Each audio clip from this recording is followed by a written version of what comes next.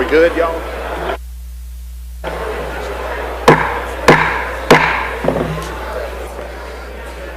Please let the House come to order.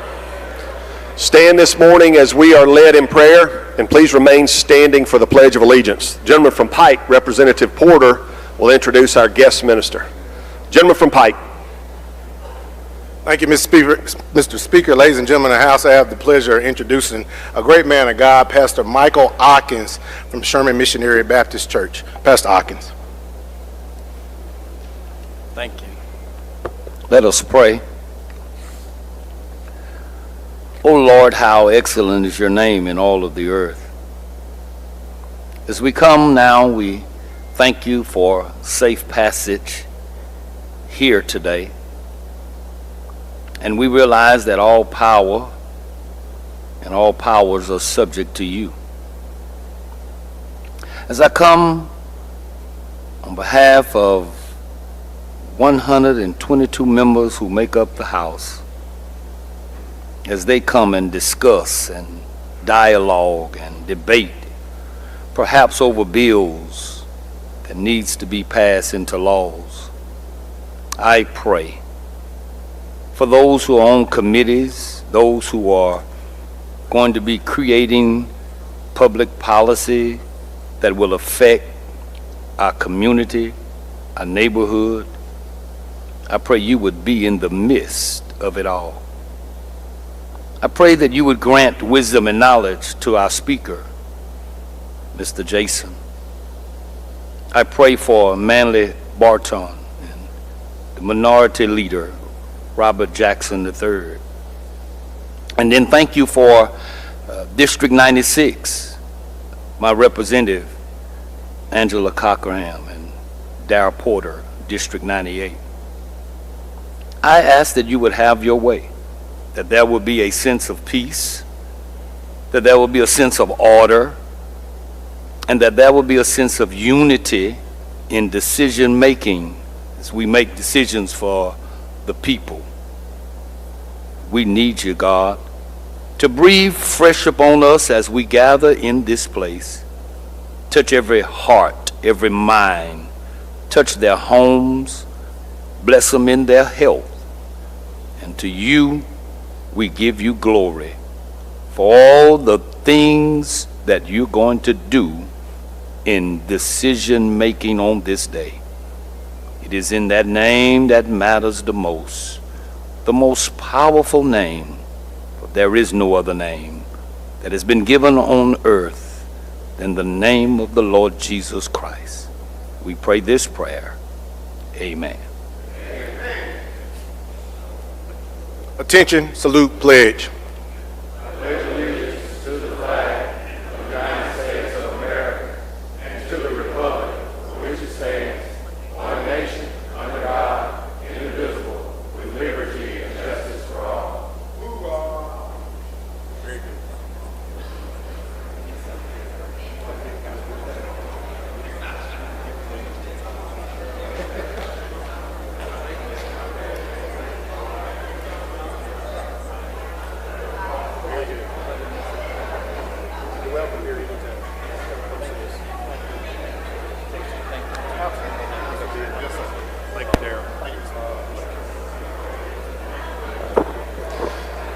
Open the machine, Madam Clerk.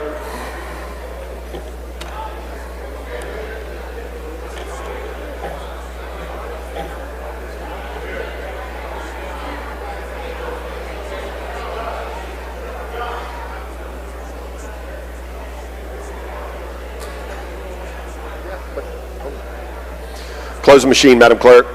There's a quorum present, Mr. Speaker. We will have the reading of the journal. Gentleman from Rankin, Representative Powell, moves we dispense with the reading of the journal. All in favor say aye. Opposed no. The ayes have it. Report of select committees. We have none, Mr. Speaker. Report of standing committees. We have reports on the calendar, Mr. Speaker. Introduction of bills and constitutional amendments. Gentleman from Marion, Mr. Morgan. Thank you, Mr. Speaker. I ask unanimous consent to dispense with the reading of the introductions. Is there objection to this? Hearing none, Mr. Clerk, we will follow that procedure. Resolutions, petitions, memorials, and other papers. We have none, Mr. Speaker. Introduction of guests and visitors. Gentleman from Pearl River, Mr. Owen. Thank you, Mr. Speaker. I'd like the whole House to join me in welcoming a very special friend of mine, hailing from the Sones Chapel community in Pearl River County, Bryn Penton. If she would please stand up. Please join me in welcoming her to the Capitol today. Welcome.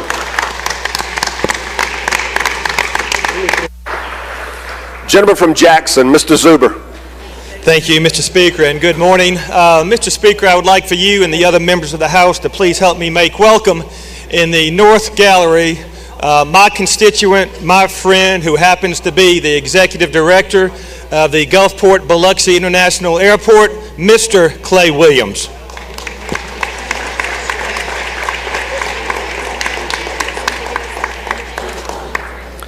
Gentleman from Rankin, Mr. Shanks.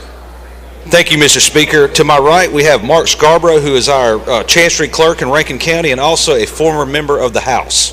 Welcome, gentlemen. Good to have you here. Gentleman from Montgomery, Mr. Oliver. Thank you, Mr. Speaker. Ladies and gentlemen of the House, I'd like for all of you, and in the galleries both north and south, join me in wishing a happy birthday to our House Budget Analyst, Mr. Lee Pittman. Hey, happy birthday, gentlemen.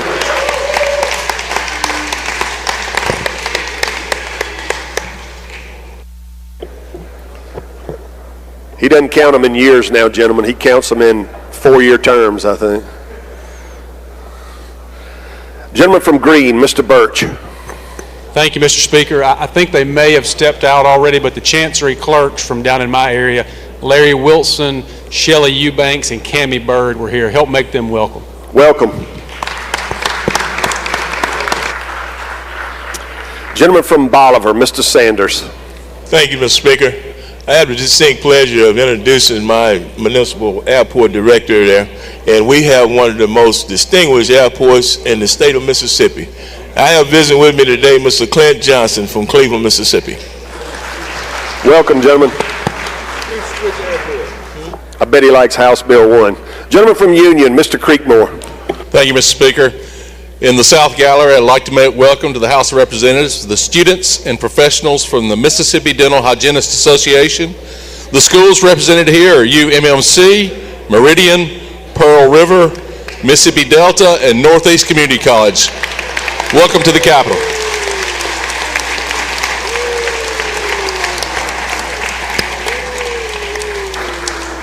Welcome. Good to have y'all here at your Capitol today.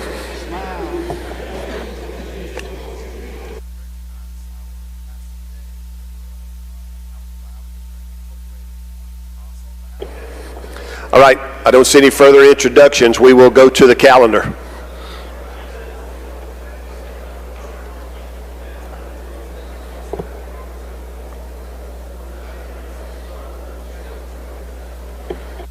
Rules calendar, you have anything, gentlemen?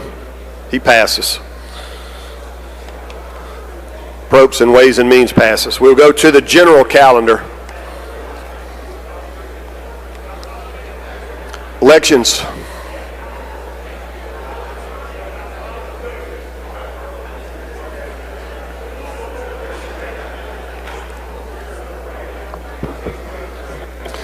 Gentleman from Covington, you are recognized.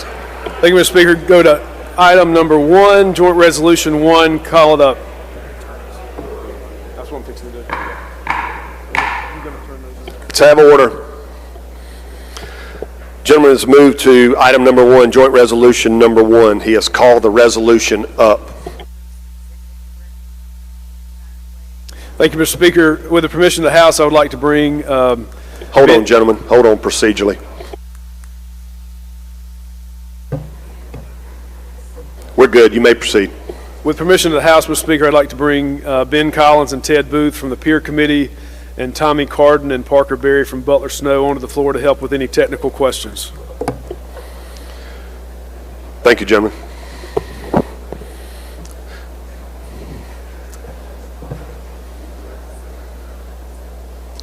I hear no objection to that. Are we waiting on them? Or they're here? They're here. You may proceed. Thank you, Mr. Speaker. I'm going to go through this while I am. The pages are passing out some maps and helpful information for you, so you'll have that momentarily. This is the redistricting bill that we were required to do. As you all know, on July the 2nd, 2024, a 3-judge panel of the U.S. District Court for the Southern District of Mississippi held that the legislature needed to redraw House District 22 to comply with Section 2 of the Voting Rights Act. And this is a district based in Chickasaw County that is currently represented by Representative Lancaster. On July the 18th, 2024, that same court held that it would allow the legislature until the conclusion of the 2025 regular session to remedy the Section 2 issues found in its earlier opinion. The court also held that the legislature must determine the most appropriate dates in 2025 for elections in the affected districts and provide a schedule for those elections. So the reason we are here, of course, is to take up this plan. We're following the court order to comply with it. With this overview in mind, I'll outline what we've done to develop this plan and what it provides. After the court issued its order in late July, we began receiving inquiries from members whose districts might be affected by the court-ordered redraw. We allowed any member who asked to go over and meet with the redistricting staff and view their districts and any accompanying data. Over the course of the past months and weeks, members have provided input about options for redraws. Every member in the affected area has met with me and the staff to review their district lines and accompanying data and make requests and suggestions. Specifically, I met with Representatives Lancaster, Thompson, Gibbs, McLean, and Kareem to get their input. We have received input from outside sources as well. The plaintiffs in the litigation sent me their proposed plan with suggested districts. After meeting with all affected members and considering their input, we initiated the normal legislative process for handling any joint resolution by presenting the joint resolution at committee and affording any committee members the ability to ask questions, offer amendments as part of the normal legislative process. The committee adopted the joint resolution by unanimous vote, and now we're here today for floor action. When the House plan was originally developed, the Standing Joint Committee at the time adopted criteria to follow in the redrawing of both Senate and House districts. Those criteria were to stay within a plus or minus 5% deviation from the ideal size of the district, to comply with the one-person, one-vote requirement of the U.S. Constitution, that districts must be contiguous, and that we must comply with all state and federal laws, including Section 2 of the Voting Rights Act, all state laws, and the state constitution. We followed this criteria along with additional considerations of trying to affect as few districts as possible when redrawing, so as to create the least amount of confusion for election officials and voters where new elections will be held, and of course the cost on the counties as well, and to respect the incumbency of members to the extent possible. So we'll go district by district and the changes that were made. First, District 22 would be the new majority-minority district. There are a total of 5 districts affected by this plan: House District 22, 16, 36, 39, and 41, and no incumbents are paired. In the newly redrawn House District 22, which is red on the map, and I'm assuming the colors correspond with what you have. But in the red map, 97% of the population of Chickasaw County is in the same district now. It makes changes to Monroe County, including extending into the city of Aberdeen, and on the southwestern boundary, House District 22 would extend into one precinct in Clay County. The AP BVAP would be 51.18%. The population deviation would be 4.8 within the standard range. Incumbent Representative Lancaster would be in House District 22, and it does not pair him with any other incumbent, nor does it pair incumbents in any other areas. It makes Chickasaw County almost whole with the exception of the small portion of one precinct, so it improves compactness of that district, and there's no significant impact on the compactness of surrounding districts. And the redrawn House District 22 would afford minority voters in that district an opportunity to elect a candidate of their choice. House District 16, which is Representative Thompson, would yield territory on its southeastern border to District 22. His AP-BVAP would be reduced from 62.29 to 53.21, while still maintaining an opportunity for minority citizens to elect their candidates of choice. House District 36, which is currently represented by Representative Carl Gibbs, would yield territory along the northwestern and northeastern boundaries to the House District 22, would pick up territory along the lower eastern boundary from District 39, and AP-BVAP would be reduced from 61.18 to 54.61, while still maintaining an opportunity for minority citizens to elect the candidate of their choice. House District 39, currently represented by Representative McLean, would yield territory on its lower western boundary to District 36, while exchanging other territory in Lowndes County, as well as gaining territory in Monroe County on the northern border. This was not a majority-minority district before, and it is not now.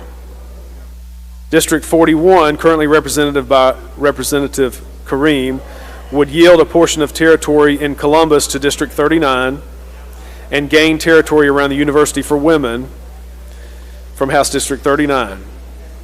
The AP-BVAP would have a negligible change from 67.46 to 64.56, thereby having no effect on the ability of minority voters to elect a candidate of their choice.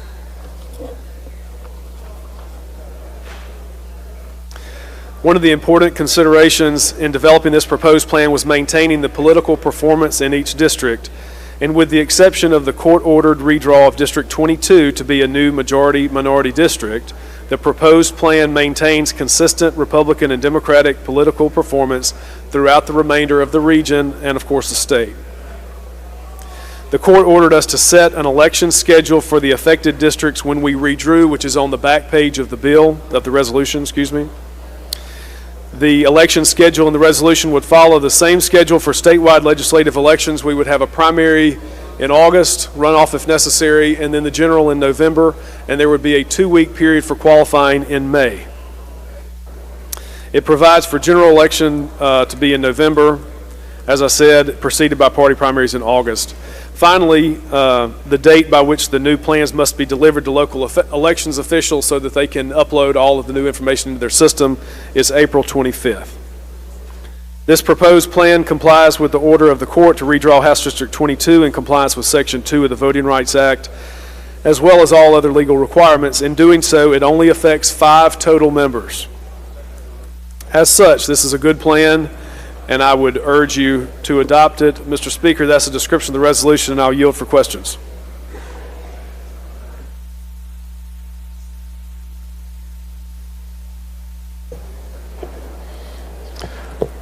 Questions on the resolution? Gentleman from Jefferson, Mr. Harness, for what purpose? Thank you, Mr. Speaker. Introduction is out of order. You're recognized. Ladies and gentlemen, to your right, I have beautiful students from Jefferson County High School STEAM program. Please make them welcome.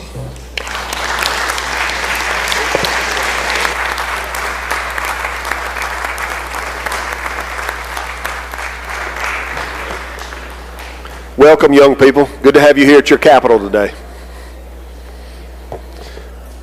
Questions on the resolution? Gentleman from Adams, Mr. Johnson. Thank you. Will gentlemen yield? Yes, sir. I have a few technical questions as part of what the court outlined that we needed to do, and I just to get some idea of where we are. So, did you all run a performance analysis? Yes. And if so, what did they do? What were the outcomes? The outcome was that all 4 majority-minority districts, which would include District 22 now, they performed. Okay. Did they determine whether or not the candidates preferred by black voters can win in a new District 22 despite high levels of racialized, polarized voting? Did you all look at any of those factors? Because the court considered some of that.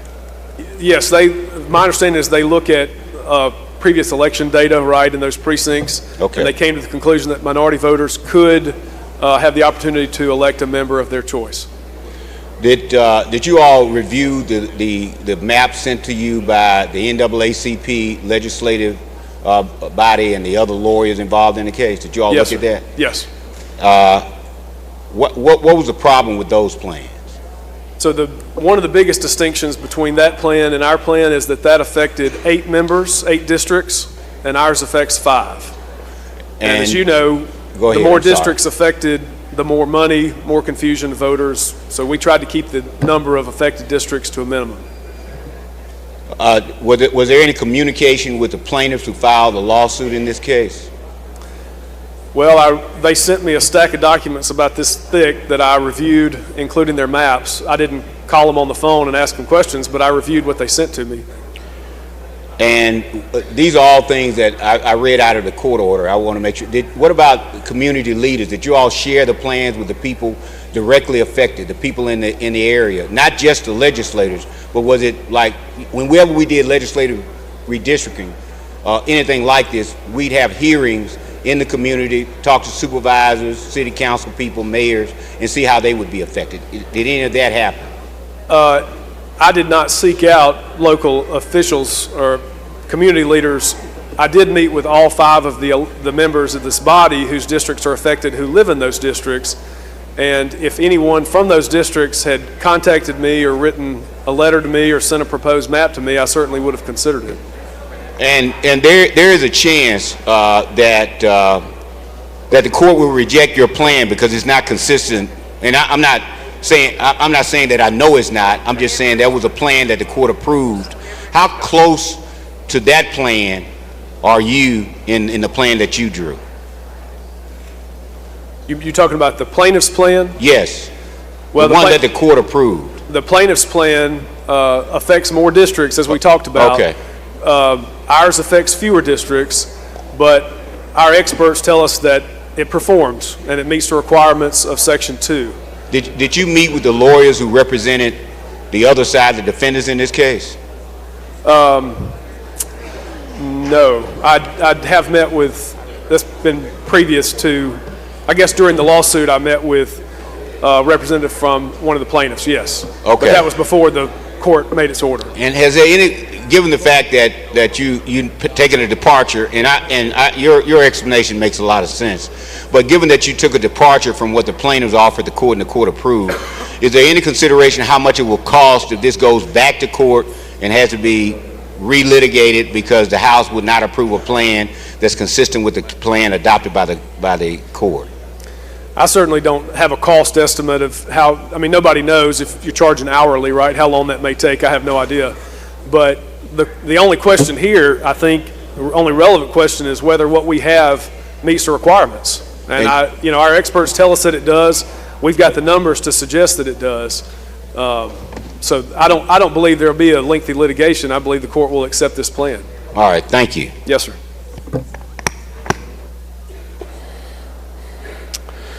Lady from Lincoln, Miss Curry. For what purpose? Introduction out of order. You're recognized.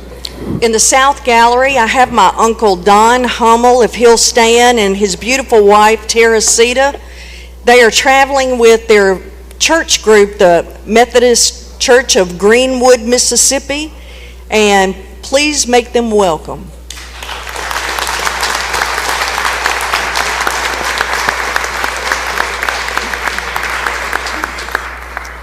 Very good to have y'all here. Gentleman from Rankin, Mr. Yancey. Introduction out of order, Mr. Speaker. You're recognized. In the North Gallery, I see Dr. Hollingsworth. I saw Dr. Herring a minute ago from the Collinsville area in Lauderdale County.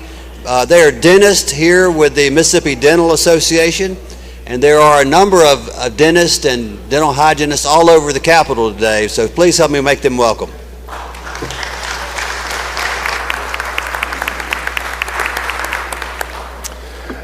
All right, lady from Lowndes, Miss McLean. Would you yield, please? Yes, lady. So you indicated that you ran performance data on these new districts? On the majority-minority districts, not on your district. On the minority-majority districts? Majority-minority districts, that's correct. On the majority-minority districts, there's a requirement that the minority voters of that district be able to have the opportunity to elect a candidate of their choice. That did not include your district because your district is not majority minority. Okay.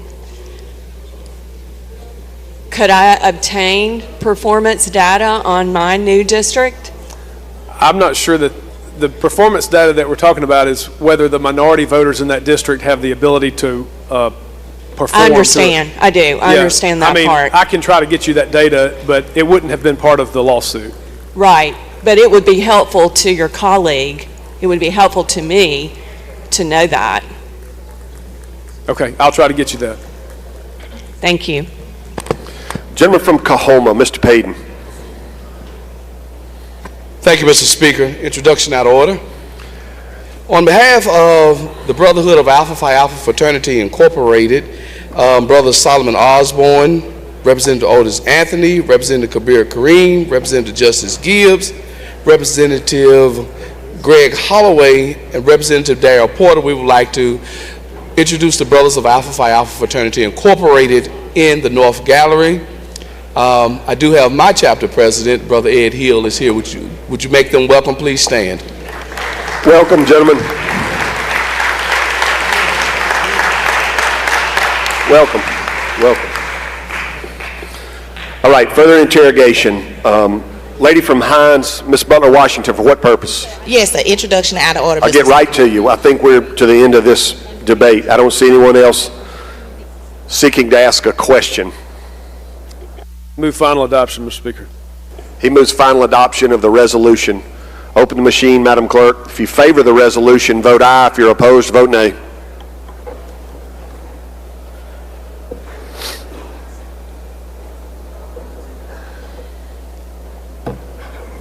Has everyone voted? Has everyone voted? Close the machine, Madam Clerk. By a vote of 78 yeas, 33 nays, the resolution is adopted. All right.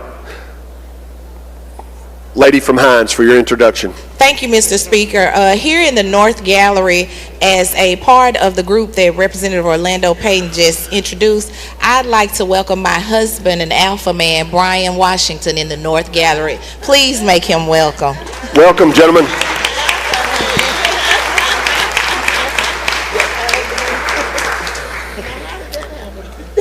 I don't believe anybody's done it. I'd like to welcome our former colleague who is maybe smarter than all of us. He's currently the Chancery Clerk in Scott County, Mississippi, the gentleman from Scott himself, Tom Miles. Y'all welcome him back to the House today.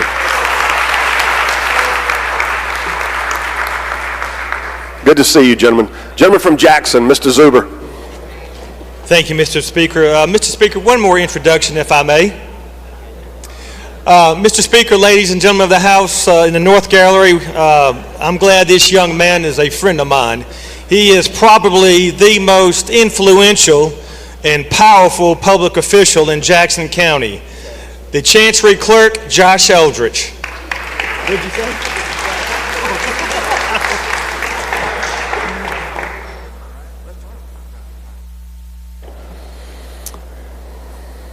Education. Gentleman from Oktibbeha, you're recognized. Thank you, Mr. Speaker. Ladies and gentlemen, if we can go to House Bill number 2, House Bill number 1435, and I would ask the gentleman from Pearl River to handle the bill. Make the usual motion. And you make the usual motion? Make the usual motion. Gentleman calls the bill up, moves the rules be suspended. The bill considered engrossed read a third time, placed on final passage. All in favor say aye. Opposed, no. The ayes have it.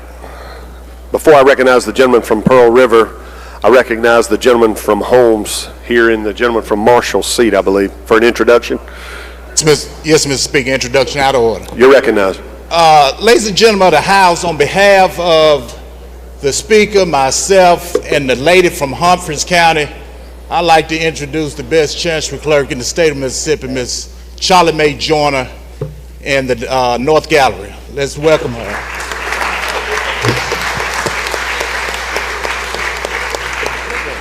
Welcome, lady. Good to have you here.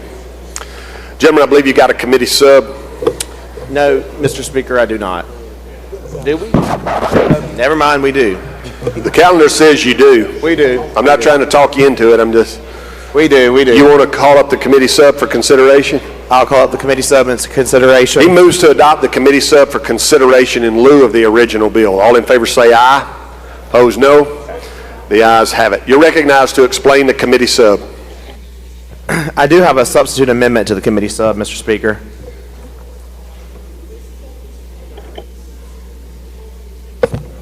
And hold on a second.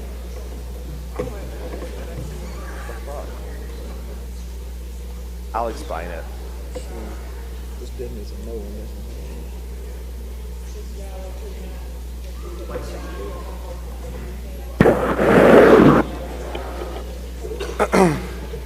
Mr. Speaker, I have a substitute amendment, and I'll explain that if you let me.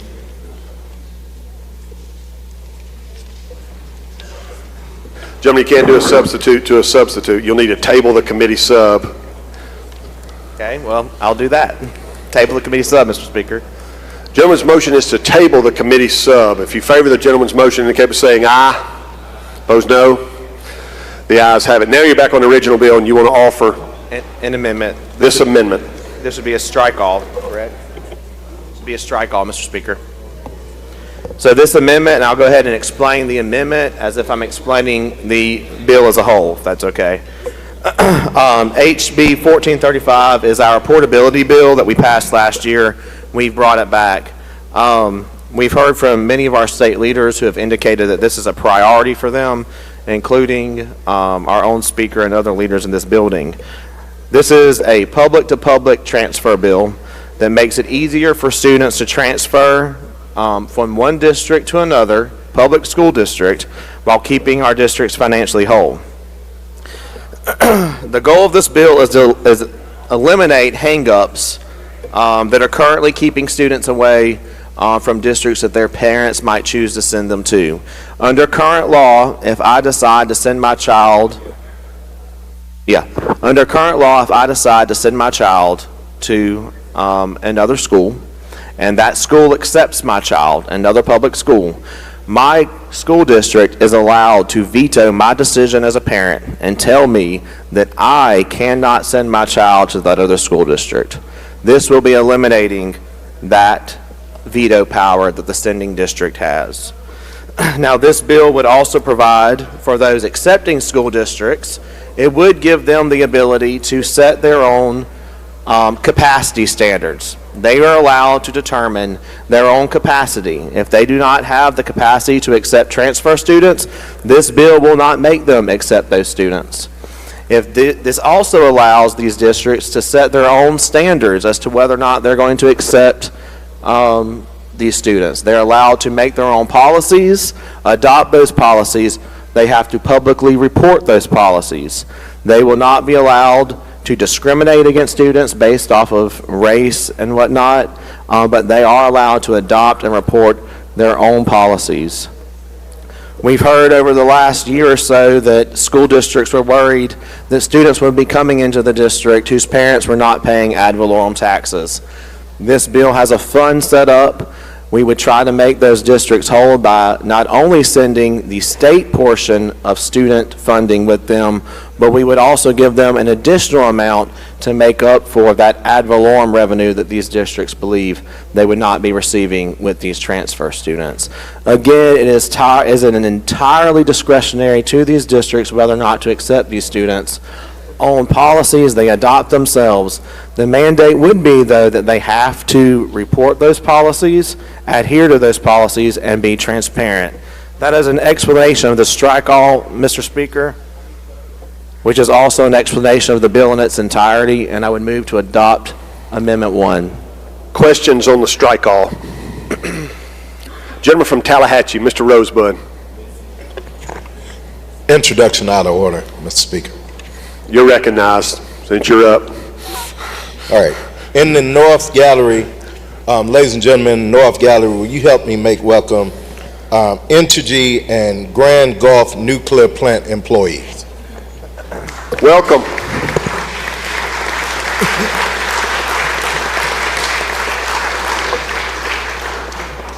Thank you for being here. Gentleman from Washington, Mr. Hines. Introduction, Mr. Speaker. You're recognized. Thank you.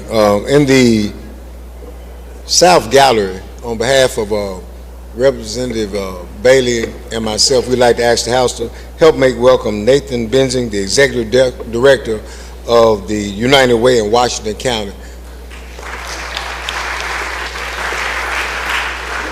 Further introduction, Mr. Speaker. And in the North Gallery, one of the best long ball hitters I know, retired Marine sniper, and just outright good guy. Please help make welcome a dear friend of Representative Bell of mine, Mr. David Posey.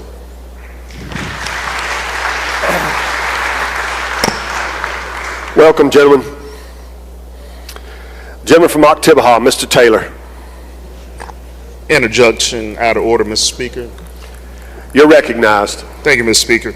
In the South Gallery, we have Ms. Renee Sanders of United Way, and on behalf of Kabir Kareem and also Mr. Carl Mickens, Representative Carl Mickens, we'd like to thank them for being in the chamber today.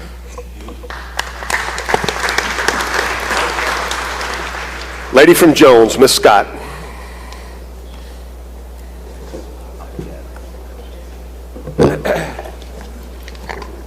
Thank you, Mr. Speaker. Will the gentleman, will the gentleman yield for a question? Yes, ma'am. Okay, I'm trying to. We just got you went to an amendment, so we had to get it printed out so we could read it. First, I want to ask you on the money that you were explaining. Would you explain that to the House again? How the money is going to work? Yes, ma'am. So, and then let's say that they want to go to West Jones, and they're coming from Laurel. yes, ma'am. Mm-hmm. Those are in two separate districts, right? Wouldn't this be two districts? What I'm asking, I'm not familiar with Jones County. Those are two separate school districts. Yes, okay. One is a county and one is a city. That is correct. Okay, yes, ma'am. So if you're going from Laurel to West Jones or vice versa, the student, the state would give that state funding amount, which is I think $6,800 around about under the formula, to the new school.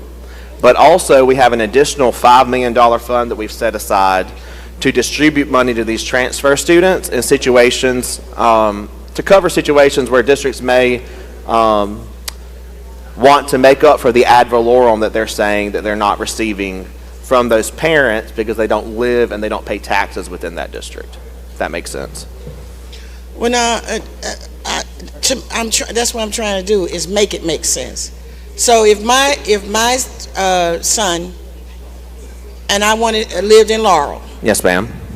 And he goes to West Jones, I'm paying taxes either way. I'm paying taxes in Laurel, and I'm paying something. I'm not paying a school tax, but I'm paying a tax. So are we talking about all taxes, or are we just talking about school taxes? So we're talking about school taxes. All right. So the $5 million that you have set aside, how does that make Laurel whole if they've lost $6,800? Are we going to give them $6,800? No, ma'am, they're not educating that student anymore. Okay, so, but I heard you say that you were going to make that district whole. How do you make that district whole? I'm making the receiving district whole, and this is a product of talks with superintendents and school districts who were concerned that, we're educating these kids, but their parents aren't paying taxes. While I don't 100% agree with that premise, this is a concession we made to try and help those receiving districts. If you're a district that's losing that child, you're not educating that child anymore, so you're not going to be paid for educating a child that's not there. Okay. So, if I wanted Chris to go to West Jones, and let's just say we had a lot of Chris's that decided to go to West Jones, how does that impact the whole, the way we do all of the funding for that school? Because in there, there's special funds that from EEF and all of that. How does that impact that? Just like most of our funding is based on per pupil spending. So if the district is losing students, they will likely get less funding. But if they're losing a bunch of students, we really got to look at why they're losing those students. Well, gentlemen, if there are a lot of Chris's leaving one place, there might be a reason. That a lot of reasons why some areas are losing students is because of the economics of the area. You know, there's very little opportunity for people to work and make a living and that kind of thing. And so folks, you know, will move. But the other thing I wanted to ask you about is this thing about the athletics part of it. Can you explain that again? You didn't talk about that. I didn't, lady, you're correct. Well, that's on line 84. Yes, ma'am. So currently the high school, thank you. The High School Activities Association has rules as it relates to whether or not schools can, students are eligible to play sports. Right now, transfer students, these are not my glasses. Right now, transfer students, if you transfer at certain points, you're ineligible for a year or whatnot. We're going to let the MHSAA continue to govern whether or not an athlete is eligible. Eligible to play sports. We're trying to avoid. I know we've also heard complaints about this potentially being a high school transfer portal. We're not going to let that be the case with this bill. And then my last thing I want to ask you. Now, if Chris is already going to Laurel, and then in October I decide I want to send him to West, does Laurel, how much of that $600 to $800 follows him there? So we send that money on a monthly basis. So whatever the remaining portion for that year, because I don't know how y'all do it. Yeah. So the remaining portion for that year will be sent with him. Okay, you send it on a monthly basis. Yes, ma'am. All right, thank you. We're just trying to see what was going on here. Thank you for your questions, lady. I always enjoy your interrogations. I always enjoy your presentation, gentlemen.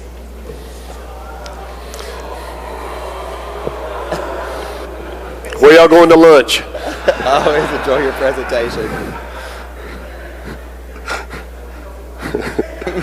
Thank you, lady. Save me. All right, lady from Hines, Miss Summers. Thank you so much, Mr. Speaker. Will the gentleman yield? Yes, ma'am. All right, classmate, I have a lot of questions, and I haven't even been able to read A great day for you to wear red. entire amendment. Isn't it beautiful? Now, don't try to claim me now. Although I've already claimed my desk mate and the chair lady from corrections. But at any rate, so you stated that if the school district is not educating the child, then they're not paying for the child. Yes, right? ma'am. So is there anything in this amendment that determines when the transfer can happen? Is it happening before the school year starts or at any time of the year? The request can be made at any point. It just gives this, and I will say this, I forgot to mention this. This strike-all amendment is a product of working with my colleague from Can you speak up a little bit, gentlemen? I'm sorry, I got to get closer to the mic. This strike-all is a product of working with my colleagues from Madison County and some of our school board representation. So these are concessions and amendments we've made to kind of make it easier on districts. But back to your question, you're allowed to request for transfer at any point in the school year. The school board has 60 days, I believe is the number, to act on that transfer. So if a child is transferring during the school year, that child has already been paid for because the fiscal year has already begun, which means that the school district that the child is leaving is going to have a deficit. Actually, lady, the Department of Education doesn't give all the money up front. We give it on a monthly basis. We don't give all the money for the year for the children there at the same time. You know, the actual way it works is you get your appropriation, but MDE is responsible for sending that money because even without this bill, children transfer in and out of schools all the time. So we have to have flexibility within existing law to make sure that if I move to Gulfport or Biloxi, that money will follow me and we're not putting schools at deficit. So under current law, the money is not sent at one time. It's split up throughout the year to make up for students moving in and out of districts. I understand that, but you were speaking in regards to the ad valorem taxes and the need to create this $5 million fund to make the receiving school district whole. And what I'm saying is that the school district that the child is leaving, those budget allocations have already been made through ad valorem taxes. And they're going to keep their ad valorem tax. We're not taking it for them. They're going to keep their ad valorem tax. This is a the state ad fund. valorem stays with the school district. Yes, ma'am. This is a state fund that we're setting up. The ad valorem will stay there. Gotcha.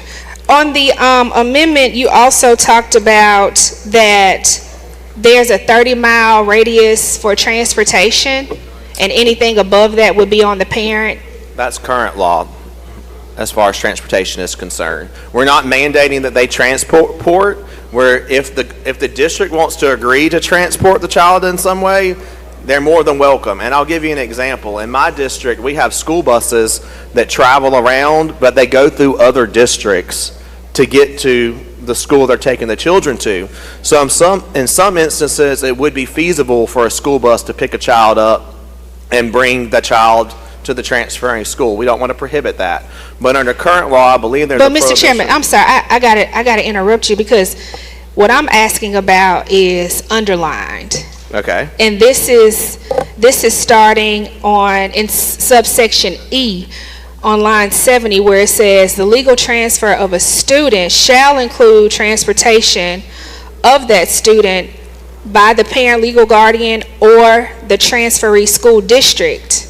Tell me the line again, lady. Starting on line 70 up to, or it says prohibiting the transportation of students in excess of 30 miles. So that means within a 30-mile radius, the receiving school district is responsible. Is it the receiving school district or the school district that they're leaving from? Hold on just a second, lady. The transferee school district, is that the school district they're leaving from?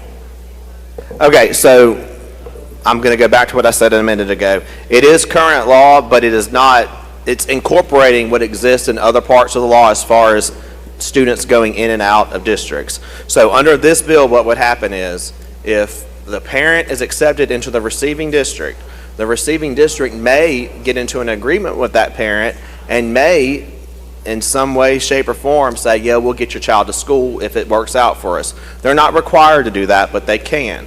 Either way, if they do that, there's an existing prohibition on allowing transportation to be covered by districts within 30 miles of that district. So we're keeping that prohibition in there. So we're saying, yes, if you want to transfer this kid receiving district, you can, but you can't do it if they're outside of 30 miles. So are there any funds that will be allocated to the school districts for transportation? Because 30 miles with perhaps the potential of an additional 5% on gas is going to be quite hefty for our school districts. There's not, but again, lady, it's discretionary. If they don't want to transport the child, they don't have to. So if they want to take that cost, they can. If not, they don't have to.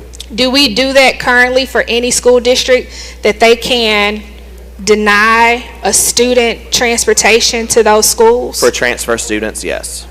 For transfer students, that's in current law? Yes, ma'am. Okay, gotcha. In subsection F, you talk about the children of veterans. Does that mean that, tell me what that means? Because it said that they're exempt from the stuff in subsection 1. Yes, ma'am. Last year, Representative Felsher from Harrison County produced a bill, and it passed both chambers and was signed into a law that would make it easier for active members of the military to transfer between school districts. So this is just saying that this doesn't trump that prior legislation. So it's a little bit more easier for them to transfer. This does not apply to them. But this is this current law? The veteran thing, the armed forces one, is current law. That's current law. Yeah. So you're adding that to this amendment. Okay. For the $5 million that you're putting in a fund, how many students would that cover? Let me ask my expert behind me here.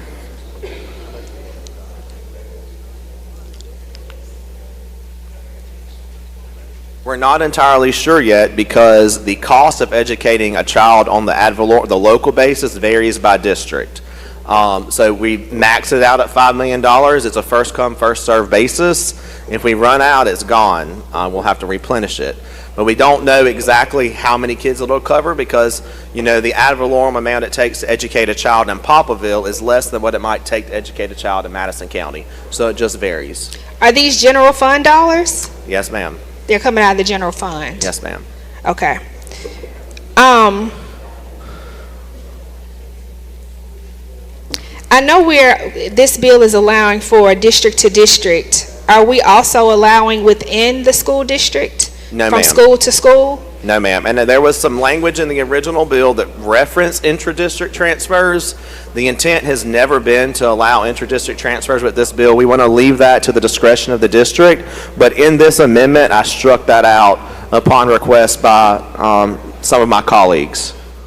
And is there any criteria in the amendment that spells out to ensure that these school districts are not favoring a certain segment of students or Absolutely, yes, ma'am. Where is that in the amendment? Let me find it just a second.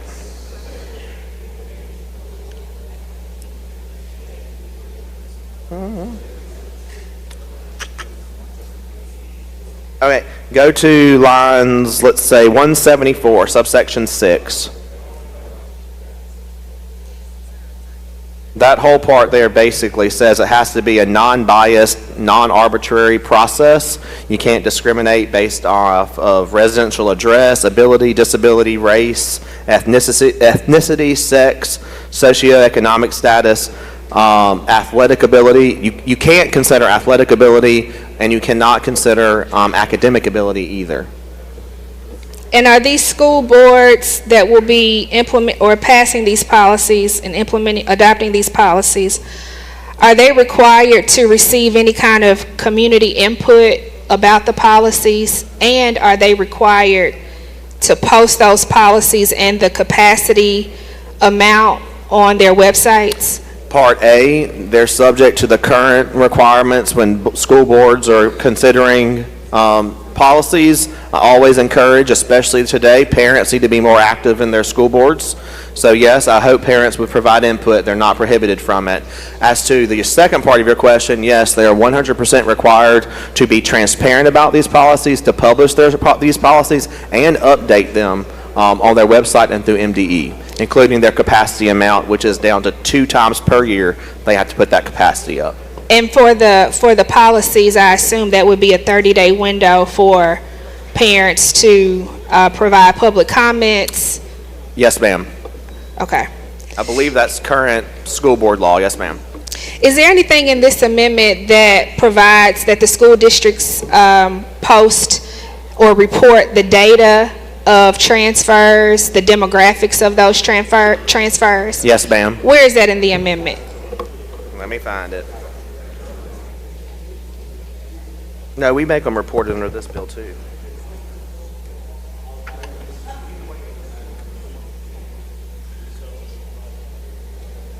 All right, look at subsection 12. What line? 270. It's actually 253 through like 278. And does this also include the amount of money that they're receiving from the state, as well as the ad valorem taxes that they'll receive from this fund? No, lady, not at this time. I don't believe so, but you know, I wouldn't be opposed to putting that on there. Okay. Are there any mechanisms in place that would monitor the outcomes of these policies and assess whether or not this portability, public-to-public policy is impacting educational equity? The mechanism in place to hold schools accountable would be specific to that. The same, you know, the schools would have to be held to the same standards. As far as singling out the transfer students to decide whether or not they're improving or not improving, that is not something we're doing in this bill. No, ma'am. Okay. Last question, gentlemen. Thank you so much for indulging me. Did MDE provide any public comment on this bill? Are they in support or in opposition? I'm not sure if they've taken a position, but I have worked and discussed this with MDE throughout the process. What about the School Board Association? I have talked with lots of school board members and a ton of superintendents. Superintendents are on board? I'm not saying they're on board. Oh, you're not saying that I'm they're not on saying board? they're on board. They're not on board. Okay. Thank you, gentlemen. Thank you, lady. Gentleman from the Harrison, Mr. Felsher, for an introduction.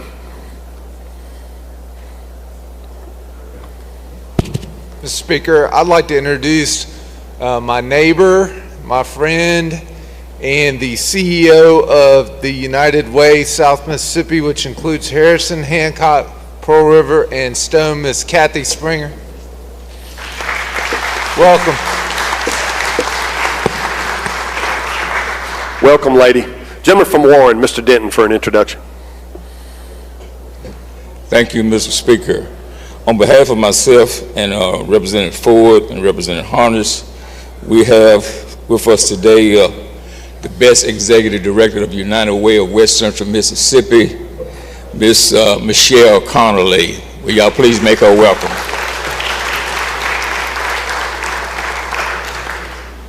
Gentleman from Marshall, Mr. Faulkner. Thank you, Mr. Speaker. Gentlemen, will you yield? Yes, sir. On yesterday, we had intense debate about DEI. Yes, sir. And I'm going to start in that same vein with my line of questioning, okay? Okay. Let's talk about the transportation piece that you spoke about earlier. So, low-income families may not be able to provide transportation. Families who have the resources obviously will. Do you think that would create, what type of situation do you think that would create? That families can't provide transportation? The low-income families who can't, and then the families who have the resources, what do you think that could create possibly? I mean, it could put to where some people are able to transfer and some people are not, just like as the state right now we're in. Do you think that could potentially exacerbate the educational inequities in this state? I don't think so. My thing is, gentlemen, I hate that in this state there are people who cannot afford to do certain things. I was one of those kids. I used to have to walk to school sometimes. My parents couldn't afford a car a lot of times. So, if this bill was in place, I probably would not have been able to transfer to another district because I wouldn't have been able to get there. I can't walk to Wiggins from Poplarville. But I will say this, I don't think that we should tell parents that they don't have that option. I believe that my parents would have rathered, okay, we might not be able to afford this, but I'd prefer the option and I will fight and find me some money to get there. I don't believe we should hold kids back, remove their options and their choices based off of the concept that maybe some kids can't afford it. Yes, I understand. Thank you for that response. You know that 58% of the students in our public school system are minorities. Do you know that? I knew something about that. I knew that it was around about that figure. Just, Mr. Chairman, just in my spirit, I feel like we're creating a situation that gives me a grand reminder of segregation. Families who's not able to transport their children, students who's leaving the schools with $6,800. Let's say if 50 students leave a particular school, that's about nearly $350,000 that original school is losing. What happens to that school? Well, gentlemen, if 50 students are leaving a school, if 50 parents have looked at a school and they have decided as parents that my child does not need to go to this school anymore, 50 parents have done that, I hope that that school is going to improve on whatever they're doing to make 50 students leave that district. I'm glad. I hope they're going to find a way to fix whatever the problem is. I'm glad you responded that way. Now, around the state last year, many of us celebrated our school district receiving A ratings for the very first time. So it tells me that our public schools are doing something right. Correct. But my concern, gentlemen, is if the 50 students should leave and their parents have the resources, it may not necessarily be because the school is not providing for their needs. It could be something else.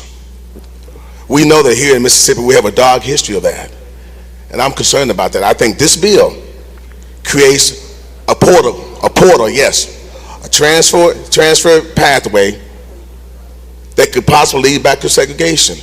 Everybody who can move, you move your children. And then another piece that bothers me, the school board of this receiving school set the rules on who they're going to accept. And I know here on line 174 in the amendment, it speaks about each school district shall implement an enrollment options, and then skip down to 178 and said the policy shall prohibit discrimination.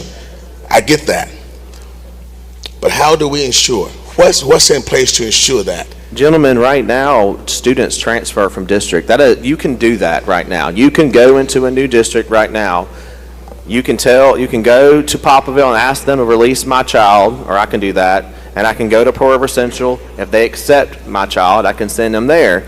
But what we don't have in current law and what we're putting in this law are those requirements, are those standards. So I don't know.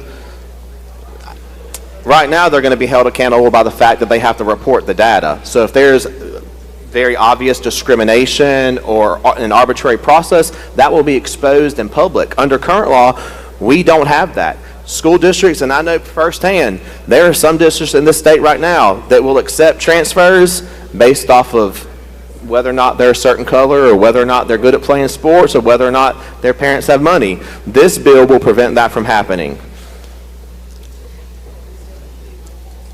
But what's not in current law is that these losing school district have input in current law. This amendment changes that. Is that correct? The losing school district can have input by saying, okay, Mom, Dad, why do you want to leave us? What's the problem? Is it because you're driving to work and it's easier to get your child to this school? Is it because we're failing you in some way? Why? But that's the only input a school district should have on whether or not I'm sending my child somewhere else. And that is the point of this bill. No superintendent, no school board, no public school teacher gets to tell Jansen that Darby and Mabry can't go to a school. I know what's best for my child. Every parent in this room knows what's best for their child, and the people of Mississippi know what's best for their children, not school personnel, not principals, not superintendents. Okay. I'm almost done, gentlemen. Thank you for taking my question. So,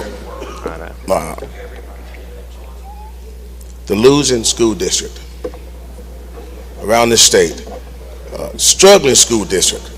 I know we did good last year with the new formula and all of that, and but those struggling school districts, do they survive under this bill? I think they do. So I think overall it will improve every district in this state, yes. So you would disagree if I say this appears to be an all-out attack on public education? You would disagree with that statement, right? 150%. Right now, wealthy parents can transfer their kid wherever they want. It's the poor parents who can't. The poor parents that can't? It's the poor parents who can't, just like you said, because you know what? I'm going to go right now to a school district and ask, can I take my kid somewhere else? And some superintendent or some school board is going to tell me no. If I was wealthy, I could take them and send them to a private school. Thank you, gentlemen. Thank you, sir.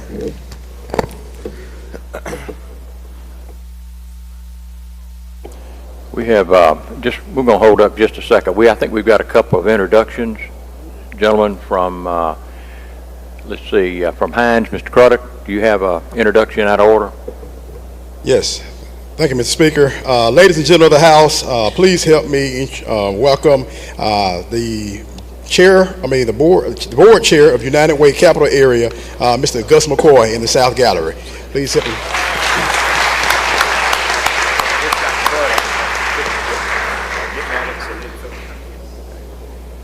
So, Mr.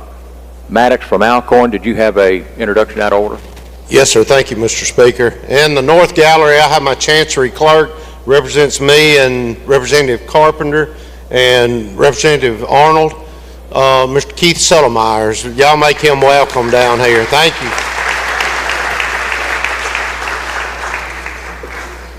Mr. Yancey from Rankin County, do you have an introduction?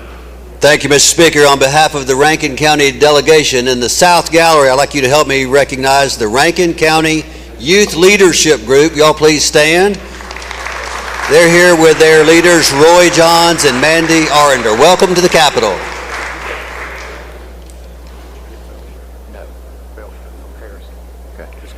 Okay. Mr. Felcher from Harrison County, did you have a announcement? Okay. Okay, gentleman from Adams, Mr. Johnson. Yes, thank you, Mr. Speaker.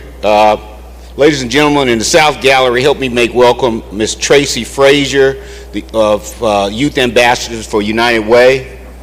Wave your hand in the South Gallery. Or North Gallery, sorry. And thank you. And in the South Gallery, please help me make welcome my beautiful daughter, Nona Parker Johnson, for an actress on Organized Crime, Mayor of Kingstown, Fear the Walking Dead, and most recently on an episode of High Potential. Nona Johnson, wave your hand, Nona.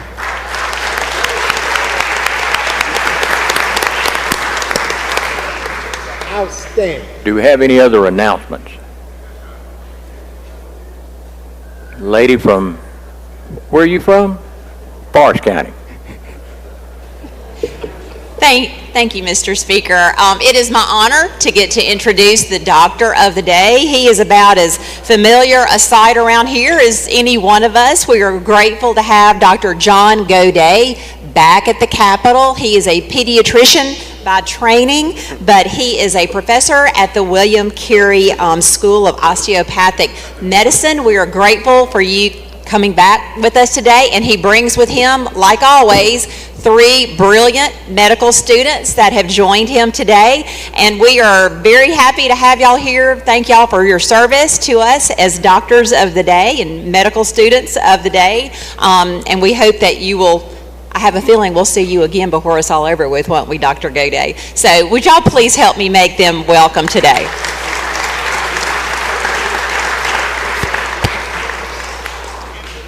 Mr. Bailey from Washington County, did you have a, okay. Lady from Humphreys. Yeah. Lady from Humphreys, you recognize?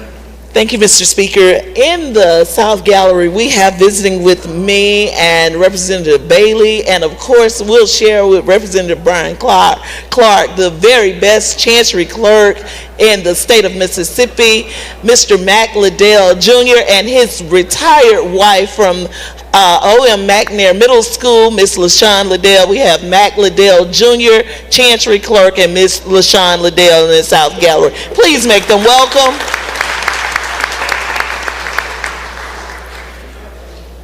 Okay, Mr. Boyd from Lowndes County, did you have an announcement? In the South Gallery, got a friend of ours from Lowndes County, Miss Renee Sanders from Lowndes, Clay, and Noxubee counties, I believe. Is that correct? Thank you. Do we have any other announcements? Sorry. Lady, you recognize? Thank you, Mr. Speaker. In our South Gallery, we have Nikki Marcellus, Executive Director from our United Way Capital Area, which includes Hines, Madison, and Rankin counties. Let's make her welcome.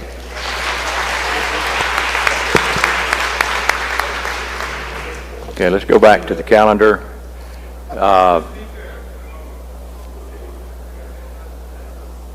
Gentlemen, you're recognized. Thank you, Mr. Speaker. Mr. Speaker, in the North Gallery, we have one of my constituents from District 72 and a former Miss Jackson State University. I would like Miss Mia Asher to please stand so we can recognize her.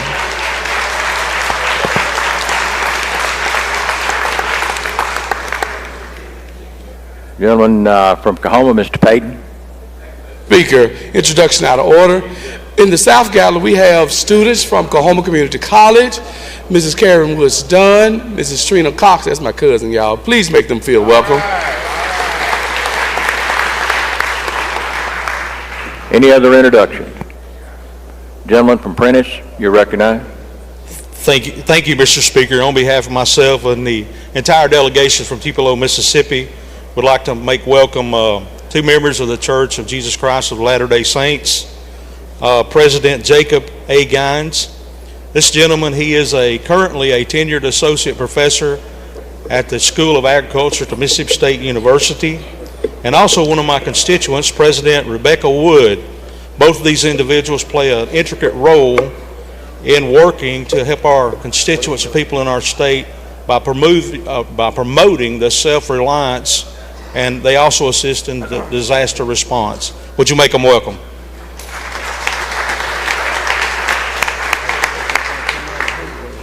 Any other introductions? Not, we'll go back to the calendar. Mr. Taylor of Octaviha, you have a question? Question on the bill. If the gentleman would indulge me just one moment, I'd like, Mr. Speaker, to introduce my Chancery Clerk, Melinda Bowman, and her Deputy Clerk, Rochelle Favre. They're visiting us from Porter County. If the House could please give them a good welcome. Gentlemen, will you yield? Yes, sir. I do have a few questions about this bill.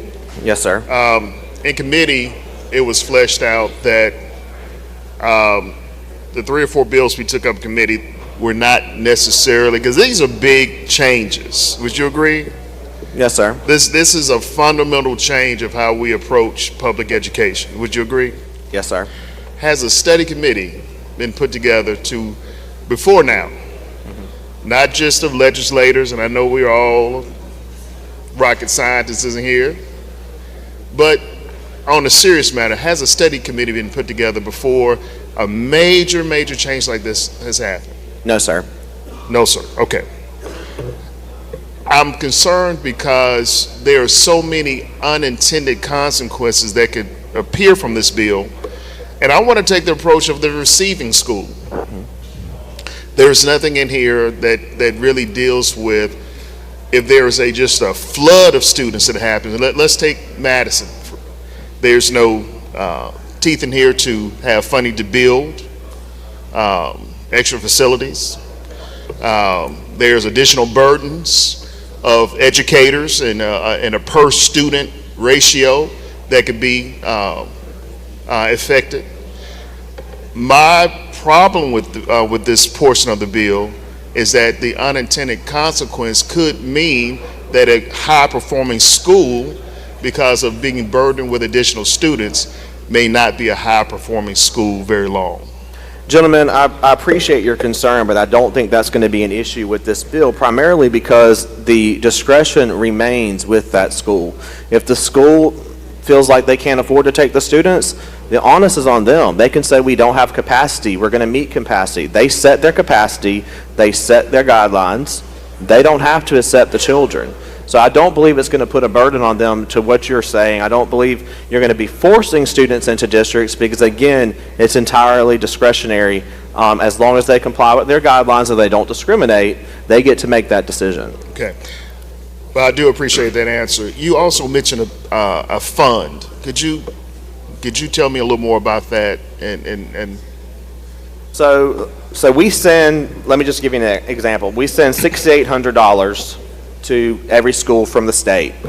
It might cost $10,000 to actually, for a district to actually educate that student. That's state funds and local funds. So this fund that we've established will be to take that difference and kind of help make that receiving district whole, so that we're not transferring ad valorem money from the losing district. They keep their taxes, but we're going to give them a little extra dollars if they're taking that student from another district to make up for what they're not getting on the local level. And does that fund have any leeway in there for the transferring school district? The original district? Right, the originating school district. They're keeping their money for a child they're not educating anymore. On their local funds, they're keeping that. Okay. A few more questions, and I'll be able to wrap this up. Tell me about oversight again, because that's the problem that I'm actually concerned about. I didn't hear what you said, gentlemen. I'm sorry. Oversight. Okay. It seems that the bill has an inherent ability not to oversee exactly where some of these students are going. Now, I'll tell you what I mean by that. Oversight accountability, while the bill requires reporting of transfer data, it does not include mechanisms to address potential abuse of unintended consequences. So we're not going to put mechanisms to hold districts accountable. They're going to be accountable to what they're reporting to the public. If these school districts are picking certain kids over other kids, they're probably going to get sued, and we're going to know it because we're requiring them to put it out there. If their unintended consequences are that they don't want to change school culture or that they don't want to have to report who they're taking and who they're not, well, sorry, not sorry. You're just going to have to do it. How long does it take for that to happen in real time? And I'm not being facetious. How long in a general school district in a 12-month period, how long does it take for that reporting to happen? To report? Yes. In the bill, they're supposed to do it regularly. Under current law, there's no reporting requirements. There's no mandates by anybody to say for a district to be held accountable to who they're taking and who they're not. Again, I'll remind you, the transfers are happening now. You know, every district doesn't always say you can't leave. So transfers are happening, and there's not really a lot of accountability or transparency as to why districts are taking certain kids over other kids. Okay. Thank you, gentlemen. Thank you, gentlemen.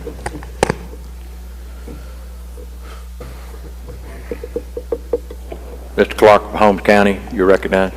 Thank you, Mr. Speaker. Will the gentleman yield? Yes, sir. I think most of my questions was answered with the interrogation from the gentleman from October. Interrogation is such a strong word. I think it's overly used in here a lot of times. I prefer cross-examine, friendly cross. A friendly cross. So that's what we get, a friendly interrogation, okay? As far as any priority given as to the students that will receive a transfer? What do you mean priority? Maybe a child that is in need of, poor, underserved child. There is no priority at all. Okay. It's just across the board who wants it. And will each district, this criteria, and I guess, let me just cut through the chase. What if you have 10 slots, but you got 20 kids that's applying? How would the receiving district sort through that? The district's going to have to put in their policies how they would handle that. Traditionally, it would probably be on a hopefully, it would be on a first come, first served basis. There are certain things they're not allowed to consider, but the districts would have to come up with their own policies as to how to do that. A lot of districts may already have those policies in place because, again, transfers are happening, but it would be up to the districts to determine how they would be able to do that. And, but gentlemen, don't you think it was any consideration given to allowing the State Department of Education to come up with whatever that criteria is?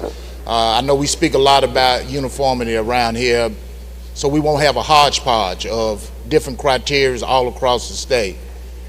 Gentlemen, there was initial consideration in some of my earlier proposals to do just that. However, our school districts and our school superintendents, these public educators and these groups that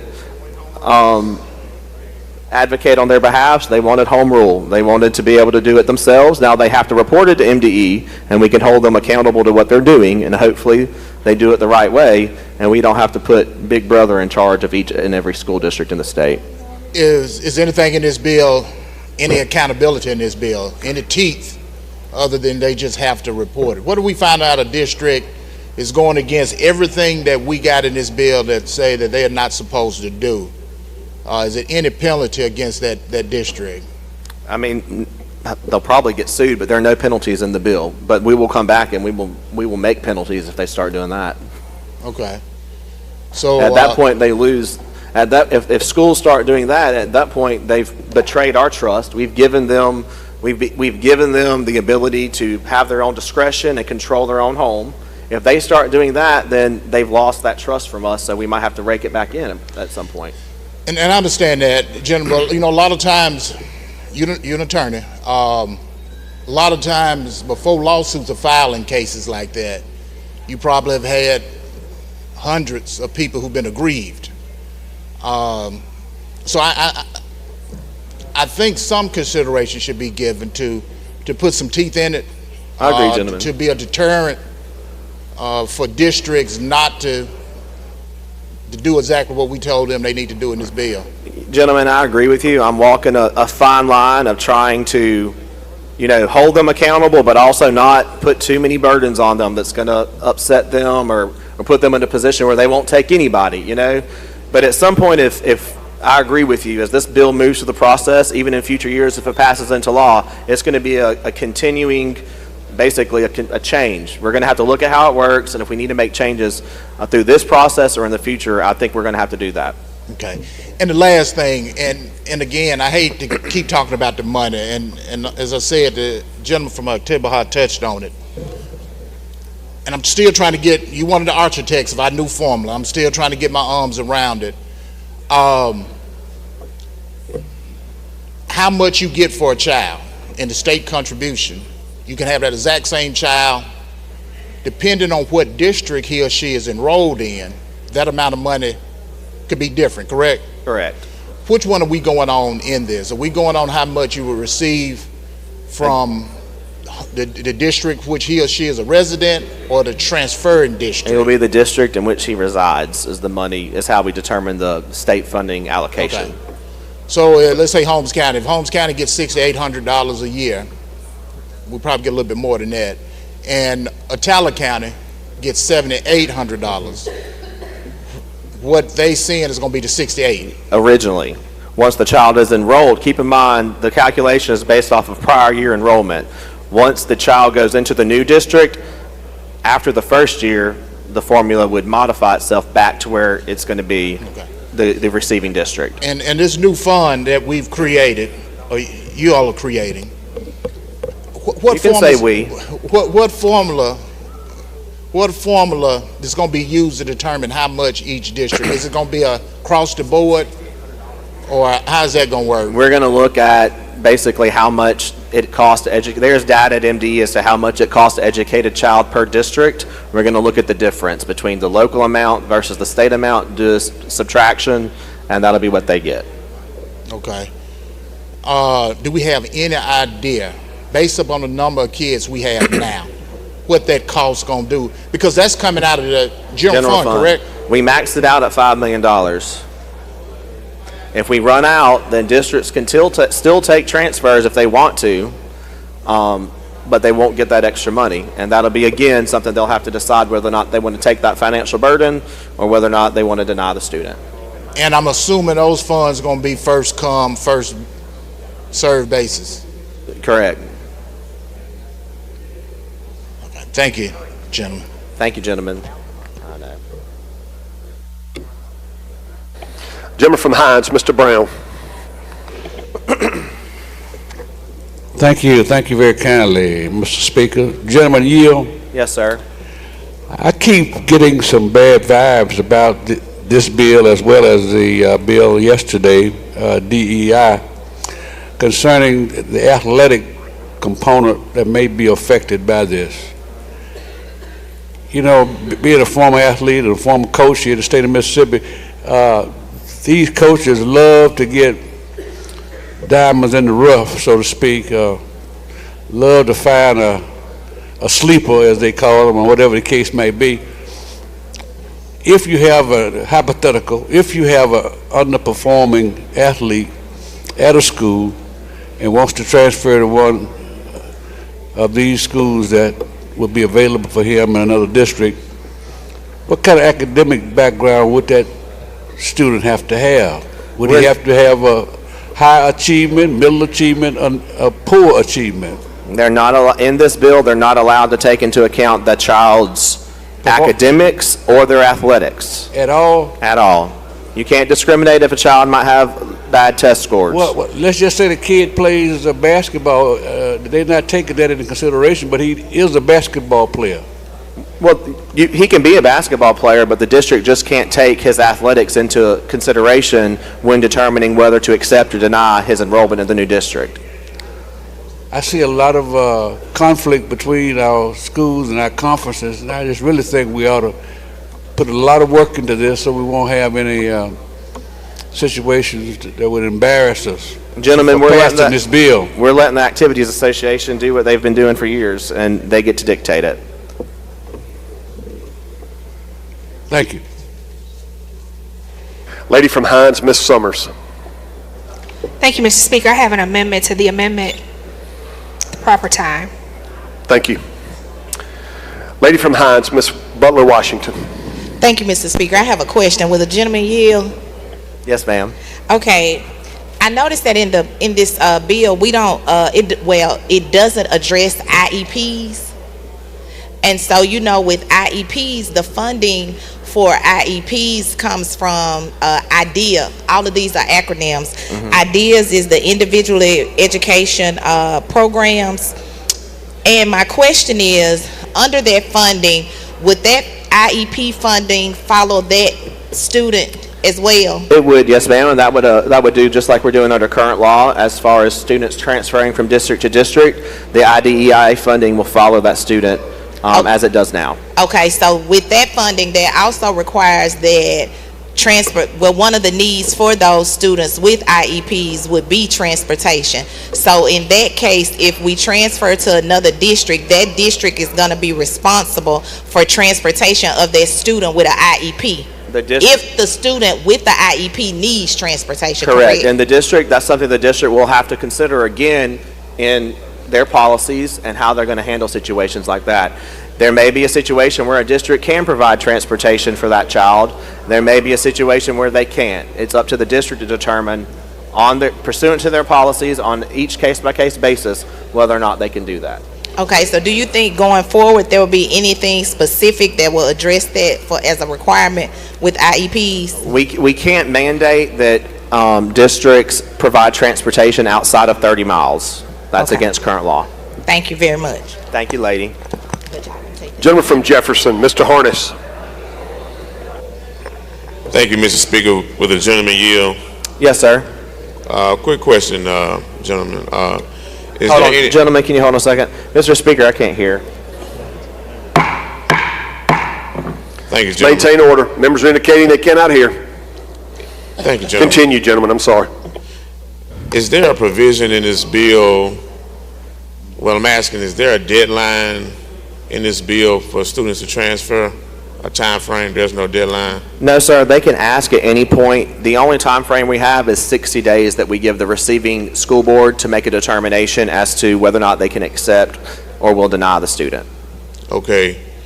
Because I know that as an instructor, if you start the school year, you're relying on these many students for your lesson plans, things of that nature. I think it would be important that a deadline be placed in this bill, if that's possible. Gentlemen, I don't want to take the flexibility away from not only the parent but also the school districts, but again, it's up to the district. If they feel like that there are too many kids in their classes and to accommodate a February transfer, then they are more than welcome to deny it pursuant to their policies. Thank you, gentlemen. Lady from Hines, Ms. Yates.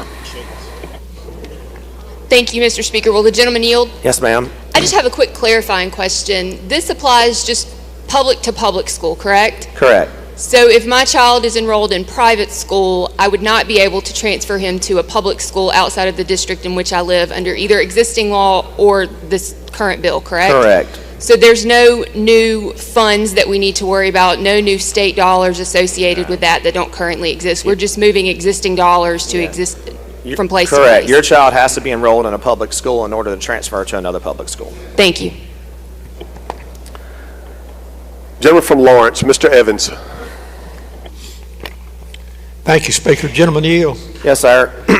Gentlemen, first thing I want to say I really agree with you, knowing that no school board is going to take athletic prowess into account. We all are proud to know that. Yes, sir. Okay, thank you for reassuring us of that. My real questions are, I've tried to read through the bill. If a transfer is requested but refused, and the family or the kid or whatever it is of the family of the kid that's trying to transfer thinks that impermissible reason has been used to disallow the transfer, is there an appeal pathway for the attempted transfer E who wasn't allowed to transfer? No, there was in the original bill, but at the request of our school boards and some superintendent input we received, we are not going to allow the appeal process under this bill. And for right now, we're going to again give our districts the grace and the flexibility to make these decisions on their own and be responsible with it. They're only going to be held accountable by the data that has to be reported. If we see that it's being abused or if there's discrimination occurring, we will have to come back and fix it. But right now, we're going to give grace to the school districts and let them do these decisions on their own. So no appeal process? No, sir. Sort of like home rule, right? In essence. No appeal process. District gets to decide. But home rule, so we disallow the person who's seeking a transfer to appeal because we want to allow the school board to basically make the decisions for their school system, right? Correct. But I think we passed a bill yesterday that was just 180 against that, wasn't it? It was absolutely disallowing a school district to teach subjects that they thought were things that might be educable situations. So is there not a conundrum here? Gentlemen, this whole room is full of conundrums. No doubt about it, but some of them stand at the well and bring bills, and other of us just have to question them.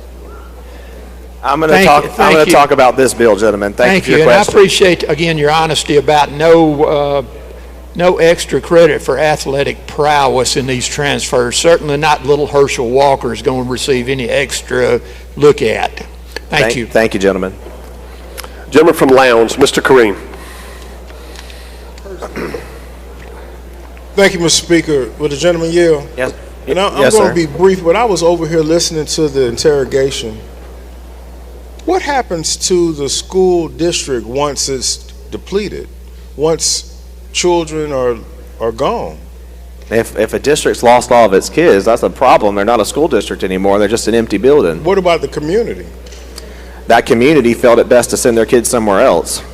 I hate it for them, but if that community felt it best to send their kids somewhere else, then there's going to be some unemployed principals, but that's not something we can do there's not anything we can do about that. I hate it, but I mean, what are we going to do? I'm going to pose the question to you. If all these parents have left a school to the extent that nobody goes there anymore, is it up to us to dictate our education policy based on whether or not we're going to make sure a building is full? Not so much all, but to a standard where it can't function. Has there been any thought on the school district and the community of how that will be affected? Well, I understand your point, what you're saying. Right. However, have you given that any thought?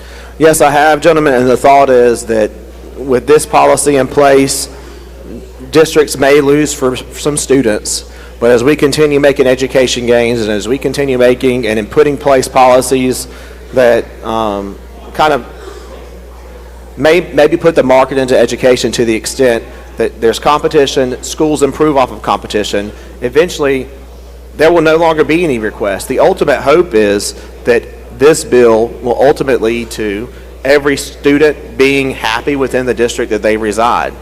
So my vision of this bill is that in 10 years, this and other changes we've made has so helped public education that there will never be a single request to leave a district in the state. Thank you, sir. Lady from Jones, Ms. Scott, for what purpose? We want to get a little clarification on this money once again, Mr. Speaker. Further interrogation? Yes. You're recognized, lady. Thank you. Well, the gentleman here. Yes, ma'am. Okay, back to this $5 million. You said that this was created under Speaker Gunn's administration, right? Isn't that what you said? I thought that's what you said.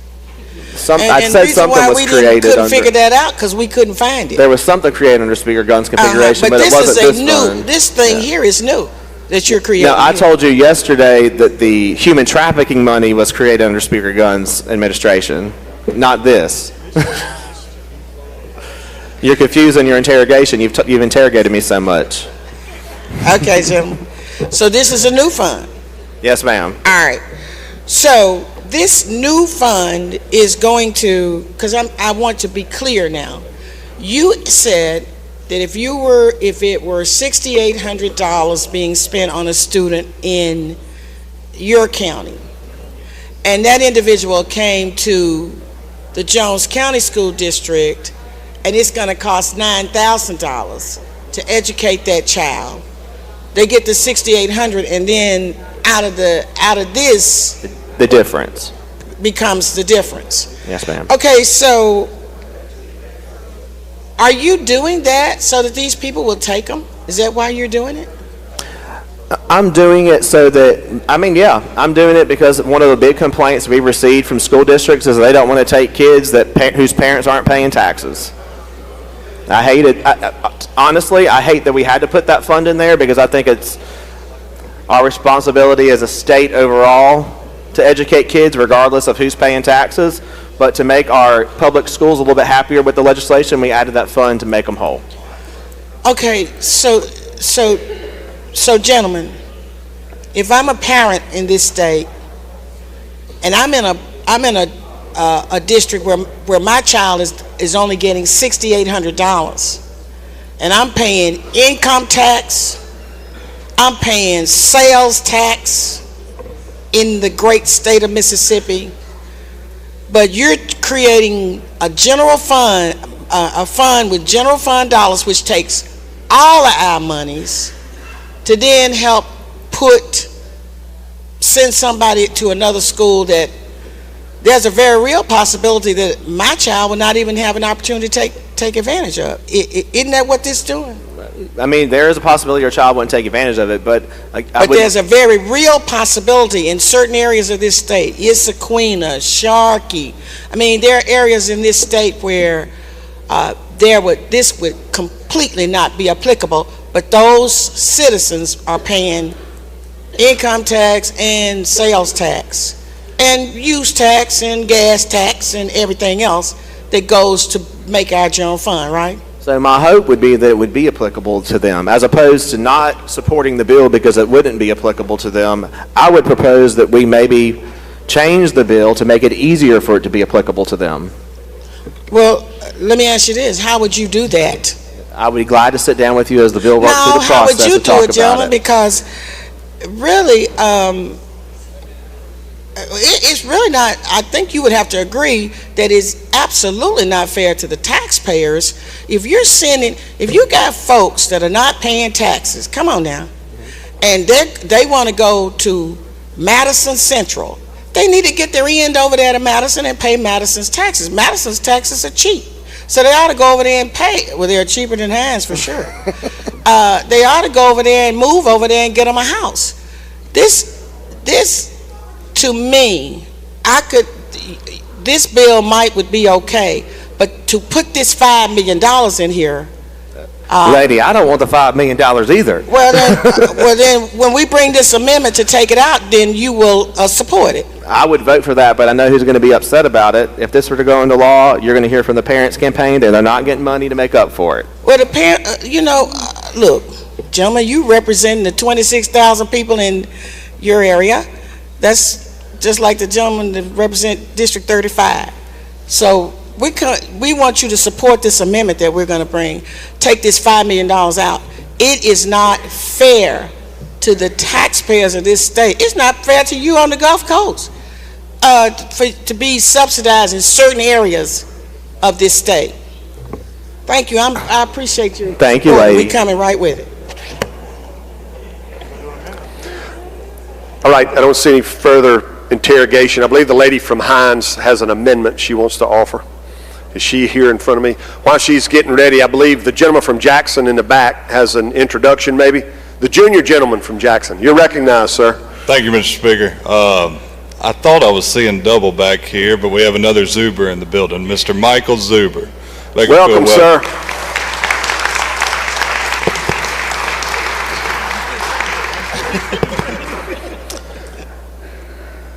This lady from, there's no further interrogation, gentlemen. I believe the lady from Hines had an amendment. Can I do my amendment first, Mr. Speaker? You have an amendment to the amendment. Yes, sir, you're recognized. Thank you. This amendment will simply name the bill the Families Leading the Enrollment Experience Act, also known as the FLEX Act.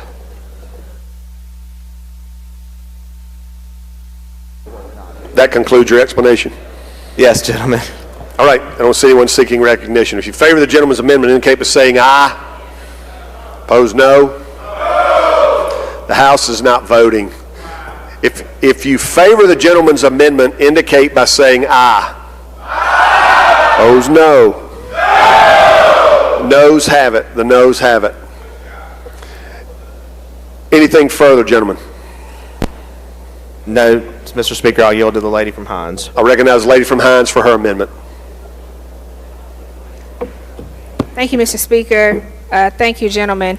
My amendment would add, after Section 3 on line 312, that peer... Lady, can we get a copy of your amendment for the clerk to load it, please?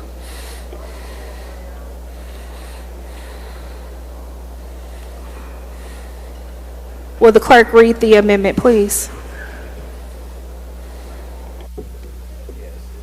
Madam Clerk. Thank you, Mr. Speaker.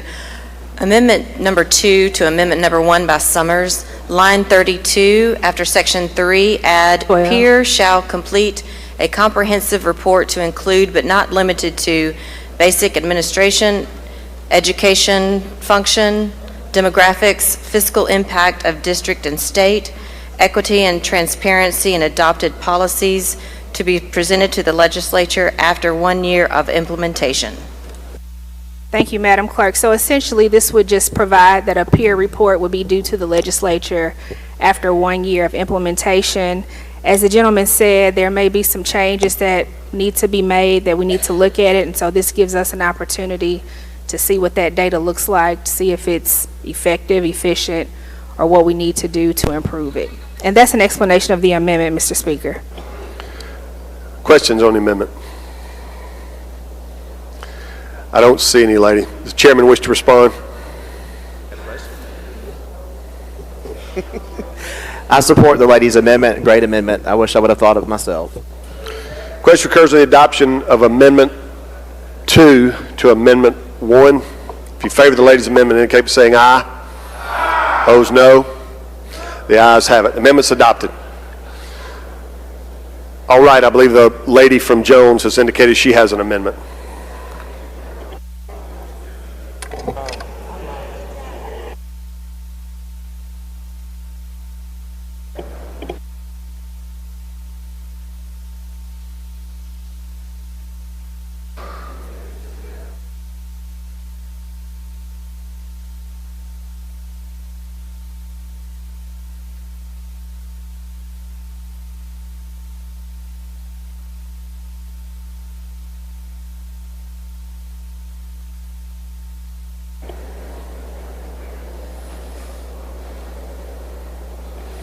Lady from Jones, you're recognized. Thank you, Mr. Speaker. Would the clerk please read the amendment? Madam Clerk. Amendment number 3 to amendment number 1 by Scott. Amend to the amendment by amending line 279 by deleting the entire section 2 to line 311.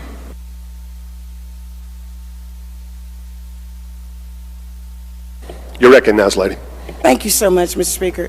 Ladies and gentlemen of the House, this bill is taking $5 million, and y'all don't know a lot about me, but you know I love money.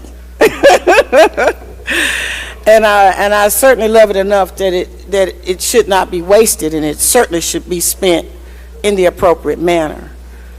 Now, what we're doing here is, if the gentleman who worked so hard last year on the education bill that determined how funds would be distributed in this state, and you all know that certain districts got more money because of what they were able to do. If these districts want to accept these students, ladies and gentlemen, then they ought to bear that responsibility. They can make their own rules according to the gentleman. They can say, bring yourself over here, rent you a house, buy you a house, move in with your cousin, do something to get a residence here. But it is not fair for the people of Clark County to be paying to subsidize somebody that wants to live somewhere else. If you want to live somewhere else, pay the cost to be the boss. We shouldn't be subsidizing, and that is what this is doing, to the tune of $5 million in general fund appropriations. You heard the gentleman say there's no match. This is coming out of general funds. So if you live in Hattiesburg and you're paying, and I'm talking about the taxpayers now, they're paying for their ad valorem, they're paying their sales tax, they selling cookies and everything else to subsidize the band and everything in their school district. Why should we say to somebody that decides, well, I want to just go and send my child somewhere else, I'm going to live here, probably because the taxes are cheaper, but I'm going to send my child somewhere else, and then you are going to subsidize it. Now, I just have a fundamental problem with that, and I think that the House should too. If they want to send their child to wherever this school is, they ought to move over there and become a part of the community and support the district. It should not be our responsibility as taxpayers everywhere else in the state of Mississippi to subsidize them. And y'all, that's what this is. And let me tell you the other thing. The bill says that it shall be first come, first serve. How does that work then? Is it first comes, first serve for Quitman, gentlemen? And or is it first come and first serve for Long Beach? I mean, who is for? Do the superintendents all run and have a meeting and try to decide and then call up here and say, send me my money? This part of this bill is not good. If they want to go to another school district, let them pay. Let them become a part of the community. Let them do like we do and sell cookies and buy chicken tenders and everything else that we do to support our school districts. I would ask you to adopt this amendment that takes this $5 million out of this bill.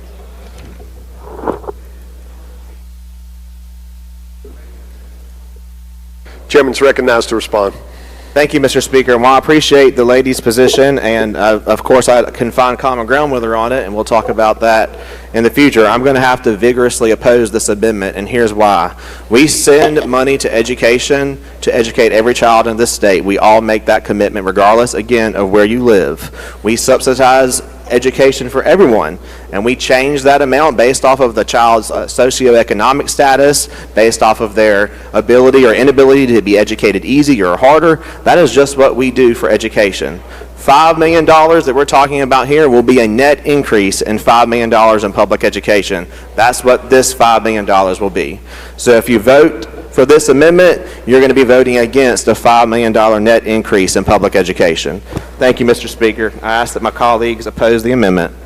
Does the lady wish to respond? Thank you so much, Mr. Speaker, and I do appreciate the work that the Education Committee does. But as you know, we're still appropriating, ladies and gentlemen. You haven't had an appropriations bill up here that's talking about education yet. So the Appropriations Committee can escalate $5 million that'll go into education that some of all of our school districts can get a little bit of. This does not do that, ladies and gentlemen. And if you were gonna do it, then you should put it where the money is unlimited so that everybody's district can benefit. Everybody's district does not benefit under this criteria. And that's why I'm asking you to defeat this. If the gentleman's logic makes sense, we all know that we haven't appropriated a dime towards public education here because you haven't seen an appropriations bill. We can escalate the gentleman, if we so choose, $5 more million into education, and it can be used for any number of things. But what it would be, you can be certain that it'll be used for everybody.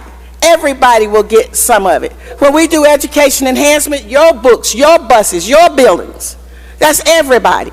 When we send the 6,800, that's everybody gets it, or 7,000 or whatever it is. Everybody does not get in this. And you don't first come, first serve, whose district where. And then to say that you don't have to be a part of the community, that we're going to subsidize somebody who doesn't want to live where their child is going to school. I just don't think that's good policy, ladies and gentlemen. And I would ask the House to vote against this. This is not good policy. Thank you so much. All right. Question recurs on adoption of Amendment 3 to Amendment 1. If you favor the lady's amendment, indicate by saying aye. Aye. Opposed, no. No. Noes have it. Roll call is demanded. There appears, let's stand up. I need to see if you want to stand up. Let's stand up. There is sufficient number. Open the machine, Madam Clerk. If you favor the amendment, vote aye. If you're opposed, vote nay.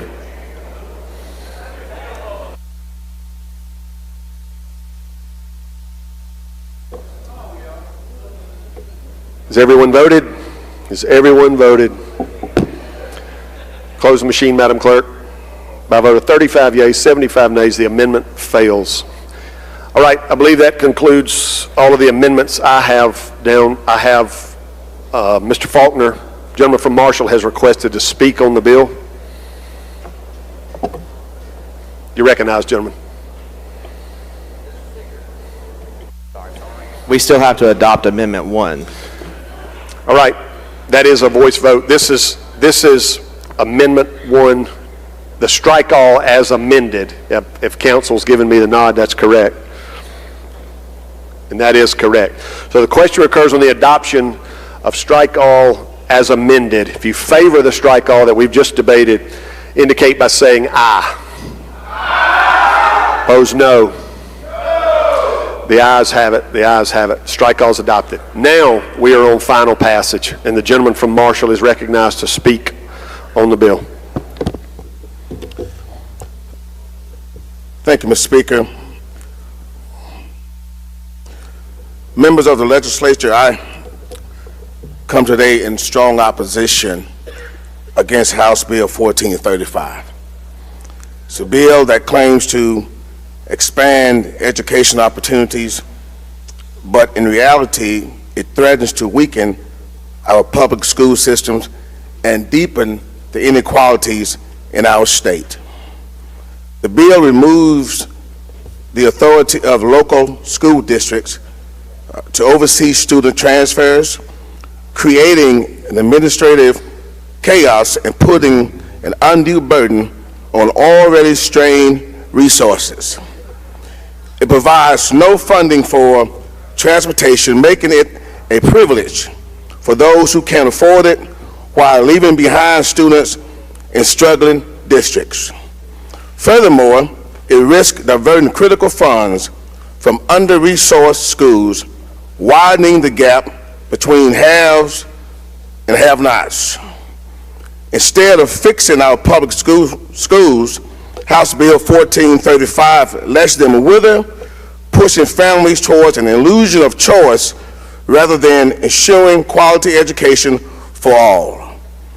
If we truly care about our children's future, we must invest in every school, not just make it easier to leave the ones in need. I urge you to reject this bill and stand up for every student in Mississippi. Thank you. Chairman, wish to close. Yes, thank you, Mr. Speaker. I appreciate all of the input from each of my colleagues, but the point of this bill is to again continue the work, continue the forward momentum in improving the education system in Mississippi. 10 or 15 years ago, a lot of loud people said that the third grade reading gate was going to destroy public education, was going to be a burden on public schools. Today, we've made historic gains in reading for our third graders, moving from, I believe, 51 to the top 10. You have to make decisions for everybody in this room.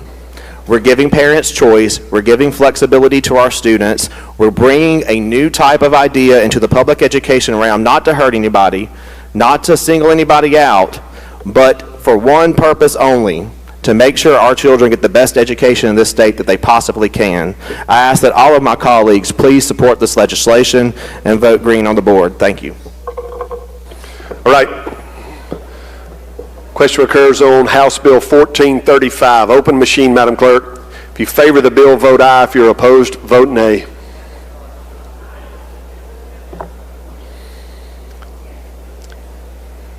Has everyone voted? Has everyone voted? Close the machine, Madam Clerk. By a vote of 67 yeas, 46 nays, the bill passes. Chairman of Education, do you wish to take up your next item? Sir, yes, sir. You are recognized for further work. Thank you, Mr. Speaker. Ladies and gentlemen, I'd like to make the usual motions as well. Gentlemen, you to item 3. Yes, sir. Sorry. House Bill 1439. Gentlemen, calls the bill up, moves the rules be suspended. The bill considered engrossed, read the third time, and placed on final passage. All in favor say aye. Opposed, no. The ayes have it. You're recognized, gentlemen, to explain the bill. Ladies and gentlemen, this is the School Accountability Dashboard Act. It establishes to provide parents with critical student performance data. I do have an amendment, Mr. Speaker.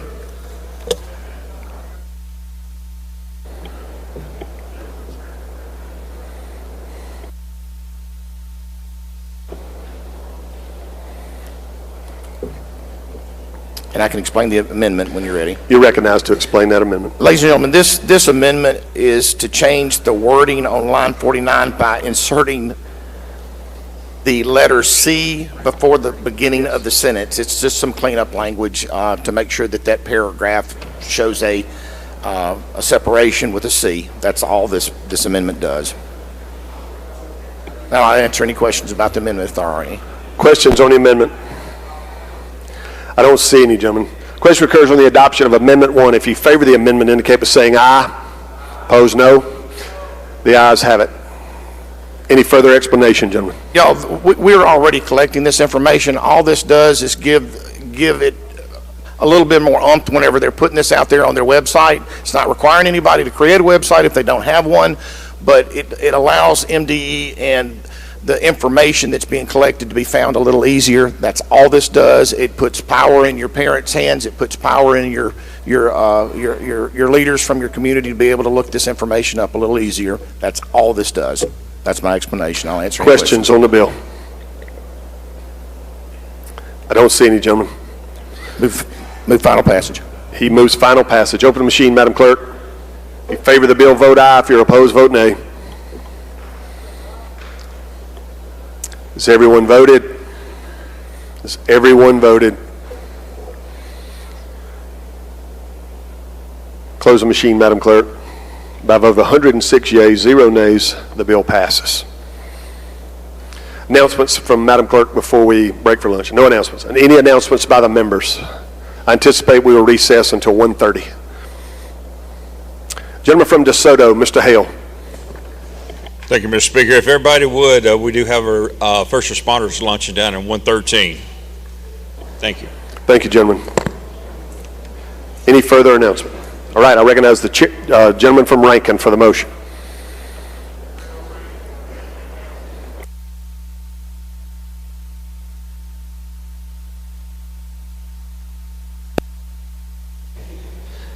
I move that the House stand in recess until 1:30 p.m. Gentleman's motion is the House stand in recess until 1:30 p.m. Favor the motion indicate by saying aye. Opposed, no. The ayes have it. House stand in recess till 1:30.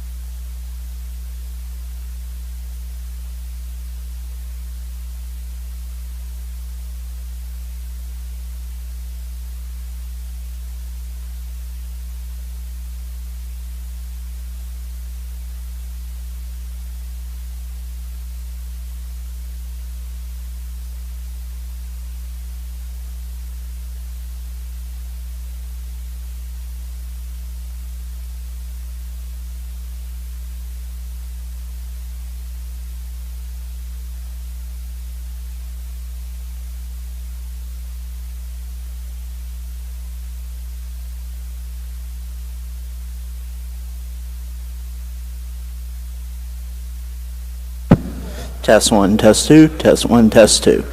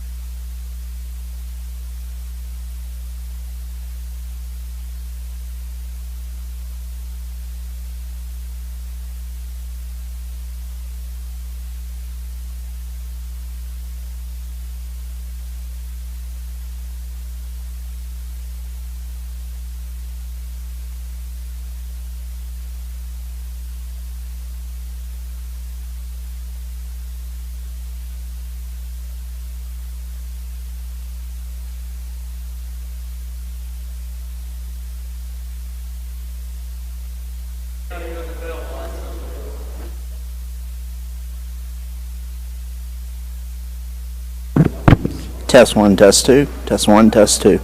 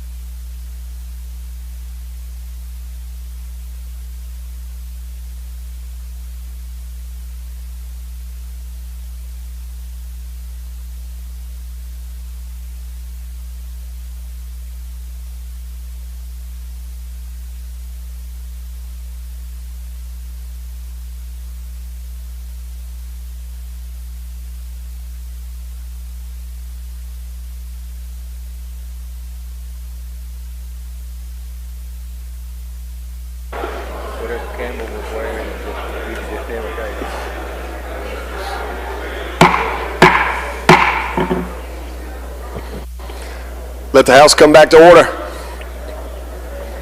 I believe we are down to item 4. Gentlemen from Oktibbeha. Come on. You can tell us where we are.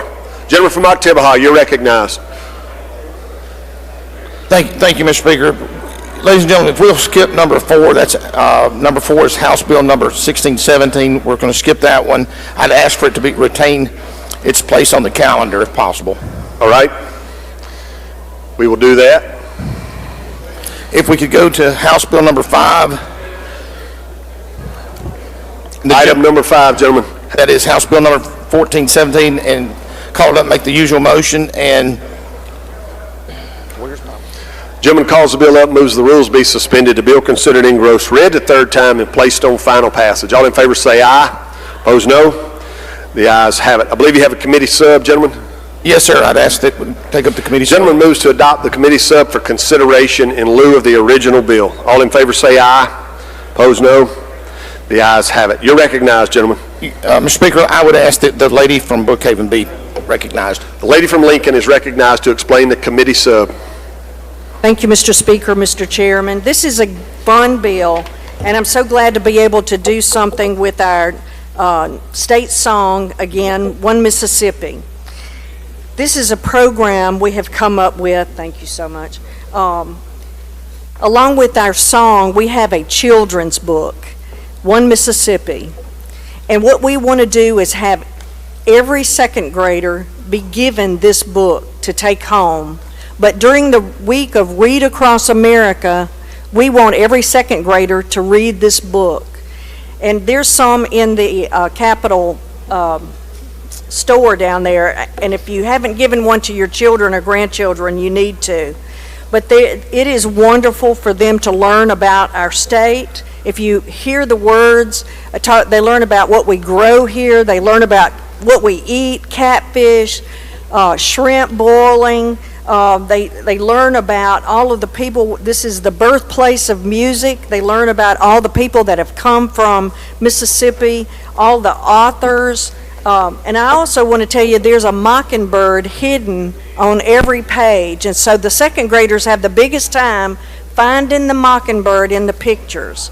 But this program is just for students. They get to learn the words of the song, learn about Mississippi and Mississippi history, and they will each take home this book. And that's my explanation of the bill, and I hope you support it. Questions of the lady? Gentleman from Harrison, Mr. Haney. Lady Gill? Yes, sir. The cost of it, what we're looking at on the cost? $210, and that's in an appropriation bill. $210,000? Correct. That'd be every year? Every year. Thank you, ma'am. I don't see any further questions. You move final passage, lady? I do, I'm sorry. Gentleman from Walthall, for what purpose? Out of order, Mr. Speaker. One moment, sir. We're putting it to the vote. Ladies, move final passage. Open the machine, Madam Clerk. If you favor the bill, vote aye. If you're opposed, vote nay.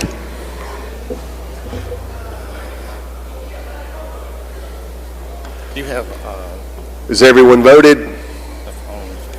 Is everyone voted? Close the machine, Madam Clerk. By a vote of 112 yeas, 1 nay, the bill passes. Gentleman from Walthall, you're recognized. In the North Gallery, we have 2 supervisors from Walthall County, Roger Gann and Bird Martin. Help make them feel welcome. Thank you. Welcome, gentlemen. Have an amendment for that, or we already named it? Where's the, yeah. Gentleman from George, Mr. Lott. Thank you, Mr. Speaker. Introduction. You're recognized. In the South Gallery here, we have 2 supervisors from George County. It's Larry McDonald, Mr. Larry Havard, and just a little trivia on Mr. Larry Havard. He's currently the longest serving supervisor in the state. He was first started in 1984, and he's still going. Congratulations, gentlemen. Good to have you all here today. Gentleman from Holmes, Mr. Clark. Thank you, Mr. Speaker. Introduction out of order. You're recognized. Again, House, on behalf of the Speaker of the House, the lady from Humphreys County and myself. In the South Gallery, we have the President of the Board of Supervisors, B3, Ms. Deborah Mabry, County Administrator Tiffany Williams, former President, Chief of Holmes County, Mr. James Young. Help us make them welcome. Welcome. Gentlemen, did you know that one of those supervisors is the best supervisor in the state?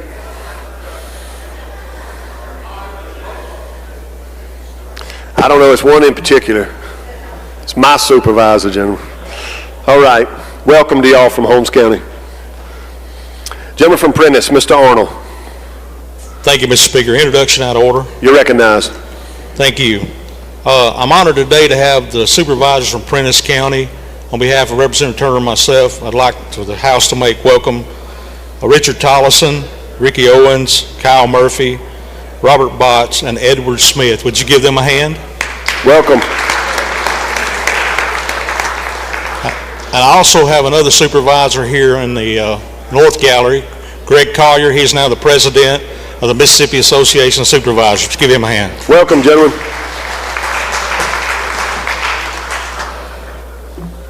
Gentleman from Green, Mr. Birch. Thank you, Mr. Speaker.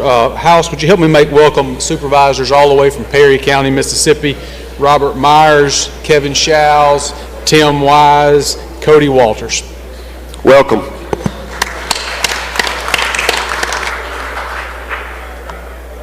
All right, we will return to the calendar, gentlemen.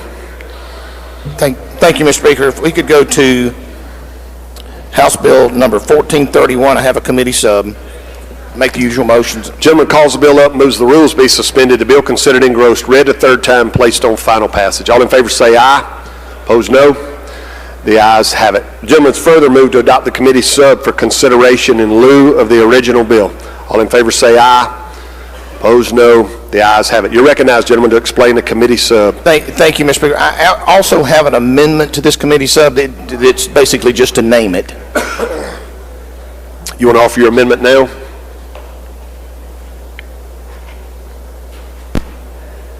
Ladies and gentlemen, all this amendment does is this act, in Section 1, this act may be cited and shall be known as the Education Efficiency Act. That's what the amendment does. Questions on the amendment? I don't see any, gentlemen. If you favor the gentleman's amendment, indicate by saying aye. Opposed no. The ayes have it. The ayes have it. Any further explanation on the bill, gentlemen? There is explanation on the bill. Ladies and gentlemen, this 1431, this bill is, frankly, this probably is some of the most important legislation we can do this year for education. This is, we've been talking about consolidation and things like that. This is actually asking MDE to help us with this. We're going to put a task force together, and it's the chairs and the vice chairs of House and Senate Education Committee will be on it. Chairs of House and Senate Accountability, Efficiency, and Transparency Committees. The chairs of State Affairs Committee, a senator appointed by the Lieutenant Governor, a state superintendent of education or his designee, 3 members of the Standing Commission of School Districts Efficiency, one from each Supreme Court district, the Commissioner of Higher Education or a designee, the Executive Director of Mississippi Community Colleges or designee, and the Commissioner of Revenue or his designee.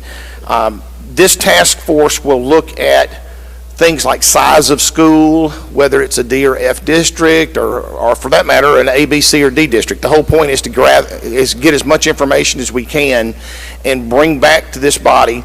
Right now, if I brought you a consolidation bill for any particular school, we don't have a lot of the information that we need necessarily to move forward with this.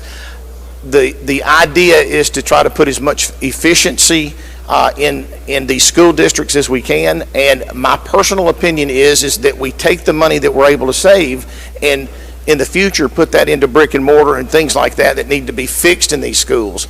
That is the intent of this. This is a task force. It is not targeting any particular school district, but it will go out here and look at this and see what we need to do and give us some good information to move forward. That's my explanation. Lady from Jones, Ms. Scott. Will you yield, Mr. Chairman? Yes, ma'am. I see this task force is doing a lot of things.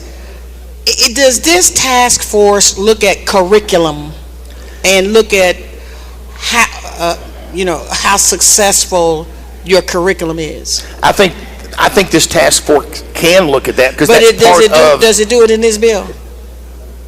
It does not specify those words. No, ma'am. It does not specify those words. So in this bill, it talks about doing in-depth analysis of reducing the number of school districts. Matter of fact, it makes several references to consolidation and reducing districts. Would you not agree, gentlemen, that for some school districts, it is the success, how successful the district is?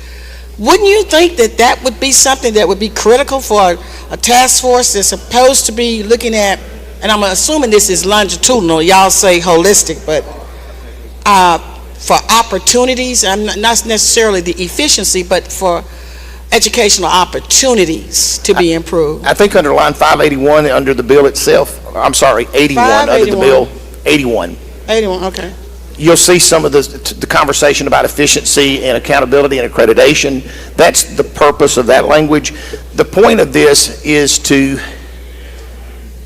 help these school districts where we can. If the only pushback that I could possibly see anybody pushing back against this is if you're not in favor of a small district combining with the larger district to becoming a stronger district for those children. In my mind, I'm not suggesting that that's what you're saying. I'm just saying the bottom line is that we're trying to figure out ways to help these school districts as much as we can. And we should be looking at what the good school districts are doing. I agree with you 100% and what makes them work. So this will give us some of that information so that we can use.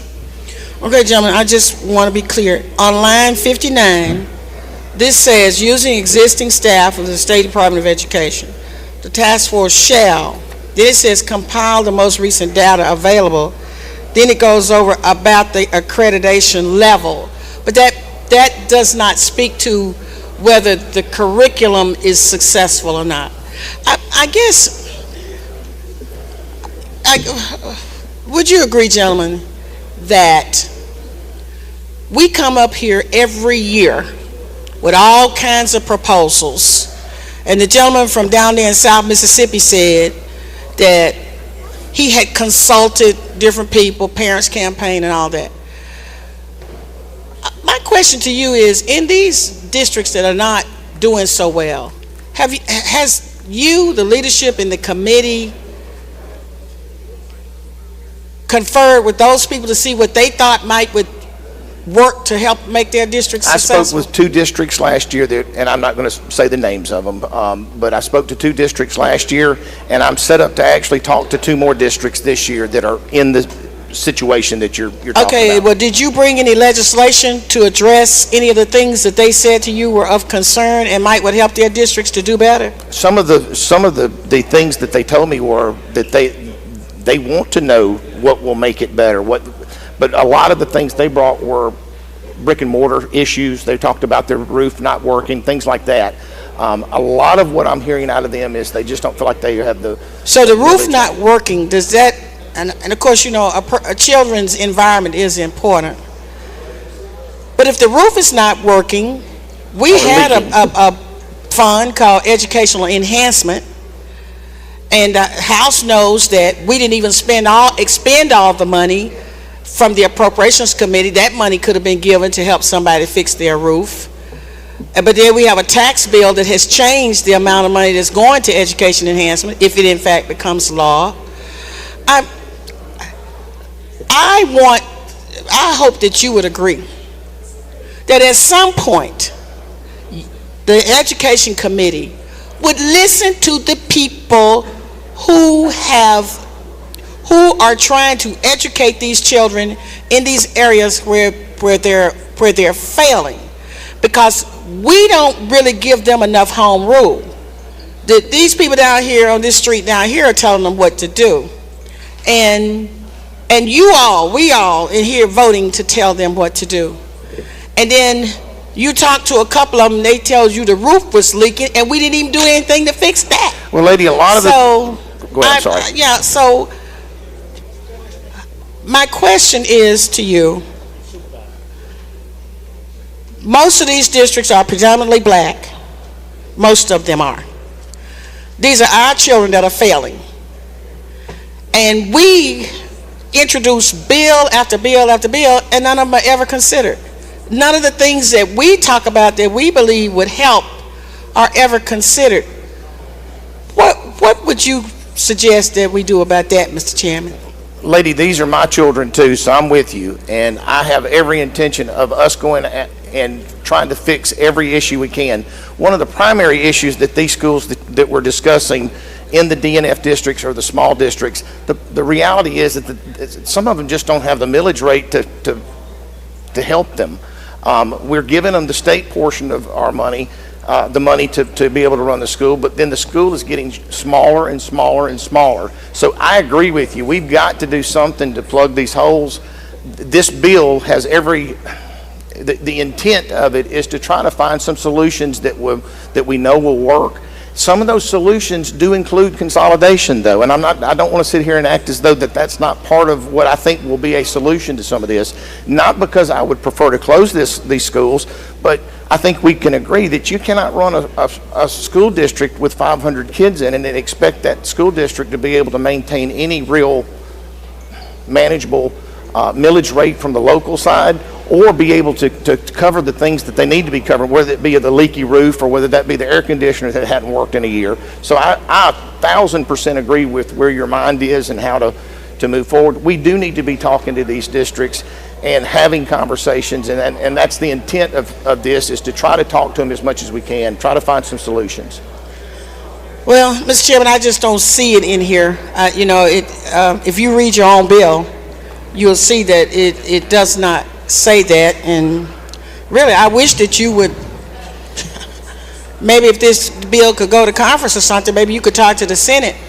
There should be something in this bill that's addressing I think you would agree, that is addressing the success of the curriculum in these failing school districts. And if it is the will of the legislature, we just gave $5 million to folks, just a few minutes ago. So we can give money if it's the will of the legislature. But gentlemen, you my boy, and I love you. But this legislature has got to let us be a part of this process, and particularly, Mr. Chairman, as it relates to public education. Thank you, lady. I really appreciate your words. Gentleman from Marshall, Mr. Faulkner. Thank you, Mr. Speaker. Gentlemen, will you yield? Yes, sir. I don't have the bill before me, but tell me again, this task force will be comprised of who? It will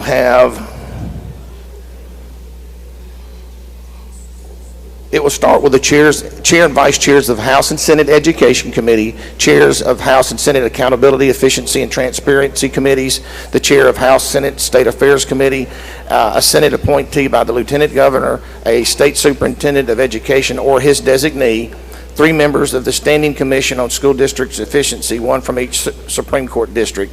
The commission, and that particular one is a lot of those are your superintendents. So this around 15 members on this committee? There's 3 more. Commissioner of Higher Education or his designee, the Executive Director of Mississippi Community Colleges, and the Commissioner of Revenue or his designee. So, yes, sir.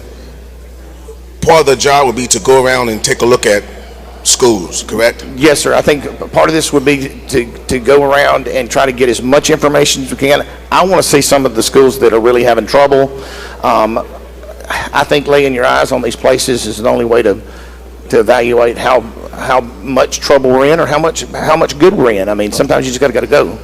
Okay, Mr. Chairman, can you tell me the number of troubled school districts we have right now in our state?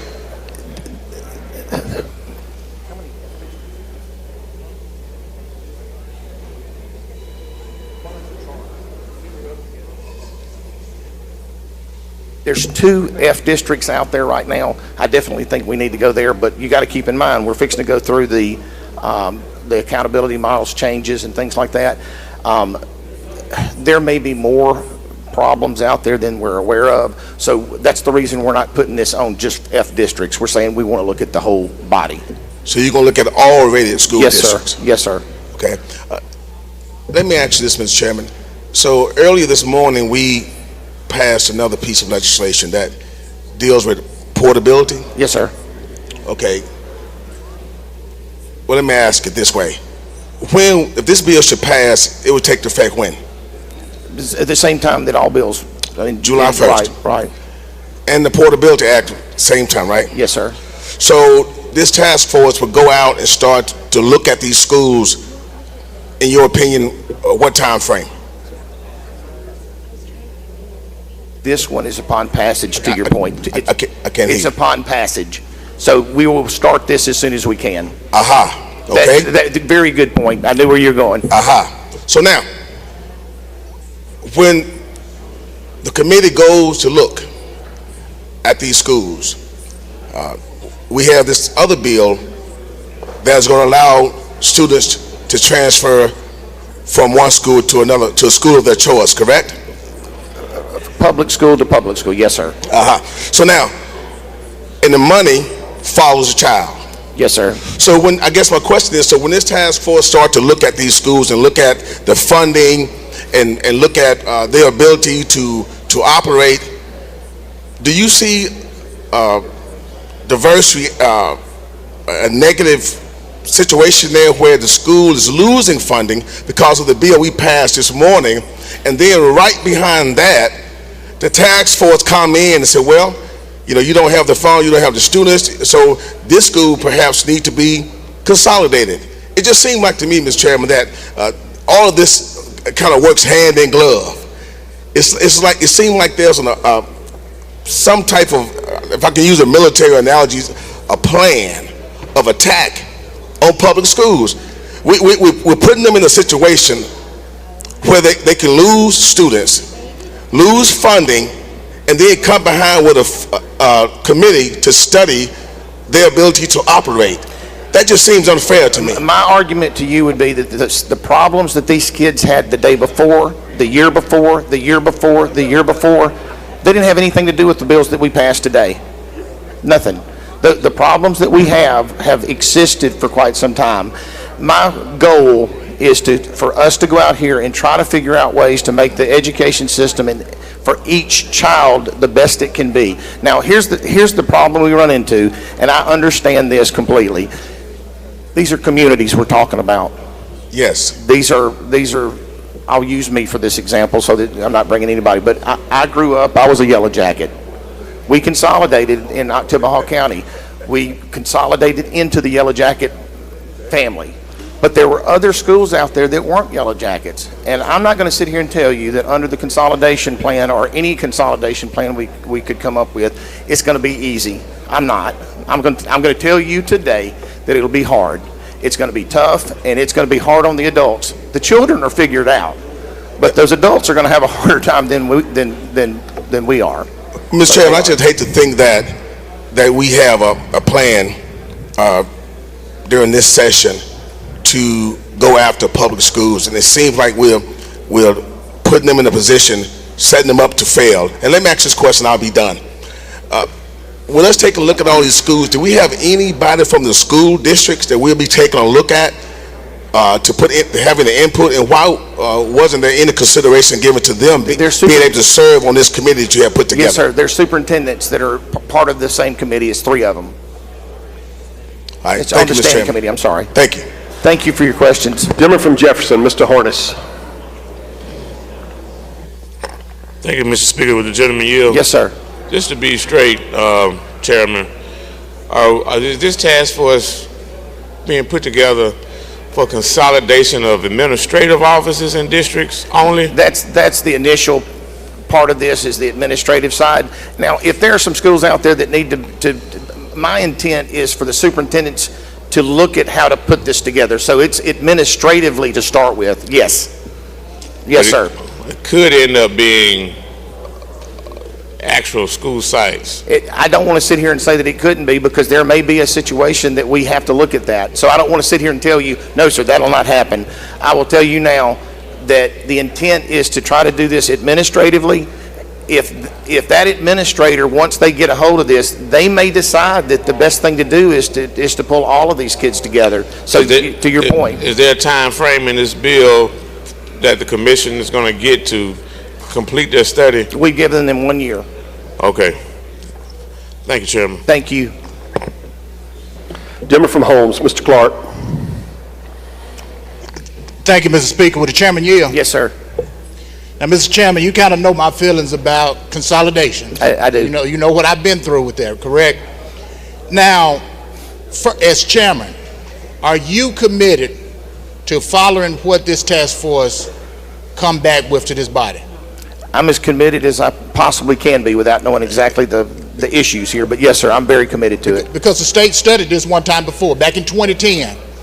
A report came out. They came up with about 4 criteria that they suggested the legislature to follow, and the state didn't follow it.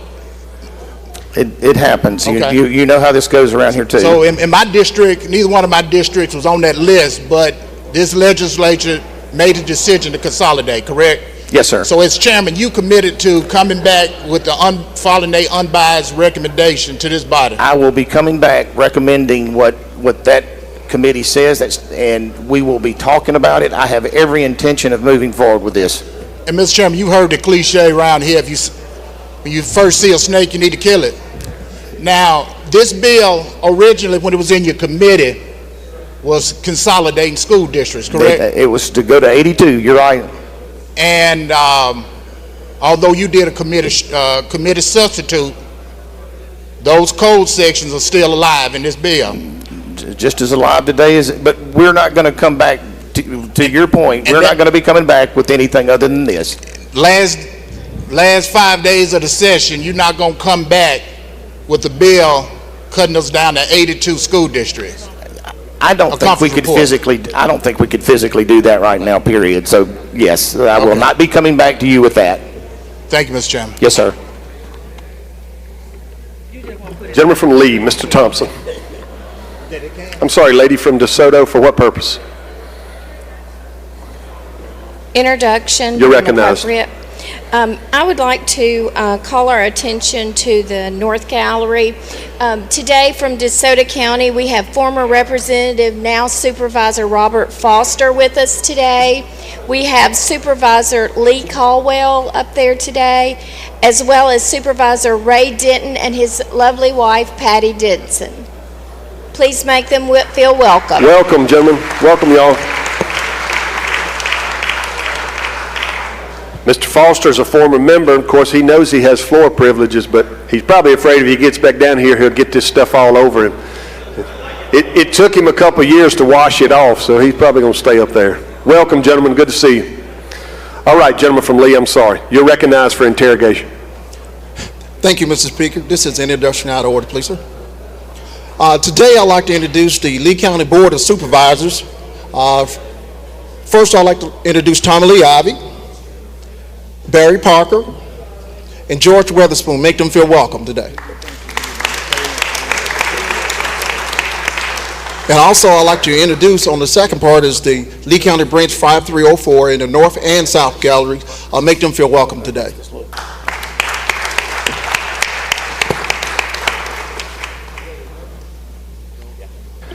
Gentleman from Sunflower, Mr. Anthony.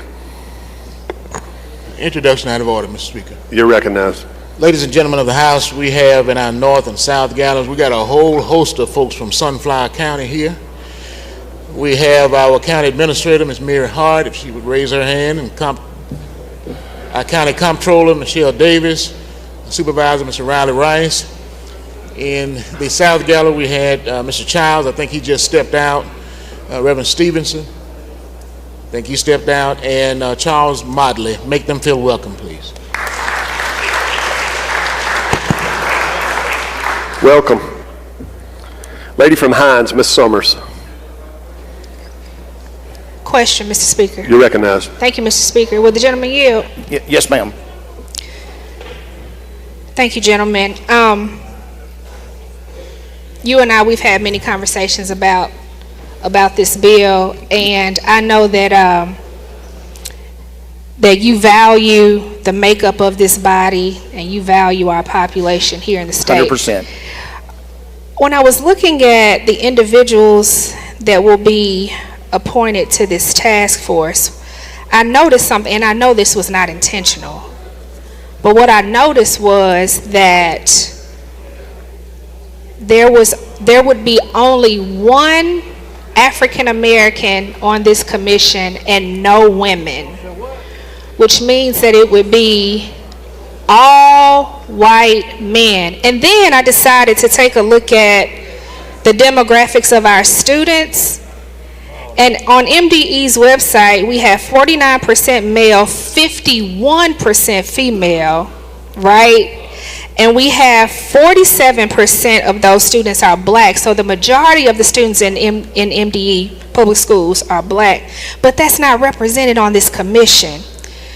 So don't you think, if we're going to be taking a look at school districts across the state, that the people that will be reviewing these potential recommendations should also represent at least the body of the school district and certainly the population of our state?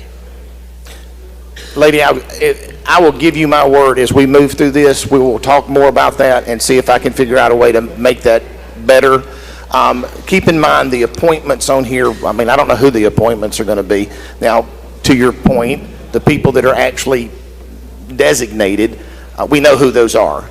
And so to your point, we will, as this moves itself through, and as if I can coin a term here, as it moves through the process, we'll look at that closer. I'll be honest with you, I had not even had a whole lot of thought process toward that. So that's a good point, and I'll look at it closer.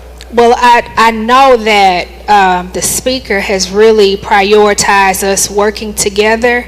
Yes, ma'am. Working across the aisle, bringing ideas to the table. So I think that we can actually address this right now. And so, Mr. Speaker, I have an amendment at the proper time. Thank you. Thank you, lady. All right, we got several wanting to make introductions. Gentleman from Tishomingo, Mr. Carpenter. Thank you, Mr. Speaker. In the North Gallery, would you please help me make welcome First District Supervisor Eric Booker, Eric Wade. I got Tom Bigby Waterway Management, Mr. Richard Herring. Welcome to the Capitol. Welcome.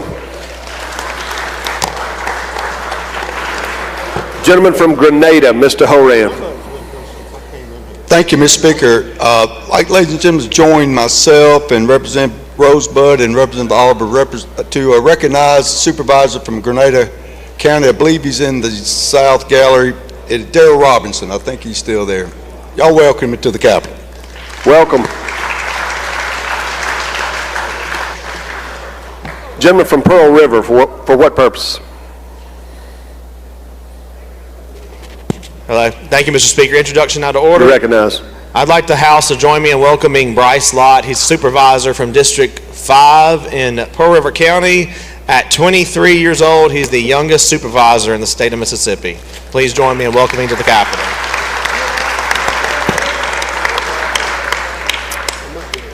The gentleman from Itawamba, Mr. Bell. Mr. Speaker, introduction out of order. You recognize. If the House would help me make welcome two supervisors from Etowah County, Mr. Bill Sheffield and Donnie Wood, and our road manager, Michael Lynch. Please make them welcome. Welcome, gentlemen. Gentleman from Holmes, Mr. Clark, for further introduction. Thank you, Mr. Speaker.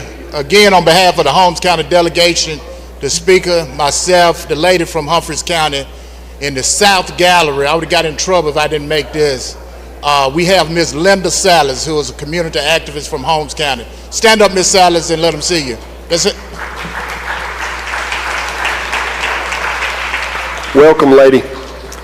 Lady from Humphreys, you're recognized for introduction. Mr. Speaker, introduction out of order, of course. Want to, if you will, if the House will join in with me and, of course, Representative Brian Clark, Representative Willie Bailey, Representative Otis Anthony, as we have in the South Gallery two of the Humphreys County Board of Supervisors members, the President of the Board, Mr. Reggie Pinkston, and of course for House District 2, for our Board of Supervisors District 2 of Humphreys County, Mr. Nayland Lee. If you all gentlemen, please stand in House, please make them feel welcome. Welcome. Gentleman from Alcorn, Mr. Maddox. Thank you, Mr. Speaker. Introduction out of order. You're recognized. In the North Gallery, I've got my police chief and his son, Landon Tucker and Mason from Corinth, and he does a great job for us. I just want to give him a welcome.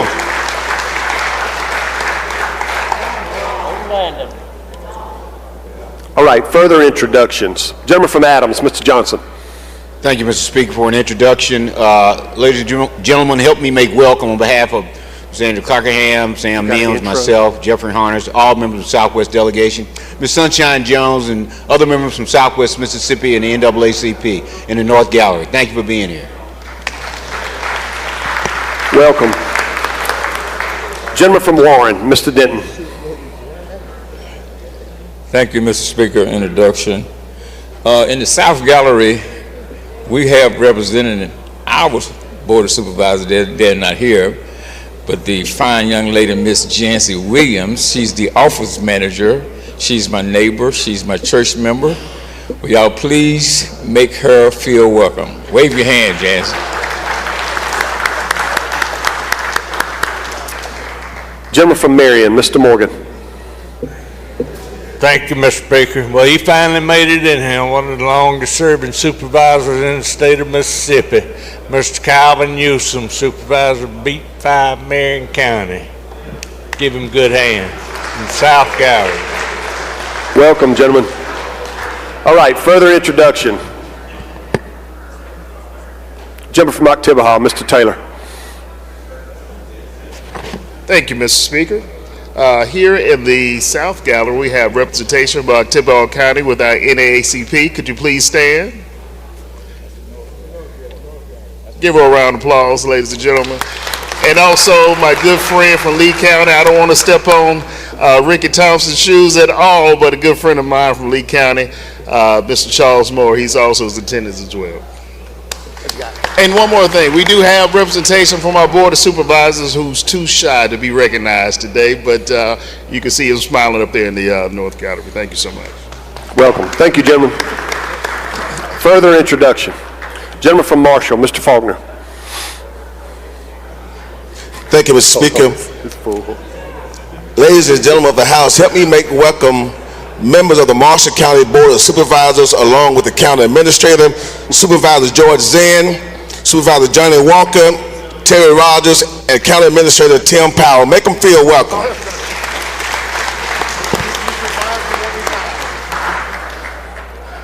Further introduction. Gentleman from Hines, Mr. Brown. Thank you, Mr. Speaker. We appreciate that. Ladies and gentlemen, I would like for you to welcome, as you have done already to some degree, members of the NAACP, along with their illustrious director, Mr. Charles Taylor, who had to leave. We're just delighted to have that group here. And also particularly three members of that group that are very close to me.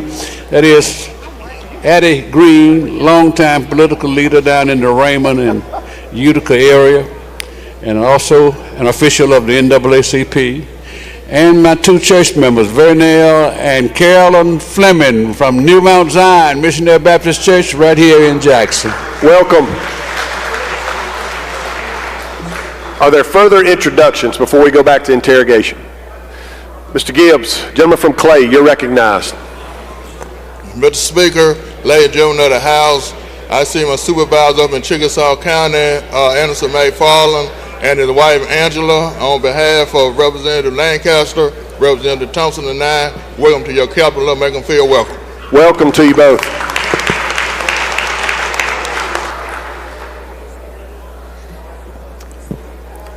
Gentleman from Jones, Mr. Blackwell.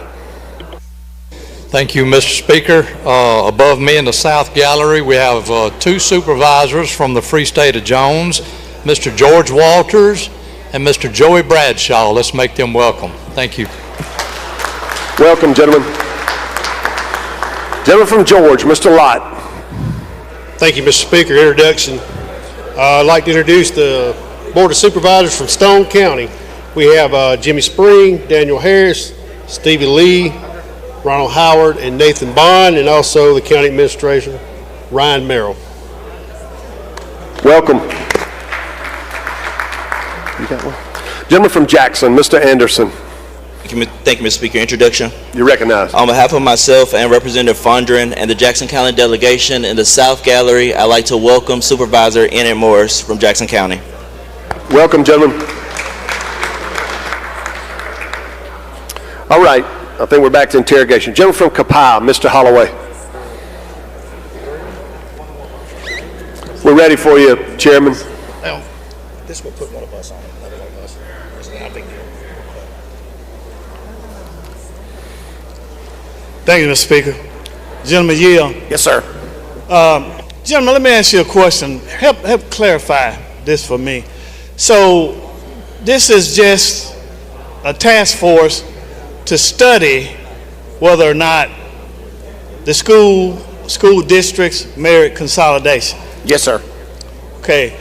So that recommendation will be coming from the Mississippi Department of Education. That is the intent of this, yes. Okay. Is there a school district in this state with a superintendent, a full-blown staff, and not a school district? Yes, sir.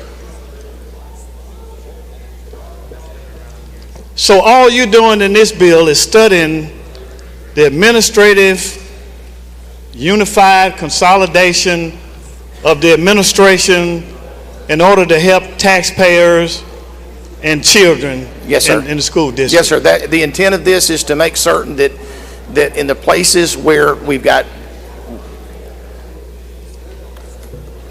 poor leadership and good leadership close to each other, I'm hoping to get the good leadership over the poor leadership. I'm hoping that we're able to save some money in terms of letting us have the money to fix the roof, to fix the air conditioning, to make certain that we are getting the most bang for our buck and the best education we can for these children.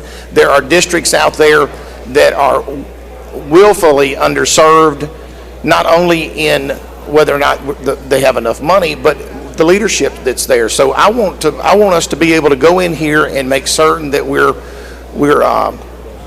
putting a little bit of common sense. Give gentlemen your attention. Members are indicating they cannot hear the debate.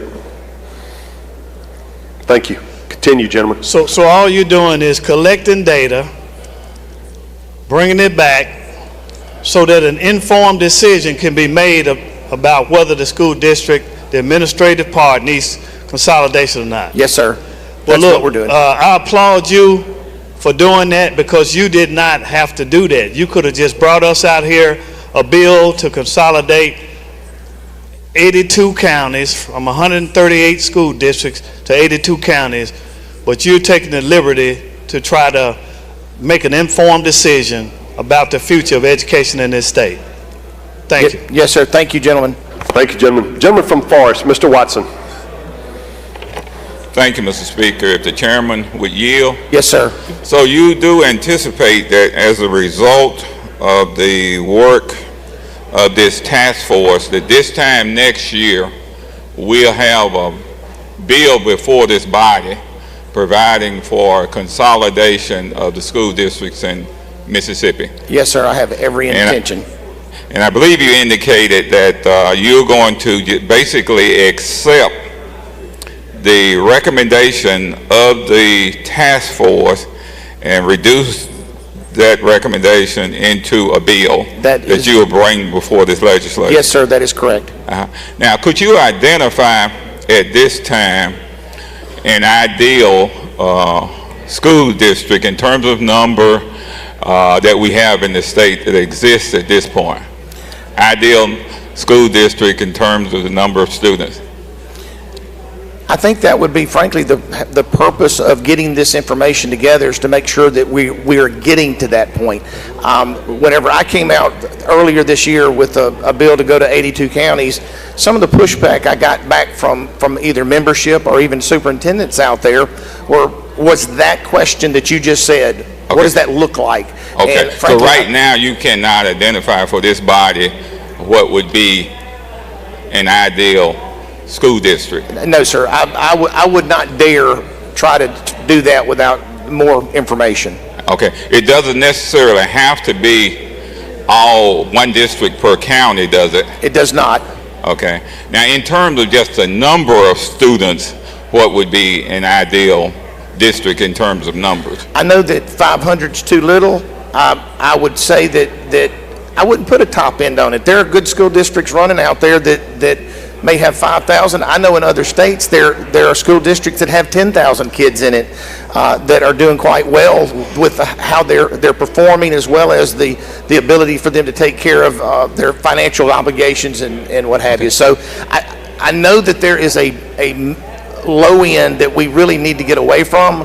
That top end is a harder place for me to determine. So you're saying there may be certainly a correlation between the number of students and the quality of education, particularly on the low end? Yes, sir. Yes, sir. Now, do you anticipate perhaps, in terms of, you're saying consolidation, do you anticipate breaking up any school districts? My intent would be for that, if we're able to get to the administrative side, I still think home rule needs to kick in here. But my intent would be that I'm hoping that we have good leadership out there, that home community starts making those decisions. Okay. In terms of, do you have an opinion as the chairman of education as to what has prevented this body from taking steps to consolidate up to this point? It would be my position that we have an awful lot of well-intended people in here, but the minute you start talking about consolidating their home district or their district, we get a little nervous by that, and it defeats the purpose. We have been down this road before. I have every intention of pushing forward, and I pray that we have enough political fortitude to move forward with this, because I believe it's the right thing to do for our kids. All right. Thank you, sir. Yes, sir. Thank you. Lady from Jones, for what purpose? Your button's pushed. I'll be accused of skipping you. All right. I believe the lady from Hines has an amendment. Have I missed any other amendments? I got to get you when I can, lady. I got to. Lady from Hines, you're recognized. Thank you, Mr. Speaker. Oh. Will the clerk read the amendment, please?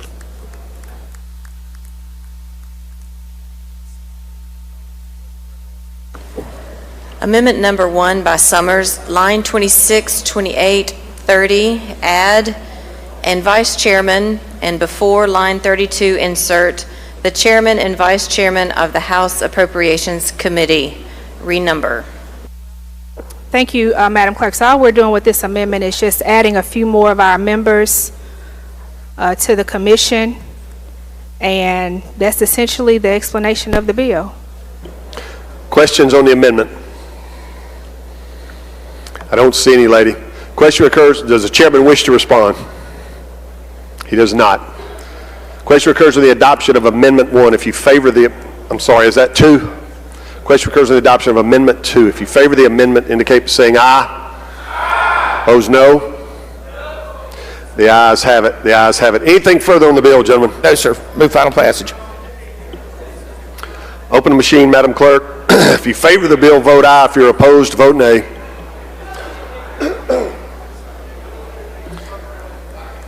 Has everyone voted? Has everyone voted? Close the machine, Madam Clerk. By a vote of 79 yeas, 19 nays, the bill passes. Next item, Mr. Chairman. Thank you, Mr. Speaker. Mr. Speaker, if we could go to House Bill number 1078, make the usual motion. Gentleman calls the bill up, moves the rules be suspended, the bill considered engrossed, read a third time, and placed on final passage. All in favor say aye. Opposed, no. The ayes have it. You recognize, gentlemen. Thank you, Mr. Speaker. Ladies and gentlemen, this is the Equal Opportunity for Students with Special Needs Act. It removes the wait list requirement and restrictive certifications of service language. This basically will expand educational access for students with special needs by removing restricted certification requirements for schools serving special needs students. It eliminates the wait list for ESA program participants, changes ESA funding structure, linking it to the Mississippi student funding formula. Streamline ESA payments by adjusting reimbursement payments from quarterly to monthly, making funds more accessible and manageable. It allows third-party vendors to manage the ESA administration, and it creates a new program under this. This is the expansion part of this, is the Mississippi Foster Care Children's Education Scholarship Account that is only for foster kids. It enhances the program's oversight, ensuring accountability, preventing fraud, and it strengthens funding mechanisms like ESA and FESA's Mississippi Student Funding Formula.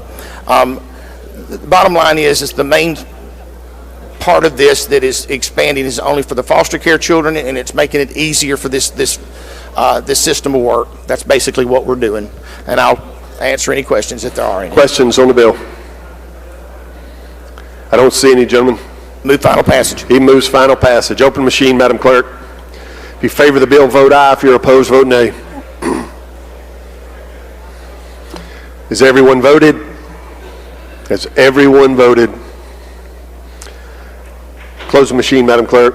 By a vote of 106 yeas, 7 nays, the bill passes. Next item, Mr. Chairman. Thank you, Mr. Speaker. I would ask that we go to House Bill number 1630 and make the usual motion.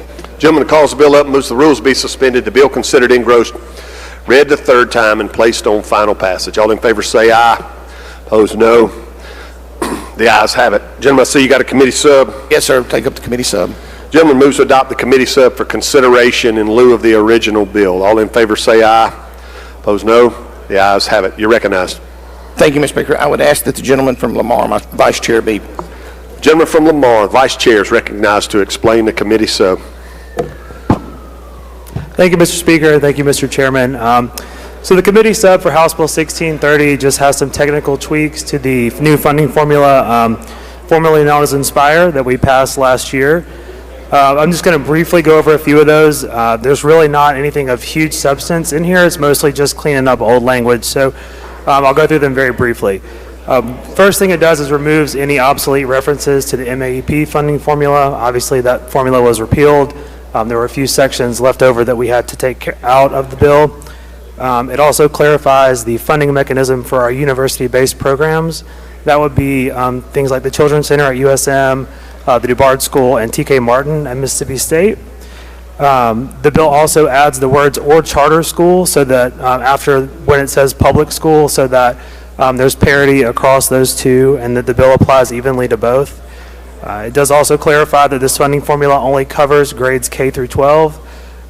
Previously that was not defined, so we wanted to clean that up. And then finally, it ensures that any funding that's reconciled back to the state for districts when they compare actual enrollment with estimated enrollment does not bring them below the hold harmless provisions that are in the bill.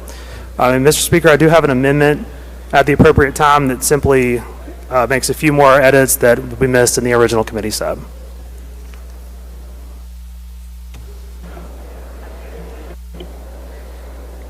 We got an amendment?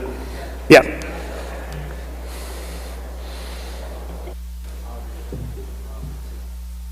So again, all that this amendment does is strikes another erroneous reference to MAEP that we missed, and then also deletes a section that was duplicated in the committee sub.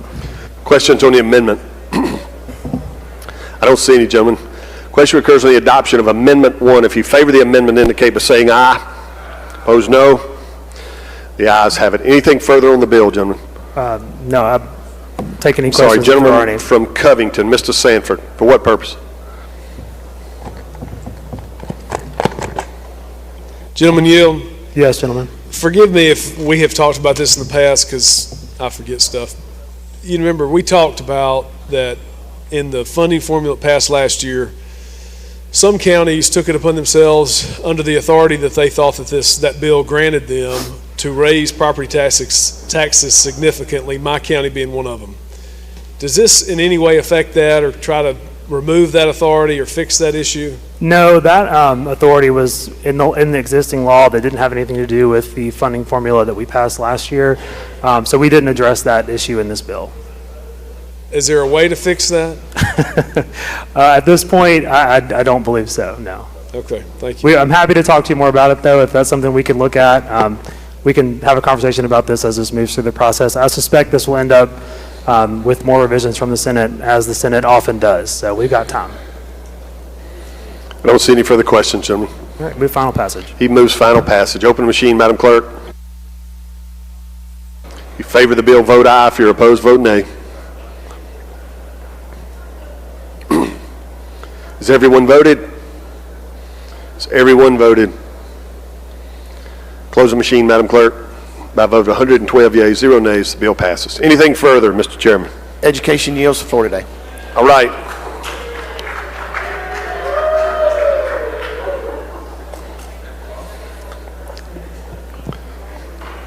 Celebrating the passage of some great legislation, sound like. All right. Gentleman from Grenada. Gentlemen, you are recognized. Thank you, Mr. Speaker. Call up number 9, item number 9, House Bill 1544, advanced use of motions. We do have a committee sub. Gentleman calls the bill up, moves the rules be suspended. The bill considered engrossed, read the third time, and placed on final passage. All in favor say aye. Opposed, no. The ayes have it. The gentleman moves to adopt the committee sub for consideration in lieu of the original bill. All in favor of that indicate by saying aye. Opposed, no. The ayes have it. Gentlemen, you're recognized to explain the committee sub. Mr. Speaker, before we move forward on the committee sub, I'd ask that Charles Cowan and Mike Wallace be allowed to assist in presentation as retained counsel. Is there any objection or question concerning that procedure? I don't see any, gentlemen. We will proceed in that manner. Thank you, Mr. Speaker. I'm going to start with basically going from top of the state down as far as districts. That's kind of the way that we kind of worked on this thing. And we're going to start with the changes in DeSoto County immediately. And DeSoto County Circuit Court District will start with Circuit. We will be adding a judge in DeSoto County Single County District. That election will take place this year, and we will, that will be the only change this year in DeSoto County. Moving to the east part of the state, District 1, as far as changes in 2026, judges taking effect, as far as office, going into office in 2027, the only change in that is you're going to have 2 judges at large as places. These are very minor changes. You'll have a residency requirement for Tishomingo, Alcorn, Prentiss County, and then you'll have an additional residency requirement for Itawamba, Pontotoc, Monroe County, same number of judges. District 3 will have no changes next cycle. District 17 will have no changes next cycle. District 11 will have no changes next cycle. District 4 will have no changes next cycle. District 9 will have no changes next cycle. District 21 will have no changes next cycle. District 8 will have no changes next cycle. As far as Circuit Court, going down to District 7, which is Hinds County. Hinds County Circuit Court District 7 in the 2026 cycle, there will be an additional Circuit Court judge for a 1-year election out of the CCID. That's identified on your map as 7-6 for 1 year. Then that particular sub-district will continue for 2 cycles for 8 years for a total of a 9-year place that will be will basically expire in the 2035 cycle. Other than that, you have a change in 7 where it will take on Claiborne and Jefferson. The Claiborne and Jefferson place will have a residency requirement for Claiborne and Jefferson where the individual must reside in, be elected from that particular, one of those 2 counties. Basically, that will occur in the 2026 cycle. The only addition to the 2025 cycle is the CCID district circuit judge. So in 2026, you'll have, in that particular district, in the 2026 cycle, you will have 6 circuit court judges elected. In the 14th district, the changes are as follows. You'll have Copiah, Lincoln, Lawrence, and Jefferson. There's a residency requirement from Lincoln and the residency requirement from Copiah, Lawrence, and Jefferson. 6th district, there are no changes in the 2026 cycle. 15th district, which will include Pike, Walthall, Marion, Lamar, Pearl River. They used to have Lawrence in that district, Lawrence and Jeff Davis. They're moved up to the 14th district. The residency requirements in that district will be Pearl River as 1 judge, Lamar as 1 judge, and at large at 1 judge. The 12th, Forest County, Perry County, and Greene County will be in the 12th district. Included in the 2026 cycle is a residency requirement. It's not on the map, but if you look at the Chancery map, it's exactly the same circuit court residency requirement in Forest County. That is going to be place 3 in your legislation. So you'll have a judge that must reside in and be elected from that residency requirement in that particular. There'll be a residency requirement for residing in and elected from only that. Basically, it's a sub-district, but it's kind of morphed into a residency requirement and sub-district. Greene County will go into that district, will be taken out of the 19th district. The 19th district will have George and Jackson County and lose Greene County. They will have the same number of judges with a residency requirement from George County. Hancock County District will not change. All right, in 2031, the following changes to the circuit court map will be as follows. There will be a residency requirement sub-district in DeSoto County. It's identified as 21A on the map. The 11th Circuit Court District will no longer be sub-districts. There will be residency requirements, one for Bolivar County, for Quitman, Tunica, and Coahoma County. That district will go from 3 circuit court judges to 2 circuit court judges. The 4th Circuit Court District will absorb Humphreys and Holmes County. They will have the following, they will have 3 judges in that district. They will include a residency requirement from Washington, a residency requirement from Holmes, Humphreys, and LaFleur. The 3rd judge, there will be a 3rd judge that will run from the district at large.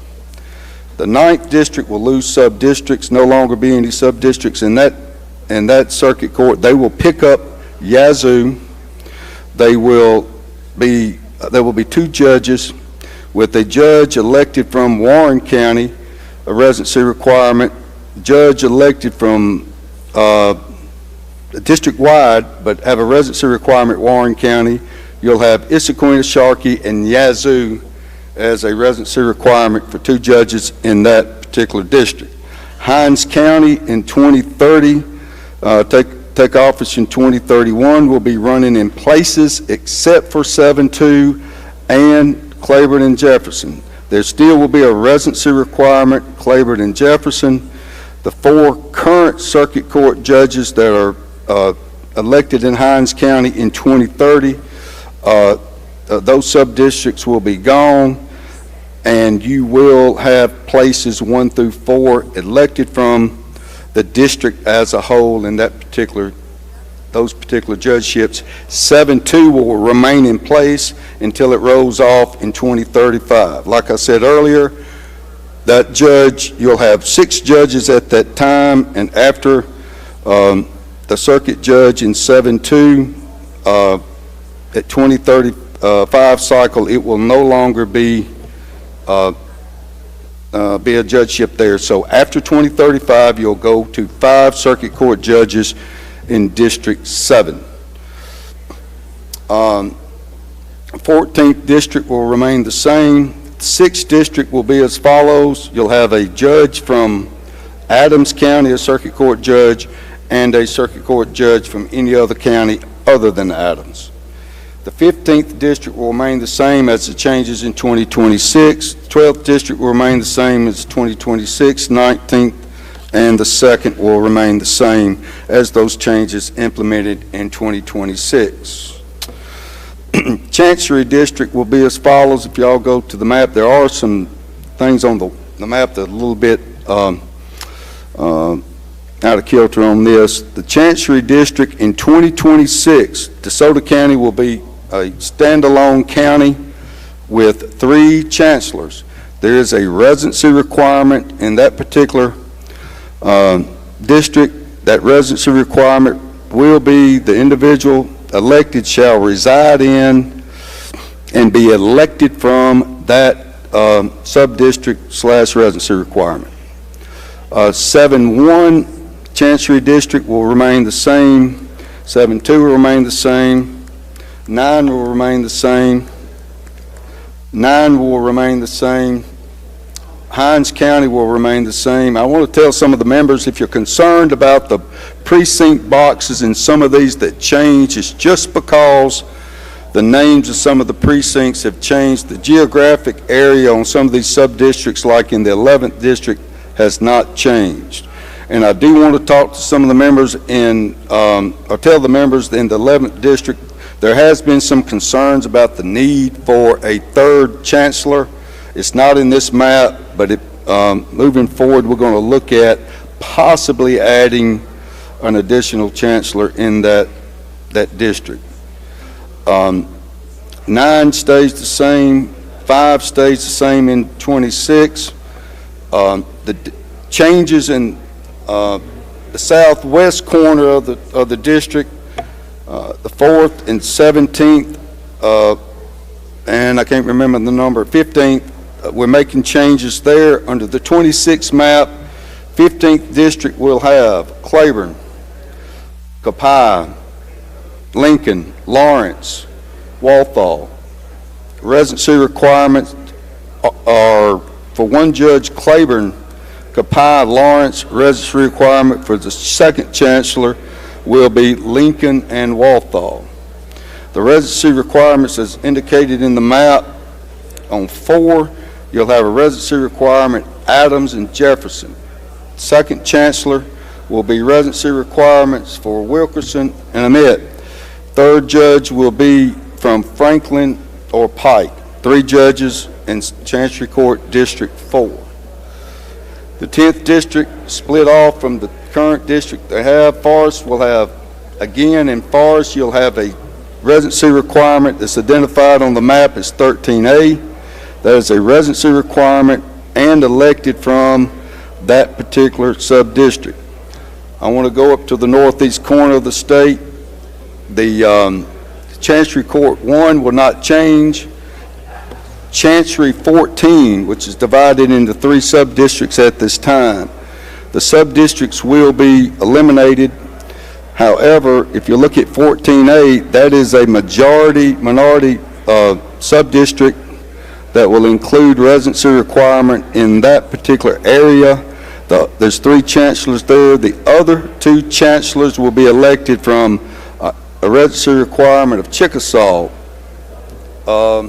Clay, and Oktibbeha, and the other one will be Lowndes or Noxubee with a 3rd judge only from those precincts identified on the map in 14A. As far as District 3, they'll pick up Carroll County. District 14 will lose Webster County. There's a residency requirement of Tate, Panola, Yellowbusha in the 3rd, and Grenada, Carroll, and Montgomery in the 2nd. There'll only be 2 chancellors in that 3rd district. And the 6th district, Webster, Choctaw, and Attala will be a residency requirement for 1 judge, Neshoba, Winston, and Kemper for a 2nd judge. No changes in the 2nd district, no changes in the 12th district. Jones County will have a residency requirement in Jones for 1 judge and Wayne and the 2nd judge. Forest, Perry, and Green will have the sub-district judge, and remaining judges will be at large. The 16th district will have a residency requirement for Greene County, and they will be adding an additional chancellor in that district. Stone County, that's basically it. The 8th district will remain the same, with the exception of they are losing Stone County, going to the 13th district.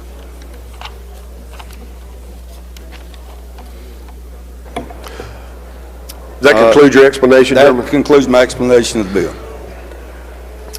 Questions for the gentleman? I got a lot of button pushed, and I don't know who's acknowledging somebody and who's got a question. Gentleman from Adams, you're recognized for interrogation. Hold on, Mr. Speaker. I do want to, I failed to go through the 2031 changes. I could probably do that in Chancery real quick. There's not a whole lot of changes. All right, you're recognized. I'm sorry. Hold that thought, gentleman from Adams. The sub-districts along the river districts will be eliminated in 2031. You'll have a residency requirement at Bolivar, Coahoma, and you'll have Tunica in one judgeship, Tunica, Quitman, Tallahatchie, and LaFleur in the 7th district. That will be the residency requirements. The 9th district will have 1 in Warren, and the remaining counties will have a residency requirement in the 9th. The 11th will remain the same. Other than that, Mr. Speaker, that is the explanation of the conference report. All right, I see a few folks. Gentleman from Leet, Mr. Holloway, for an introduction. Committee sub, I'm sorry. You're recognized, gentlemen. Thank you, Mr. Speaker. On behalf of Representative Bounds, Scott, Speaker White, myself, we have 3 supervisors from Lee County: Herbie Nazareth, Chip Jones, and Charlie Luckett. Y'all make them welcome. Welcome, gentlemen. Good to have y'all here. I hope Lee County's safe with all y'all down here. Second one. It might be safer, I don't know. Further introductions before we proceed with interrogation. All right, gentleman from Adams, Mr. Johnson, for a question. Thank you. Mr. Speaker, gentlemen yield? Certainly. Just a few questions. There is no judicial requirement, federal or Supreme Court, anything that requires us to redraw any district lines this year, is there? It doesn't require you to redraw district lines, but it requires it to be revisited. Revisited. Within every, and so when we get, every 10 years. Yes, sir. So when we get calls from our judges saying, look, we like the way our districts are, we've got a point, we manage our caseload, can you talk to chairman into leaving our district alone? Can we leave it that way? And if you decided to leave it that way, you wouldn't be breaking any laws, would you? That's correct. And so, but there have been some population shifts, and the revisiting is necessary in areas like DeSoto County, for sure. Certainly. And are there other areas that have had strong, not decrease in population, because the decrease in population doesn't mean you got to have a new judge. But sometimes because of the overload of filings and more people living in an area, other than DeSoto County, is there any other area that's had a population explosion, a boom, that requires us to do this? Well, as far as requiring us to do it or making the judiciary be more efficient? Making judiciary be more efficient. Jackson County has had population increase. Okay. Lafayette County has had population increase. And again, gentlemen, population increase does not necessarily mean that's right. That's the only factor that you consider on the code section. And you don't have to even consider that factor if you don't want to, right? I mean, you don't have to. Well, I think if you're trying to follow the spirit of the legislation of the existing statute and what we've done in the past, I think you need to at least look at all the criteria that's laid out in the code section, gentlemen. But none of it is a mandatory. None of it's mandatory. Right. Nothing requires us to do that. Okay. And so I asked that question because you talked about Jackson County, but there are counties on the eastern part of the state that may have lost some population, but the judges want to maintain their jurisdictions the way they are. Isn't that correct? Like Greene County and some other counties like that down there? You're saying, what was your question? Certain areas that want to leave it alone? Their population has not increased, and even in some cases, their filings are down in areas on the eastern part, southeastern part of the state. And not district-wide, gentlemen. No, okay, but you're making some changes there as well. Sure. Okay. But let me go back and just again, you're doing this as in a matter of following the spirit of the law and trying to make our courts more efficient.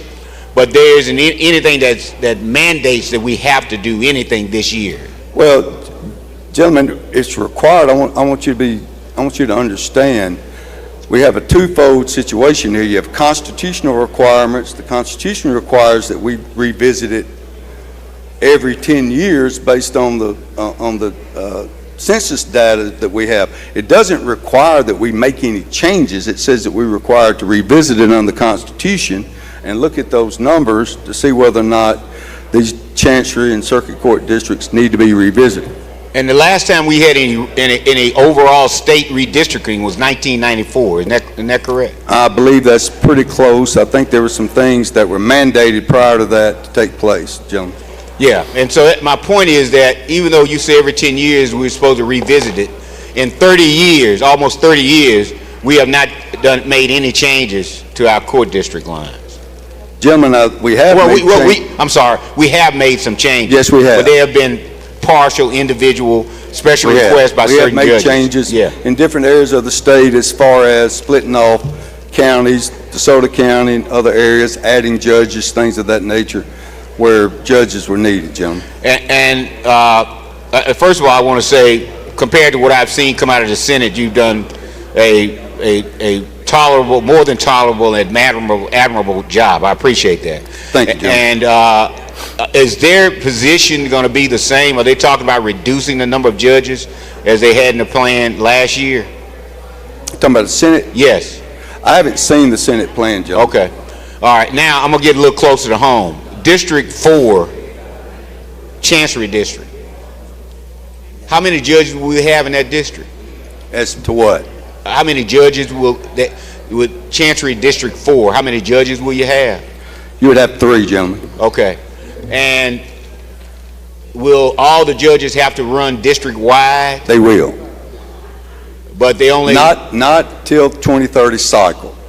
Not until the 2030 cycle. 2026 cycle, excuse me, in Adams County, correct, we're collapsing single judge districts, so they will run in the 2026 cycle, yes. And they got to run countywide. What's wrong with having sub-districts in that? If you got 3 judges, why couldn't we have sub-districts and let them run and just park them? Well, you'd have to have some purpose to have the sub-districts, gentlemen. What's that now?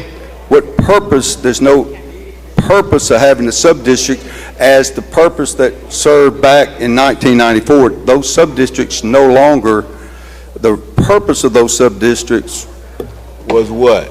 Was to ensure the fact that minority citizens were able to have access to and having a vote on those individuals. And you're suggesting we don't need that now? No, I did not say that. I said the purpose of it was when you've got majority minority counties and your residency requirements are in those majority minority counties, it serves the same purpose. But would you agree with me? Does that make sense to you? It does. If you have a majority, if you had a sub-district in an area that you were concerned about majority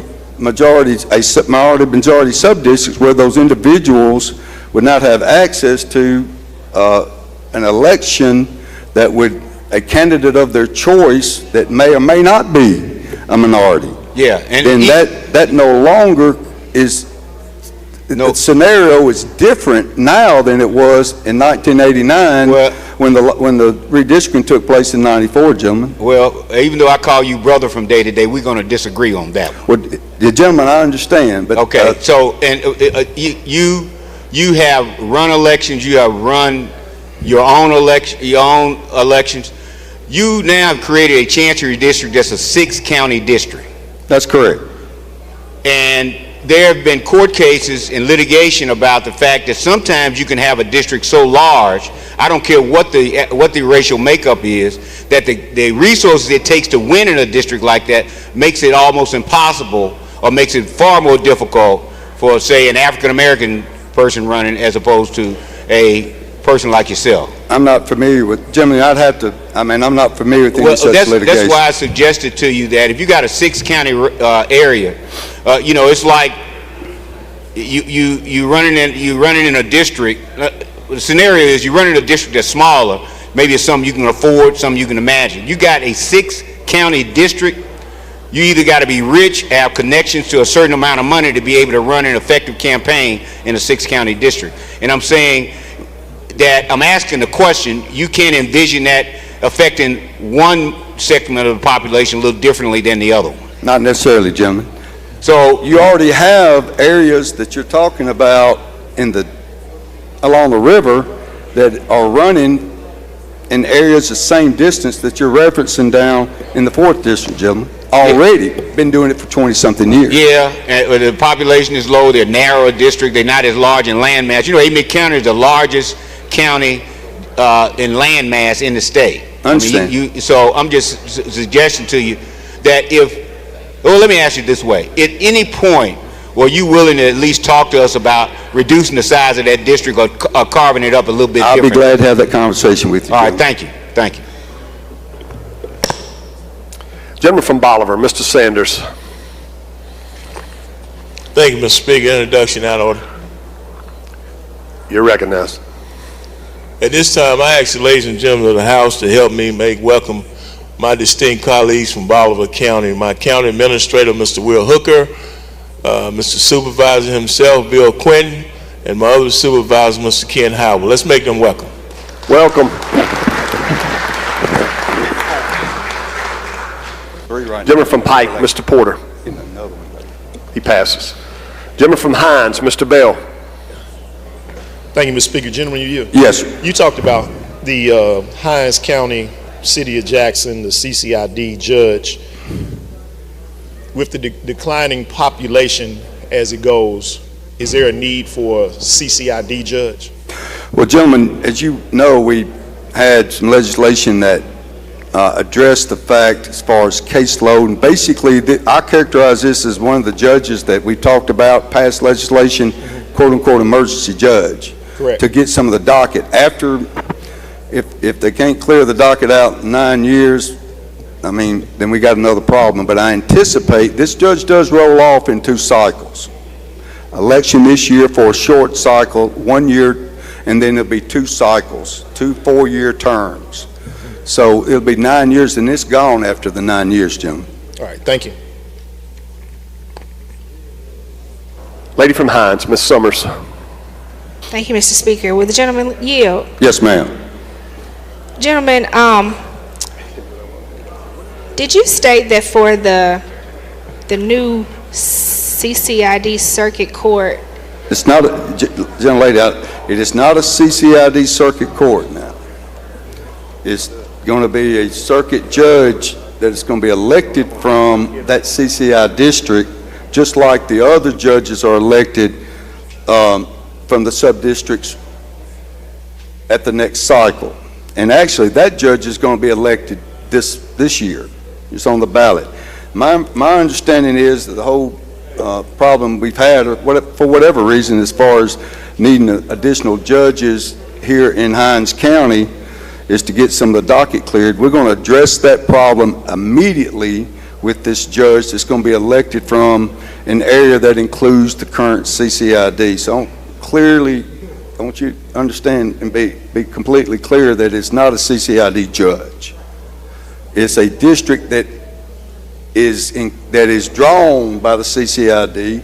That's the only way that we could draw a district that would include boundaries that we already had without disrupting the other districts that currently exist.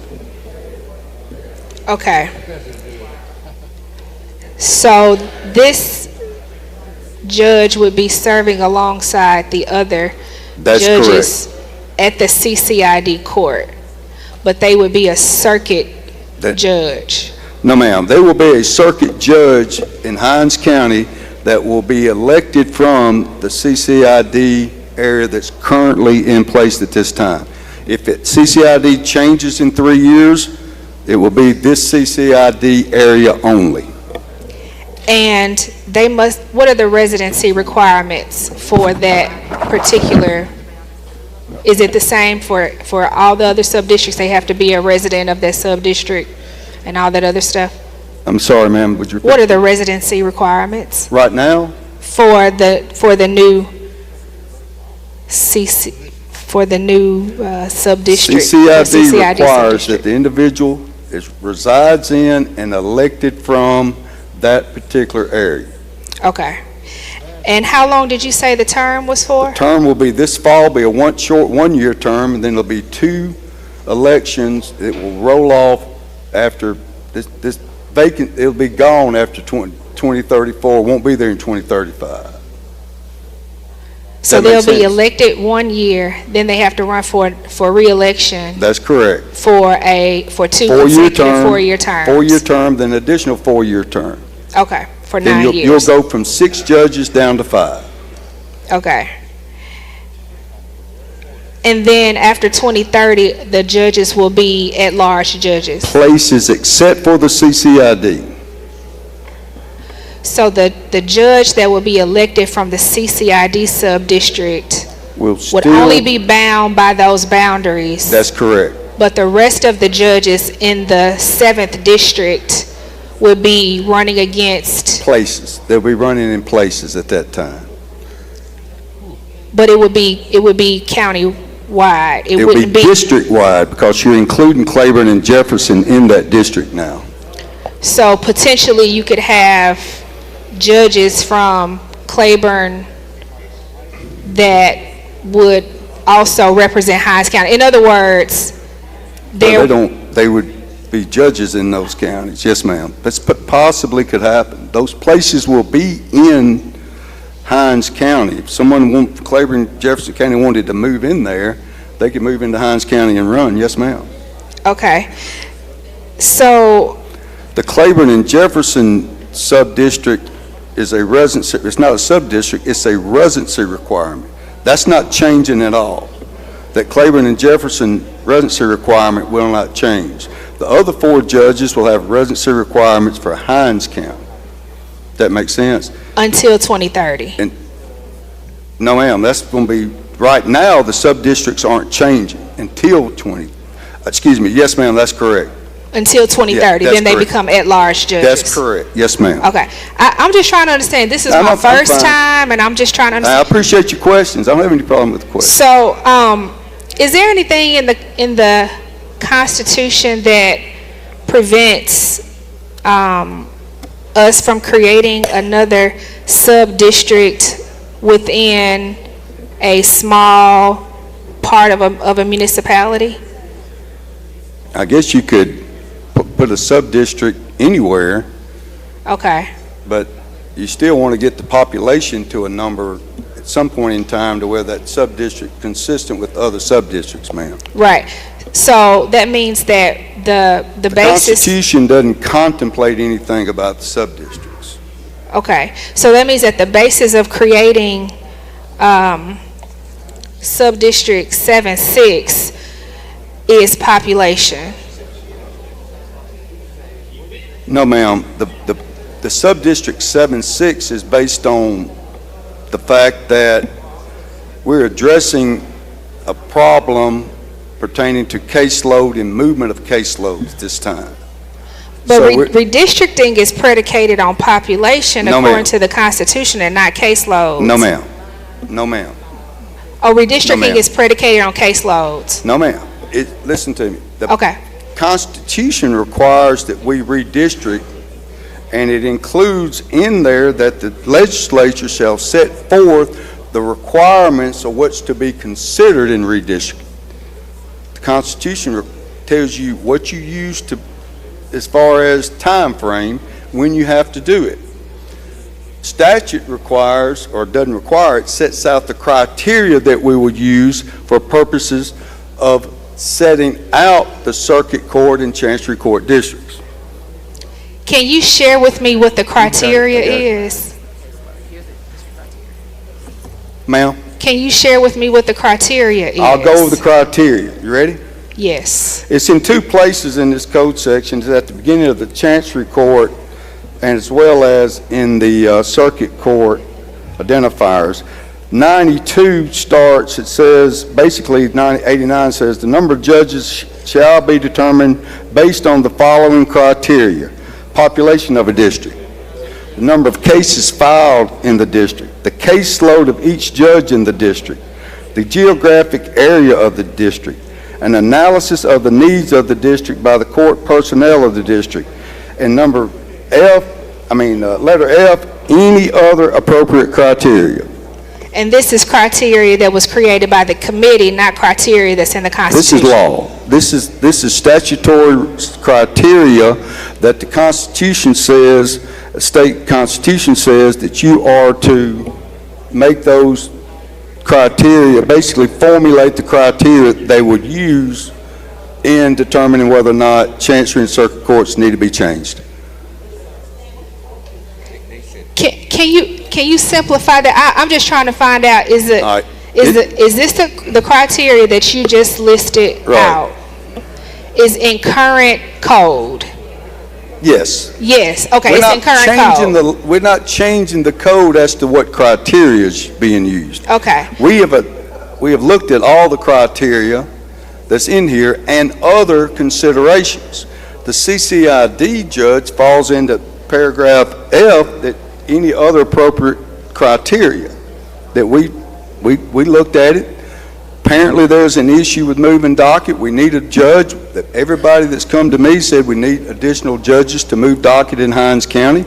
Hence, we basically created an additional judge in Hinds County, temporarily as it may be, and on an emergency basis, to basically serve a year and then 8 years, 2 terms. If it's the same individual, may get beat after the first year. Who knows? I don't know. Okay. But that's basically the other criteria, things that we looked at. Those other criteria, and I'll tell you ladies, is the migration of population from the river to the hills and different areas, and so we have to look at those criteria as general reasons. There are a lot of other reasons that I consider.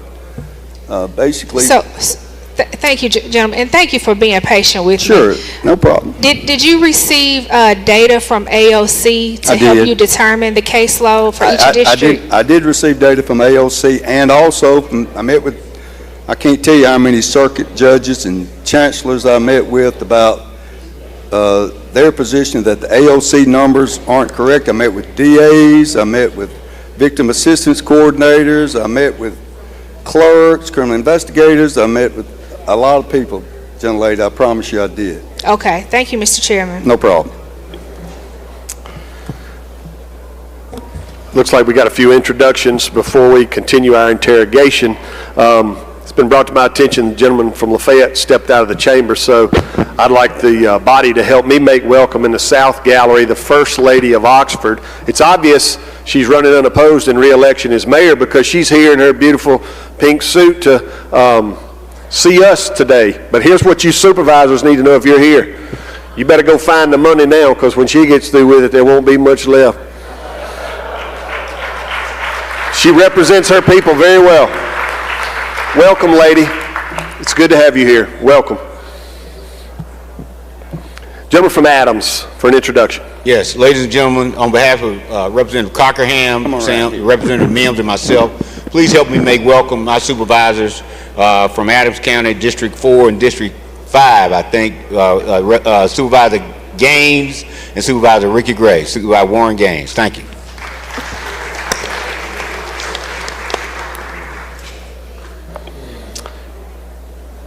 Gentleman from Holmes, Mr. Clark. Thank you, Mr. Speaker. With the chairman yield. Certainly. Mr. Chairman, let's talk about the criteria. And the criteria is in state law. Nothing mandated by the courts, nothing mandated by the U.S. Constitution or the state constitution. That's correct. So those are criteria that we can control. That's correct. So criteria 1 is the population. What is the deviation in each district? Gentlemen, I don't know. I can't tell you that. They vary across the state, gentlemen. But the gentleman said that one of the criteria that the committee considered was population. That's correct. So what's the lowest population of the smallest district? You know that? I can't tell you that. I could only guess at that, gentlemen, but I believe it's going to be the 9th. Which district are you talking about, Chancery or Circuit? Let's do Chancery first. I think it's going to be the 9th. I'm not sure about that. And what's the population of that? I don't know. It's somewhere around 45, 50,000. And what would you say the highest would be? The highest, I don't know, gentlemen, it'd be probably a photo finish between the 1st District and about 2 or 3 of them probably have in the mid-200s. 200,000. Right. So criteria 1 is taking into consideration population, right? Taking into consideration population. And the lowest is about 45,000. The highest is about 200,000. Somewhere around there, gentlemen. That's a big gap between the lowest and the highest. It is. If we was taking that in consideration, should we try to make them similar to our legislative districts, where we all got somewhere between 23 to 26,000 people? Well, gentlemen, you have to look at all the other criteria. If you did that just population, I just don't see how that would work in the judicial system, gentlemen. It just doesn't work. So then next criteria would be the number of cases filed. Number of cases filed, Okay. which I think is I don't pay a whole lot. I pay attention to that one, gentlemen, as far as me looking at numbers, but it's filed cases, not I'm not going to say it's not a fair representation of what's going on, because when I was an assistant DA, I was the only assistant for a while in 8 courthouses, and I was working pretty hard, and I came down there and I said, hey, I got all these cases, Right. So I'd put I'd have 18 count indictment, I'd have a 30 count indictment, so I wouldn't have to work. So Right. when Jack Gordon told me I couldn't have any assistants, I just decided I'd start splitting up my indictments, and I got 2 new assistants so I wouldn't work myself to death. So the cases filed is an indication we looked at, gentlemen, but it's just another factor. And would the chairman also agree, not only the number of cases, but the type of cases that the court see is equally as important? I also looked at that, gentlemen. So if you got, let's say, a district like the new 4th District, where you got Greenville, Greenwood, Holmes County. You're talking about in the 2030 map. In the 2031. Yeah, 2030, 31 map, take office in 31, yes. Where that county, that district probably have more capital murders than any other district. You would agree that it takes more resources, you just tried a capital murder case that was over a week long, so the court spend more time on those cases, the district attorney spend more resources, so you look at those factors, gentlemen, as to what type of cases are being handled in certain districts. You also look at, of course, you also have to look at how those cases are handled in that district, gentlemen. But you would agree it take more resources to try a capital murder case than a copper theft, and both of them can be felonies. Yeah, some of them get 3 or 4 lawyers in the courtroom at one time, gentlemen. Prosecutors do. And gentlemen, sometimes it's just like little old me, you 2 country lawyers against 4 or 5 lawyers. You've had that experience, haven't you, Jim? I've dealt with some of those. And then I guess number D is the biggest one, geographical area. Yes. Let's take that same district, my district, 2031. Yes. Gentlemen, Mr. Chairman, you travel all over the state practicing law. Yes. You ever heard of Winterville? Excuse me? Winterville, Mississippi. Winterville, Mississippi. Yes. And Winterville is in the northwest part of Washington County. Yes, sir. Pickens is in the southwest part of Holmes County. Yes. I looked on Google Maps. Do you know how far it is from Pickens, Mississippi to Winterville in Washington County? I think you're fixing to tell me. It's 2 hours and 15 minutes, gentlemen. Yes. So this DA most likely is going to come from Washington County. Don't you think it's important that if that DA comes from Holmes County, that he's been to Wintersville before and he knows the community? Certainly, Jim. I'm not saying he hadn't. And gentlemen, don't you think it's important? I want a DA that's not from Washington County, but somebody know where Campus Mott is, that's right across the street from Holmes Community College, and know the importance if they have a murder over there, yes, that murder need to be solved. Yes. Don't you think it's important that we have a DA that's not from Washington County, but he know where West Mississippi is, and if the Dollar General get robbed, he know that crimes like that don't traditionally happen in West, that particular crime is important. Sure. So do you think I have a legitimate concern that a district that is over 150 miles from one end to the other, that we are going to get a DA that's going to be as receptive to us as we need him or her to be? I would think that DA would be like I was when I lived in Grenada County as an assistant, drove 134 miles to Louisville, 7 days in a row. That I went down there, took care of Winston County cases, and also that if I wasn't responsive to them, that they would see that there was an opportunity for them to vote against my boss at that time. And gentlemen, that's the good political answer. But the reality of it, we all politicians, and we all have something we call a base, right? Yes. So this DA is going to come from Washington County. That's going to be his base. If he's able to carry maybe Sunflower County or even LaFleur, then Humphreys County and Holmes with 17,000 people is not going to be part of his or her base. Well, gentlemen, that concerns is not unique just to this particular area. That's a concern that you could pinpoint everywhere in the state. But I guess, gentlemen, one of your criteria is geographical area. So I think that would be considered. So I guess my question is, was that considered? That's pretty consistent with the mileage you're talking about, is pretty consistent with a lot of the rural districts on this particular map, Jim. So run from I-55 all the way over to the Mississippi River. That's happening already, Jim. Gentlemen, when I look, and I hate to keep making this west of I-55 and south of I-55 argument, but when I look, east and west of I-55 argument, districts that are east of I-55 are not quite that big. District east of 55? I disagree with you, Jim. We looking at the same map. You talking about circuit? Both, circuit.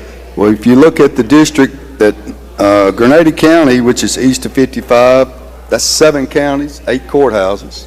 And you look at District 1, east of 55, it's 7 county, 8 courthouses. You look at the District 17 is a large geographic district as well. It splits, 55 splits that particular district. District 10 is a large district. But when you just do the eye test of the map that's up here, the eye test actually shows the districts are actually compact. They're compact districts, smaller counties, and if my eyes serving me right, they look a little bit more compact than the districts that are west of I-55. Now, gentlemen, let's talk about how we got this basic framework. We got this in 1994, correct? We got what in 94? The basic framework of the maps that we presently have. have. Yes, sir. Yes, sir. Well, there were some changes in 94 to the map. Yes, sir. And traditionally, you're talking about sub-districts.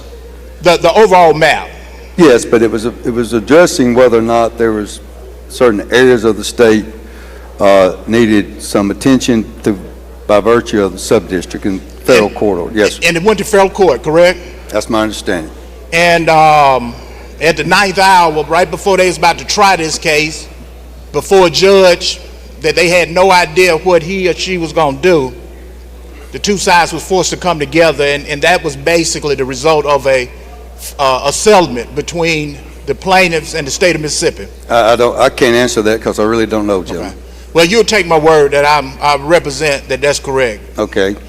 So with that being said, gentlemen, and when we came back and when this legislature, and I think I was here then in 2003, the only thing that the body did was for areas that had not necessarily increase in population, but an increase in caseload, this body simply added districts for those areas. Would you agree that that was the case? I don't really, I'll take your word for it, but I can't agree or disagree. And in 2012, would you also agree that the legislature again did not make any changes, just added some additional judges where there was a increase in population and in caseload? Are you asking whether or not there was any decreases in judges at that time? Are you saying did they only increase judges in population areas? I'm not going to say they only did it for increase in population. I can't agree with you there. What did in caseload? I don't know what they used for criteria at that time. I do know there were additional judges added at that time. So I guess my question is, Mr. Chairman, and you know I have a tremendous amount of respect for you. Thank you. Why are we doing it this way now? When federal law does not require us to do it, state law don't allow us to do it. Why are we making such drastic changes to our judicial maps? We're not making drastic changes, gentlemen. The state law does allow us to do it. I mean, it basically lays out the criteria. When was the last time a district's been collapsed or combined?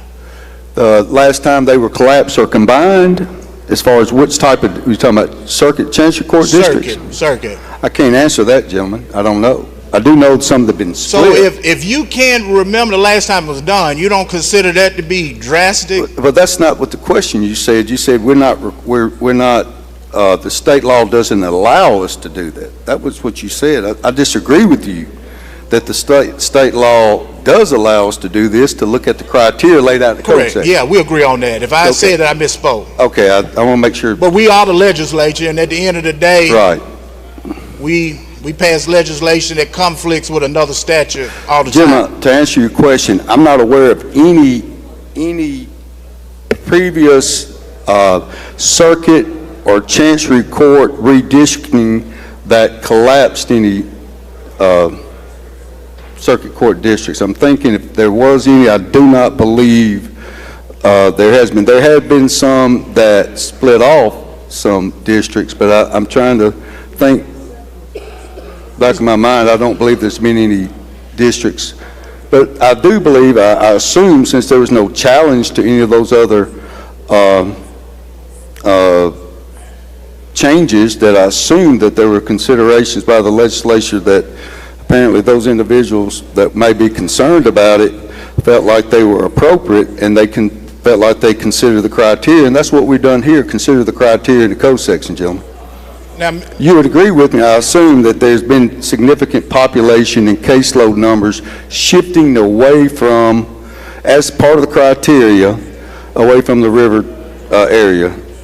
I believe I'm safe to say that, right, gentlemen? And as the chairman said, that's only one criteria of multiple. Yes, that's but I would agree with you on criteria to that. be considered. That's correct. Now, Mr. Chairman, do we know if this federal case is still open? Is it closed?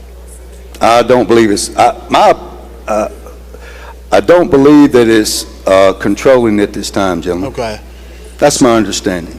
So, based on the dicta in the opinion, I don't believe it's controlling law. That's my understanding. Is there any fear that this new map would be subject to a challenge in federal court?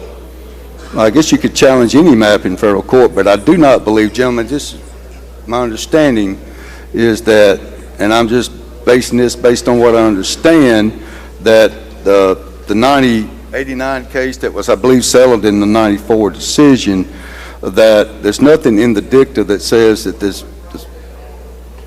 that's controlling as to having to be revisited, gentlemen, at any point in time. Okay. There's nothing in that order saying every so often we're going to revisit it like there are other federal orders pertaining to.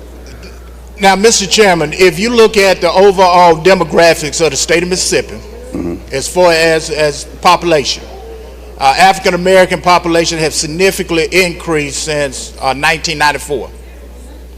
So is there any fear that if we tinker with this thing too much and go back to court, that we're going to end up in court where some judge, again, similar to what we just dealt with today with our legislative district, where some judge is going to make the decision and go in and possibly, and you agree it could happen, possibly throw out everything we did and just totally redraw all of our judicial districts? Is there a fear that that could possibly happen? It's possible. I mean, anything's possible. I believe, gentlemen, based on the plan that we put together, and considering the residency requirement, basically call them what you want as far as in DeSoto County, Lee County, which includes Monroe, the district in Lowndes County as far as Chancery, the Forest County district, I think that we have captured an majority districts in those areas to make sure that the number of majority-minority districts increases across the state, consistent with I think what your concern is, gentlemen. And how many increase have we had just based on the number? Well, what cycle you're talking about, gentlemen? I'm talking about. Talking about NED after 2030. Correct. Hold on 1 second. I want to make sure. I hope I can give you correct number. Well, you understand these are majority-minority, either residency requirements or sub-districts. Correct. You understand? Yeah.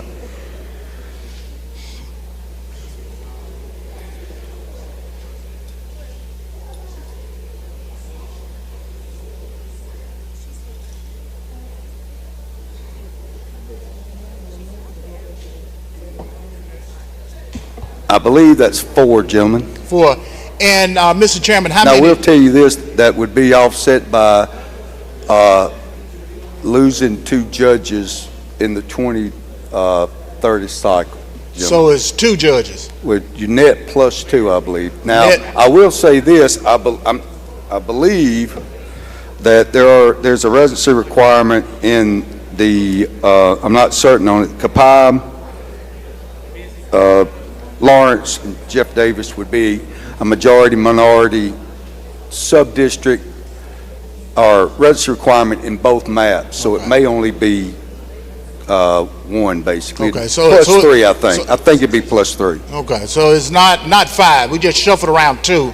So it's a net 3. That's right. How about our district attorneys? How many DAs? What? What's the net increase of district attorneys? You'll lose 2 DAs over the course of both cycles. So although there's been a significant increase in population, we're gonna lose 2 African American district attorneys. Not necessarily.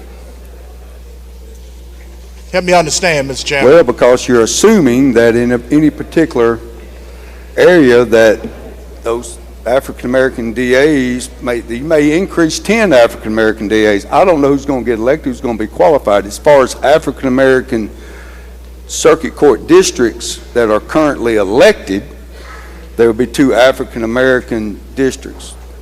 The man working in my office was the DA in your district for 16 years. He's not African American, so African American districts. Then how about that? Yes, that's correct. Okay, so if we're just looking at population, you would agree that if you're looking at this particular map, you're losing 2 circuit court districts.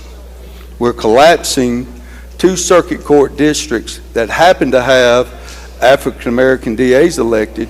And happen to because again, gentlemen, one of the criteria, I want you to understand, one of the criteria that we used was collapsing or not necessarily collapsing, but getting rid of single judge districts. Yeah. That was part of the criteria. But Mr. Chairman, would you agree that the federal court is not going to look at our criteria? Federal court, now, I'm kind of talking about the federal court now. I disagree with that. Hold on a second. I disagree with that.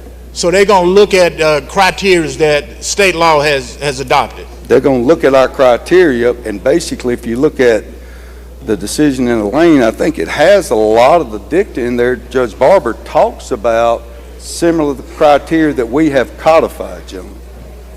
Okay. And, Mr. Chairman, you've practiced law a long time. In some cases, you know you're going to lose, but you got to make a record. Yes. I got a few more questions.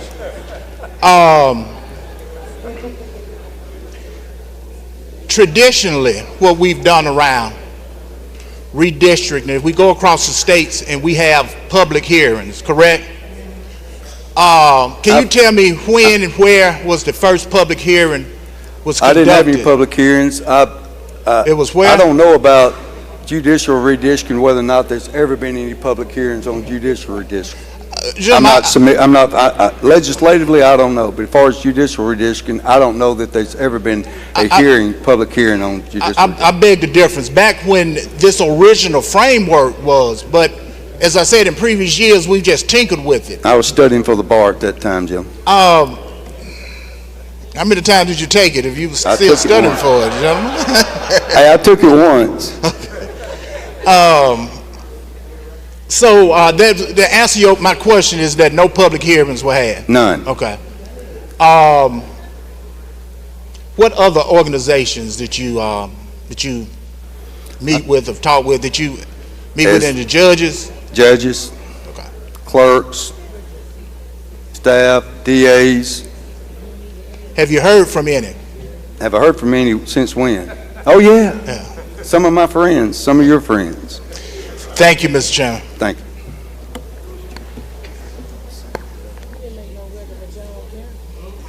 Gentleman from Jefferson, Mr. Harness.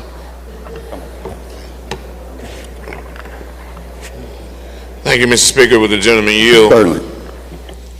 A couple of quick questions, gentlemen. In your response to the questions a minute ago, you stated that the purpose, I just want to make sure we're clear, you stated that the purpose, one of the things you used were diluting single judge districts.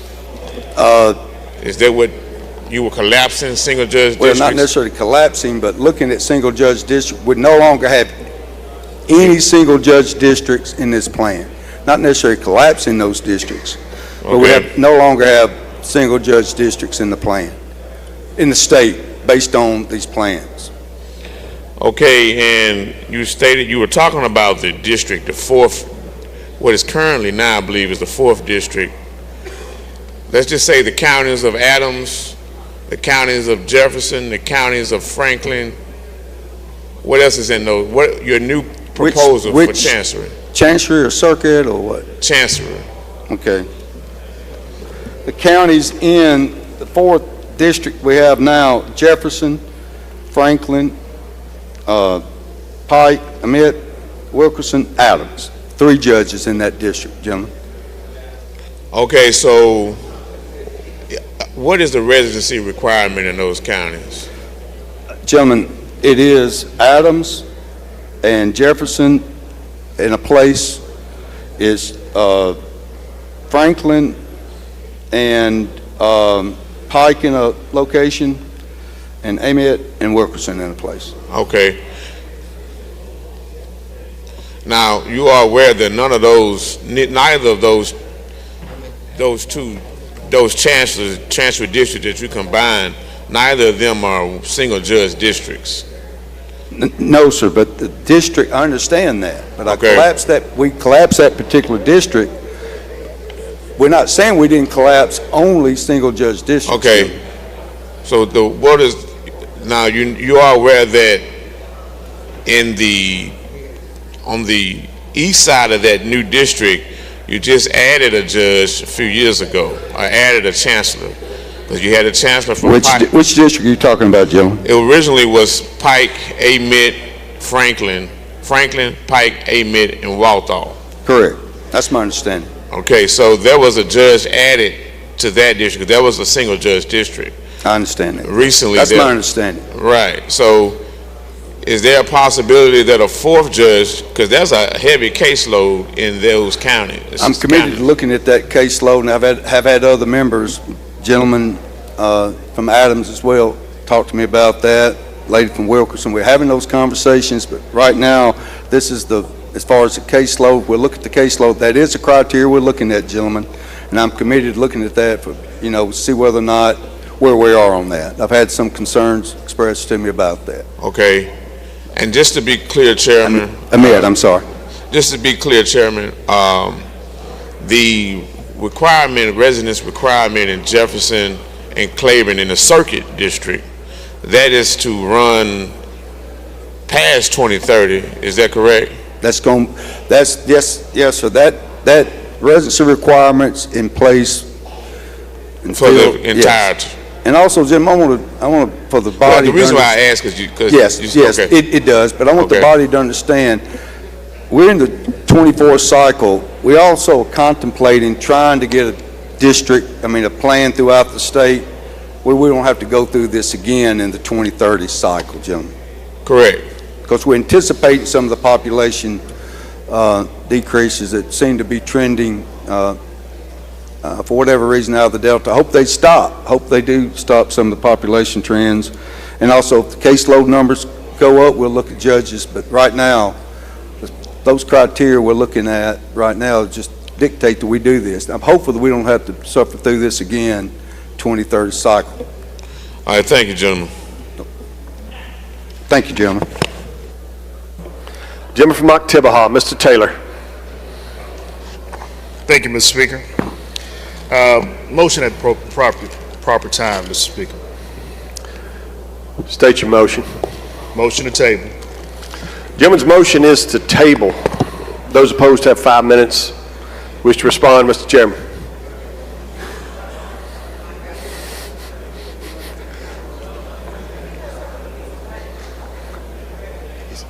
His motion is to table. I oppose the motion, Mr. Speaker. All right, I put the motion to the body. If you favor the gentleman's motion to table, indicate by saying aye. Aye. Oppose no. No. What do y'all think? Noes have it. Noes have it. Lady from Jones, Ms. Scott. Will the gentleman yield? Yes, ma'am. Mr. Chairman, now, I heard you say you've been practicing law a long time and that you practiced all over the state of Mississippi. No, he said that, but I agreed with him. And you agreed, right? Yes. Okay. In the history of your practice, has Jones County ever had 2 counties in its circuit, in the 18th circuit?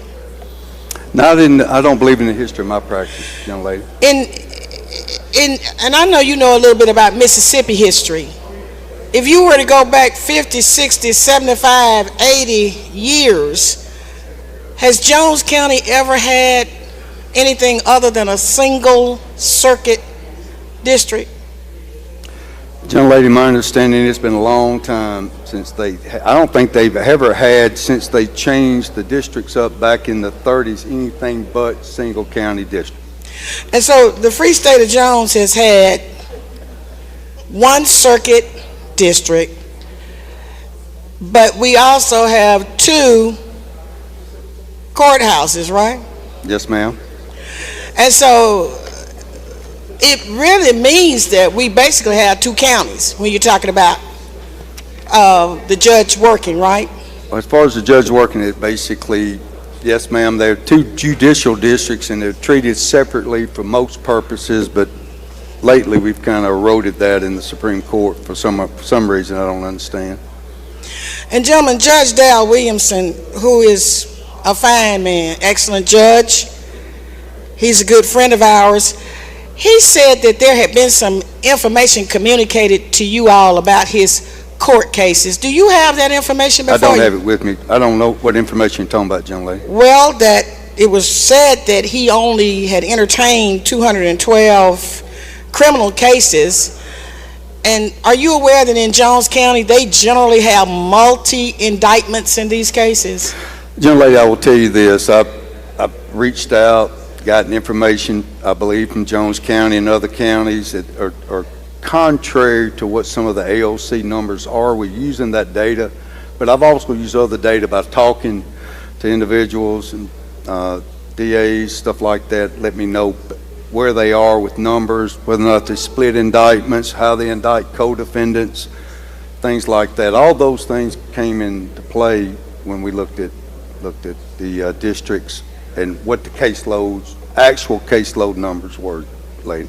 Did anybody speak to Judge Dow Williamson? I think I'm not real sure if I talked to that. I don't know if Vice Chairman Owens talked to him or not.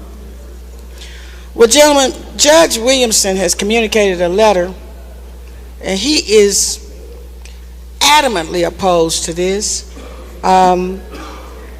Would you agree that if he in fact does have 2 judicial districts, which is tantamount to 2 counties, over 350 criminal cases that was tried in 2023, and that he himself did not ask for any help, wouldn't you think that it would make sense to just leave Jones County like it is? No, ma'am. Okay, did the judge in the 10th district, did they ask for a new judge, an additional judge? Give me some counties. That would be Wayne, Greene, George, you know, those counties. Did they ask for any additional judges? Well, as far as Wayne, talking about Chancery or Circuit? Are we talking about Judge Williamson now? Circuit. Ma'am? Circuit, the circuit. Circuit, okay. Mm-hmm. As far as that particular district, as far as the 10th, you talking about Wayne?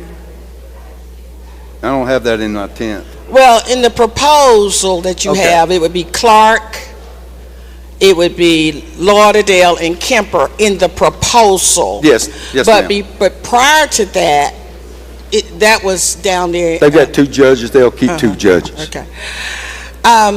So Judge Dow Williamson is very much concerned about him eventually, because he has looked at what the Senate is proposing and what we're proposing, and that there is a very real possibility that he will have to make extended travel.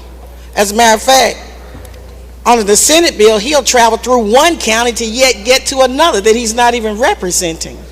But my question to you is, in the existing circuits, did any of those judges ask for any additional help? Yes. Which judge was that? Well, the judges in DeSoto County asked for additional. No. In the 10th, in the 19th, or the 18th, did any one of those existing circuit judges ask for any additional help? You're saying the 10th Circuit? Yes, sir. The 18th and Yes. the 19th? Yes, ma'am. Yes. Okay, which judge was that? That would be the 19th District. Okay, and which judge was that? I don't know that. I don't know. They asked So for it was the district. judge in the 19th that you're saying? No, they didn't asked call and ask for judges. The representatives came to me and said their judges have asked for additional help with the numbers, and those numbers justified in that particular district, young lady. Okay, gentlemen, well, I'm glad you said that. So now, all I have to do is say to you that Judge Williamson does not want to go to and I appreciate Wayne County. I appreciate and the people of judge's Jones position. County in the 80th district, I'm sure the gentleman from Ellisville, the other gentleman, will tell you that the people of Jones County want to keep their single district. So is that all we have to do to get you to do I that? appreciate their wishes, young lady. Is that all we have to do is ask you just like somebody else? No, ma'am. Okay. Let me tell you the last concern that Judge Williamson had. In this proposal, you all have decided to add an additional judge that nobody has asked for. No, ma'am. That's not true. Well, that none of the judges. Let me be clear. Well, you're talking about in the Jones County district. Yes, I'm talking about the 18th. In the 18th district. Yes. All right, go ahead. I hope that, gentlemen, that whoever represents that other county where they've asked for the judge will get up and say that, because our judge is saying that nobody has asked. Well, but let me. Young lady, I'm not misrepresenting any facts to you. I promise you. Okay. Okay. He's concerned, Mr. Chairman. Young lady, let me be perfectly clear. Okay. We have a criteria consideration of no single judge districts anymore. That's criteria that we consider. The Senate has agreed to that as part of the criteria, that when we worked on the maps, that is the committee's criteria, part of the criteria. No longer will we have single judge districts, okay? And so we just would tell the people of Jones County, since 1930, we've had a single district, but the Senate... There are other judges that came to my office, scheduled appointments, and said, I don't want to lose my district, that are single judges. And I said, I'm sorry, we are no longer going to have criteria. The criteria will be that part of it is no longer having single judge circuit or chancery court districts, period. Okay, well, let me ask you this, gentlemen, because this was a concern of Judge Williamson. I understand that. And I can see why Judge Williamson would, I mean, or any single judge district may not want additional judges. I mean, I understand that. I'm saying a concern of his, but it's a concern of the people in Jones County as well. Okay. Because they have been able to elect, as you well know, their judge from the people of the county. Yes, but ma'am. let me just ask you this. As it relates to the residency, what was the thinking of the committee to not allow, if you're going to have these two circuit judges, why not have the residency in, that they could be in both counties? Can you tell me why one has to reside in one county and one has to reside in the other?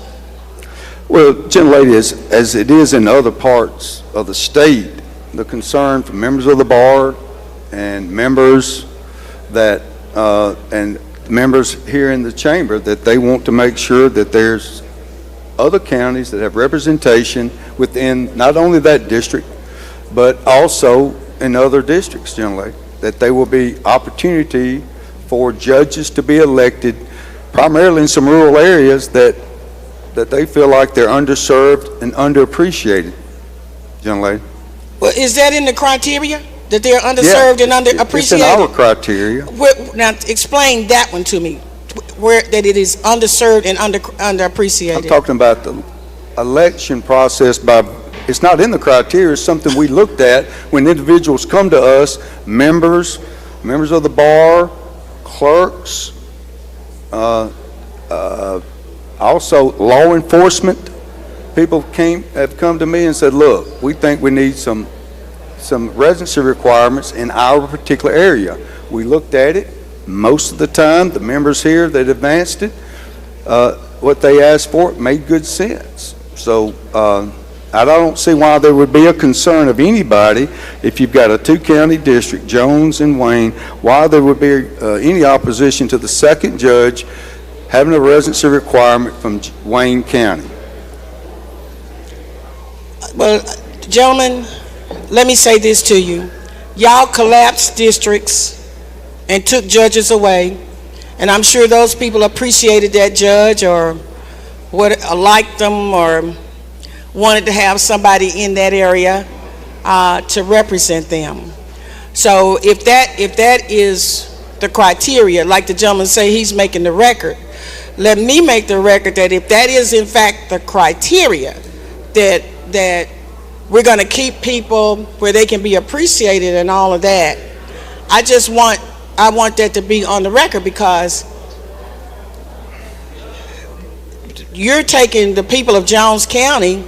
We're going to be unable to, because you know we have many more lawyers than they do in Wayne County, and we could have 2 or 3 or 4 or 5 lawyers that want to run for these two judicial district circuit judges. But on the other hand, in Claiborne County or wherever that judge is that y'all collapsed, it's different. The criteria is different. I just wanted to put that out there. I appreciate because and the other thing Judge Williamson wanted the committee to know is that what they've done to him tantamounts to judge shopping, because he says that if there's a problem with conflict or anything like that, that the Supreme Court has the right to appoint somebody and you don't have to do that. But he said when you got all of these creating what you're creating here now, not only is it going to cost the taxpayers more money, but it is tantamount to judge shopping, and I wanted to put that on the record as well. Thank you, ma'am. Gentleman from Washington, Mr. Bailey.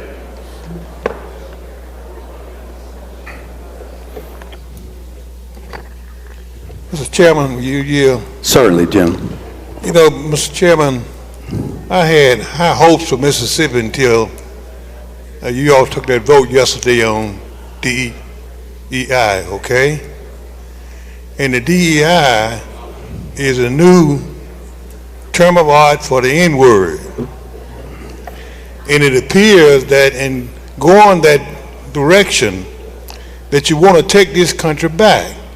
Now, let me ask you, in 1994, how many African-American judges did we have in Mississippi, if you know? I don't know. Maybe one, no more than two, in the whole state. You understand that? Now, what was the criteria used by the federal court to add more African-Americans judges to the state of Mississippi? You know that, you just mentioned it. Creating sub-districts. Creating sub-district. Now, you're asking us to get rid of the very opportunity that the federal court put in place to create more African-American judges. In the year 2030, we're going to be eliminating that completely. Absolutely aren't we? Not. Absolutely not, gentlemen. All right, well, tell me how many sub-districts we're going to have left at that time in 2030. Chancery Circuit, gentlemen. Well, both. All right. Chancery Court, you're talking about 2030? Yes, sir. All right, up until 2030, we're going to have sub-districts remain the same except down in the 4th district where we collapsed and created residency requirements. I know it. I want to go forward now from 2030. There won't be any more after 2030, will it? There will be one in DeSoto County. One? Nope. There'll be one in DeSoto County. There'll be one in Monroe-Lee County. There'll be one in Forest County. Well, how many of those will be in areas where African Americans got elected after the judge put in place that criteria in 1994? How many will be left in the African American that will give African Americans opportunities to elect somebody? All those sub-districts in 2030 will be residency requirements. I know, but I'm saying that that's going to be... Not all of them, but those that you're, I think you're concerned about along the river, in the river districts will be residency requirements. Yes, sir. I don't want to argue with you, but I see something tells me, gives me a vision that the same criteria that the judge, the federal court, put in place to add African American judges, now I'm being asked to vote to change that, and as an African American, let me tell you now, you're different from me. As an African American, I don't trust that, because I don't want the federal judge to say we put in place a mechanism to increase the number of African American judges, and now, Willie Bailey, you come here and you vote to change that. Now we need to study this a little more, because I don't think we need to change that. You got your lawyer here, right? Yes. Okay, we don't have a lawyer. Well, gentlemen, I want to have clear understanding what you're saying. If you're saying that the sub-districts that I'm asking, just I want to make sure I understand your question, the sub-districts that were negotiated and created back in, I think the lawsuit started in 1988, I think the settlement came in 93, 94, something like that, wherein I believe Judge Barber made the decision that these sub-districts, this criteria that he used for establishing those sub-districts for a specific purpose, I believe he did it, gentlemen. My understanding, that purpose was for those individuals in those sub-districts to have the opportunity in those sub-districts alone to elect candidates of their choice that either resided in the sub-districts, what was passed, or they could reside outside the sub-districts. Okay? Okay. So as far as those particular sub-districts, if you look at the population, if you look at the residency requirements in the current plan, it serves the same purpose as the sub-districts, gentlemen. We're not decreasing African-American registered voters' access to elect their candidate of choice. To the contrary, we are increasing APBVAP numbers to increase districts in Chancery and Circuit. None of those areas in the Delta are decreased other than the number of judges, not access to electing those judges, gentlemen. Yes, sir, but I think that what the court put in place, allowed us to increase the number of African American judges in the state of Mississippi. That's incorrect. In 1994, you telling me that they didn't put a... They put a avenue in place for African American electors to select their judge of choice. Same thing. No, it's not the same thing, now, gentlemen. let me tell you this. Have you heard? It's not the same thing. I'm going to be through, because I heard that if you take a girl to the dance, you ought not to dump her, you ought to dance with her, because you're going to end up going home by yourself. Right. And I'm not going to the federal court and tell them that you've given me a good date, you've given me a good opportunity, and now I come in here and fell asleep and voted against it. And I know you're a nice guy, but what got me to thinking was that how these nice people yesterday voted to go back, take Mississippi back. Gentlemen, I think these two maps over the course of 8 years go forward, gentlemen. Y'all trying to take us back. We're not taking anything back. The only thing that I will submit to you, gentlemen, and I agree with you, you are losing 2 judges in the Chancery Court districts up there, and 1 circuit judge where it's collapsing by virtue of one thing only. Caseload at this time, or say a combination of things, population decrease, caseload, things of that nature.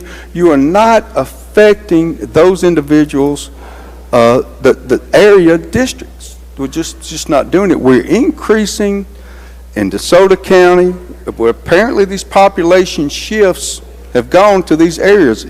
Gentlemen, I'm going to be honest with you, it's very difficult for us to find areas throughout the district where there was African American population that supported residency requirements or sub-districts, however you want to do it. And I think that's probably a good thing in this state, that people that are living in these areas are living, black folks, white folks, Asians, Vietnamese, whomever, are living in the same neighborhoods. I think that's a good thing, gentlemen.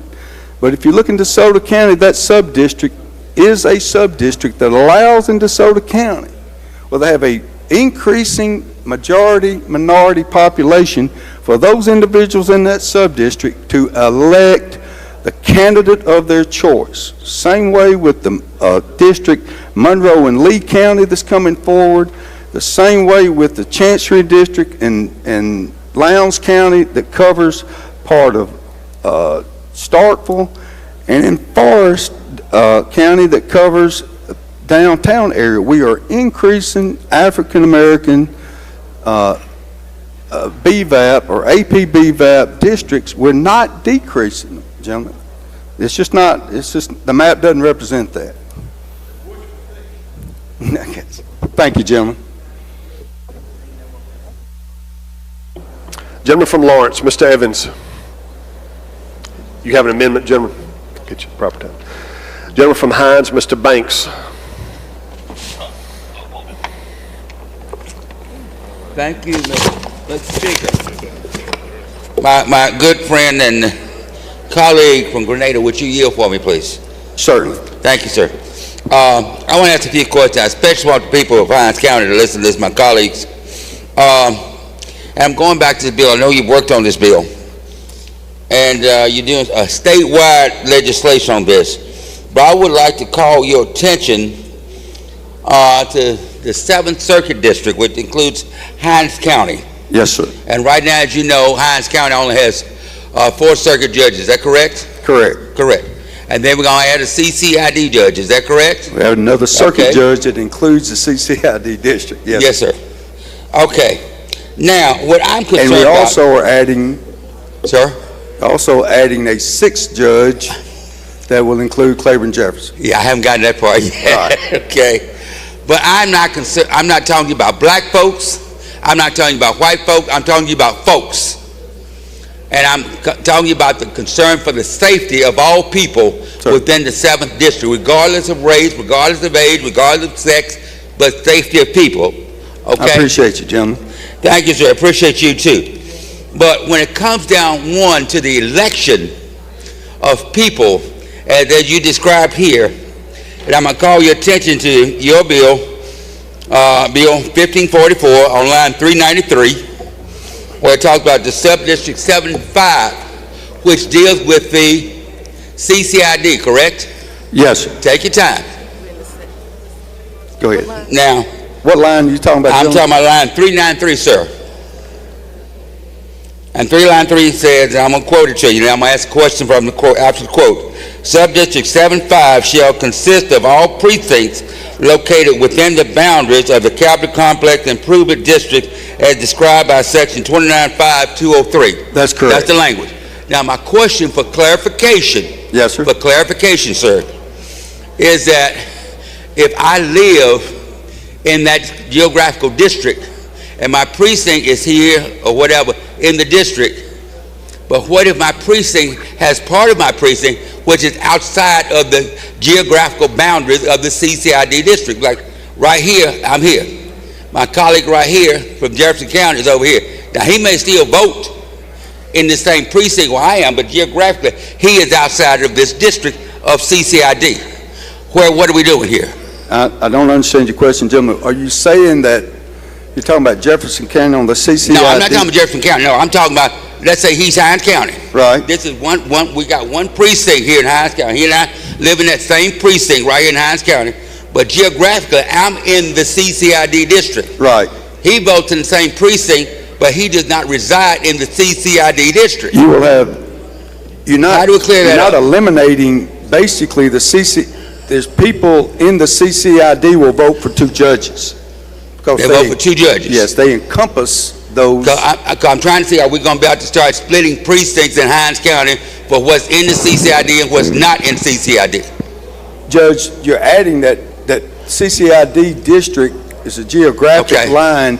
You will have some individuals in Hines County that will vote for 2 circuit judges. They will vote. Okay, that's the clarification I'm trying to get. Now So that's we the have 2026 cycle. Okay. 2030 cycle, the CCID district will remain the same. You're answering my question. Yes. So we have people, residents who some will vote within that precinct for 2 judges, but you still have some that may not live there. Wouldn't that be a split precinct where they would not vote for 2 judges? That's correct. So we are going to have split precincts with That's this. correct. Okay, so we don't know how many, do we? We don't know how many people, voters, it would impact in Hines County. Can't answer that question, gentlemen. Okay. Well, that's going to be a little problem for some people in Hines County. Well, gentlemen, I understand that, but it's a small problem. That's the nature of this beast that we're creating, isn't it? Yes. Okay, and now as far as Jefferson County, Claiborne County, I'm going to pass it on to my neighbor right here. Thank you, sir. Thank you. Gentleman from Pike, Mr. Porter. Thank you, Mr. Speaker. Gentlemen, will you yield? Certainly. Gentlemen, you and I, we talked about my district, and we threw back forward some ideas. My circuit district, which is 15 now. This ain't what we talked about. But well, we had some conversations about. Yes, sir. Understand. So, but I wasn't going to say anything. I was just going to vote how I was going to vote. But you said something earlier that just kind of struck a nerve. Did you say that you would work to increase minority participation? Minority voting participation? No, I didn't talk anything about voter participation. Okay. Well, what is the residency? What's the residency requirement in 15? The registry requirement is 1 from Pearl River, 1 from Lamar, and 1 from the district as a whole. Okay. Is that right? So, gentlemen, Register requirement. You're talking about circuit, right? circuit, correct. And 15. Yeah, so that's it. Go ahead. Go ahead, Jim. So I guess what I'm trying to figure out, looking at those counties, how in the world are we to elect a black judge in 15? You can given the BVAP in those counties. Gentlemen, I mean, my understanding is, and I don't know how. Have you looked at the BVAP in those counties? I have looked at some time ago. Looked at the BVAP, but I think someone told me, I don't know, that there's been African American judges elected in that part of the state previously in majority white areas. You do know one? I don't know when. It's been some time ago. I think given the way you have this map drawn, is more likely. Jim, than I not. can't answer that question. I will agree with you. There are no. I can tell you out of those there are counties, no registered the blackest requirements one that is are Pike majority County. minority registered. I'm sorry? There are no majority minority registered requirements in that district this time. But I encourage you gentlemen to run. I think you do good. Oh, you want to get me out the House of Representatives? Thank you, gentlemen. Yeah, thank you. Gentleman from Forest, Mr. Watson. Thank you, Mr. Speaker. The gentleman will yield. Certainly. Yeah, I'm concerned, of course, about what's going on in Forest County. Would you go over that for me, please, sir? Yes, sir. In Forest County, you will have in circuit court in the 2030 cycle go take office in 2031. You'll have a residency requirement in the 12A on your map. Okay. In Forest County, that is reside in and elected from the 12A, and then you'll have a Forest County judge and district-wide judge. Okay. Excuse me, I'm sorry. Right now, it's Perry and Green, residency requirement and district-wide. Okay, all right, then. And that's in circuit? Yes. And in Chancery, what do we have? Gentlemen, hold on a minute. Only time I go to Chancery Court when I'm doing my own divorces, so hold on one second. Okay.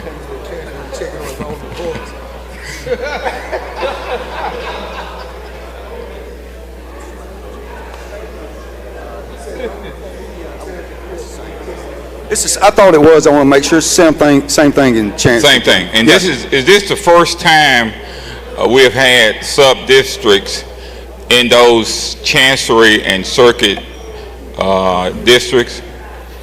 Yes, sir, I believe so. You're talking about in that 13th district? That's correct. Yes, sir. First time in Chancery and the first time in Chancery district, circuit. you know, it's split off from Lamar, so that's kind of a new district, gentlemen. But you got sub-districts in both the Chancery and the circuit district? Yes, sir. All right, thank you, sir. Now, that is a 2030 cycle, well, yes, a 2030 cycle in Chancery, yes, sir. All right, thank you, sir. No problem. Gentleman from Warren, Mr. Denton. Thank you, Mr. Speaker. Gentleman, will you yield? Yes. I guess I just need to ask the question, what's going on in Warren County? In Warren County, in Yes. Chancery or circuit? Both. All right, on the circuit side, you will have no changes in the 2026 cycle on circuit.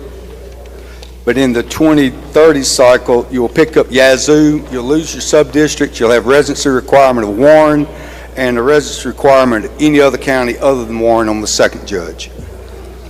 So your resident requirement will be? Warren County. Warren County. Yes. The second judge will be Yazoo, Sharkey, and Issaquena as a residency requirement for the second judge. And they That's must, circuit. okay, and they must be from those resident requirement? Shall not be from Warren County. Be It has to Yazoo, be from, Yazoo yes, sir. Count. Yes, sir. Issaquena. Other than Warren, yes, sir. Okay, all right, thanks, You're sir. welcome. You don't know about Chancery? You asked about Chancery. Go ahead. The Chancery district will be the same. You'll have residency requirements from Warren and one chancellor, and every other, same thing, every other county other than Warren on the second chancellor. Okay. Which goes all the way up to Sunflower. Right, I'm looking at it, it goes all the way up, okay. All right, thank you. No problem. All right, I believe the gentleman from Lawrence, indicated he has an amendment to offer. Was there another amendment? That's the only amendment I have down.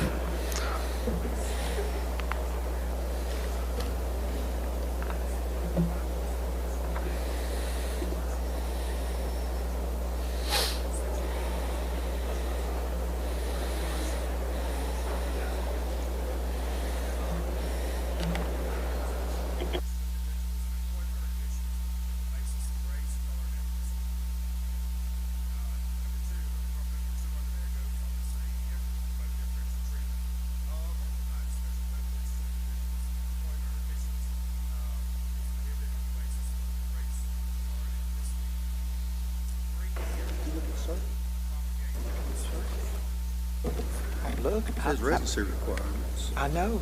I That's what look, we- but if it's in there, fantastic. 13th Circuit Court District. Wait, is it, what's the new, what's is it Circuit or Chancery? 14th Circuit. Yeah, Lincoln County. I announced it was residency requirement. From and until this, all right. and then- After this year. Flip it up. It gives you the judges. That's the 15th. I'm talking about the 14th. Yeah, he's right. I announced that. I announced on the floor that was our, I announced that's what our plan was. Well, I didn't realize that. I wouldn't have said anything to you. That's fine. You have one from Lincoln. One from Lincoln and one from any of the rest. That's correct. I don't have a problem with that. I announced, my explanation had that. It was.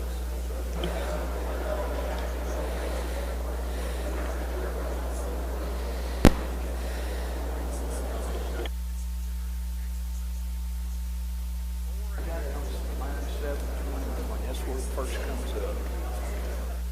Gotta make sure it's in that paragraph that makes the change. That says as of 27. That's correct. That's a 27. But I announced, in my explanation, I did that as a subject for fact. That's a majority minority. Exactly. That's why I announced. I understand. I understand. I got that. You're about ready to go. Got one. Go ahead. You're recognized for your amendment. Gentleman from Lawrence.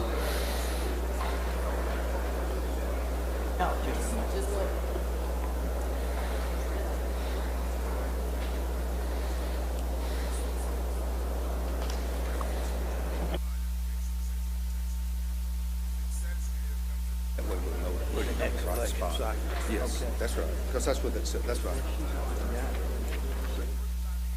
Well, she'll know what it is. Okay. That's side. It's got to be 27.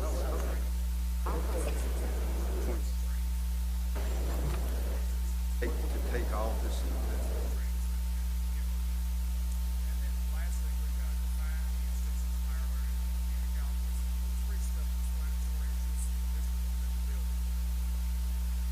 Okay. You're recognized, gentlemen. Thank you for your patience, Speaker. Have an amendment to this bill, a simple amendment. At line 721 of the bill, after it's that sentence on line 721 ends at place 2, add after place 2 on line 721, the judge to fill place 1 must be a resident of Lincoln County. The judge to fill place 2 must be a resident of either Lawrence, Copiah, or Jefferson Davis County. This take effect to take office on the January 1st, 2027 judicial term. It's just simple, just adding a judge requirement in there that wasn't in there. That's all right. Mr. Speaker, I have no objection to the amendment. Actually, in my explanation of the bill, those three counties, I identified them as a minority residency requirement. I have no objection to the amendment. It was inadvertently left out of the bill. I have no objection. Anything further from the author? We're good. Question recurs on the adoption of Amendment 1. If you favor the amendment, indicate by saying aye. Opposed, no. The ayes have it. Amendment's adopted. Anything further on the bill, gentlemen? Hold on one second, Mr. Speaker, if you don't mind. Hold on.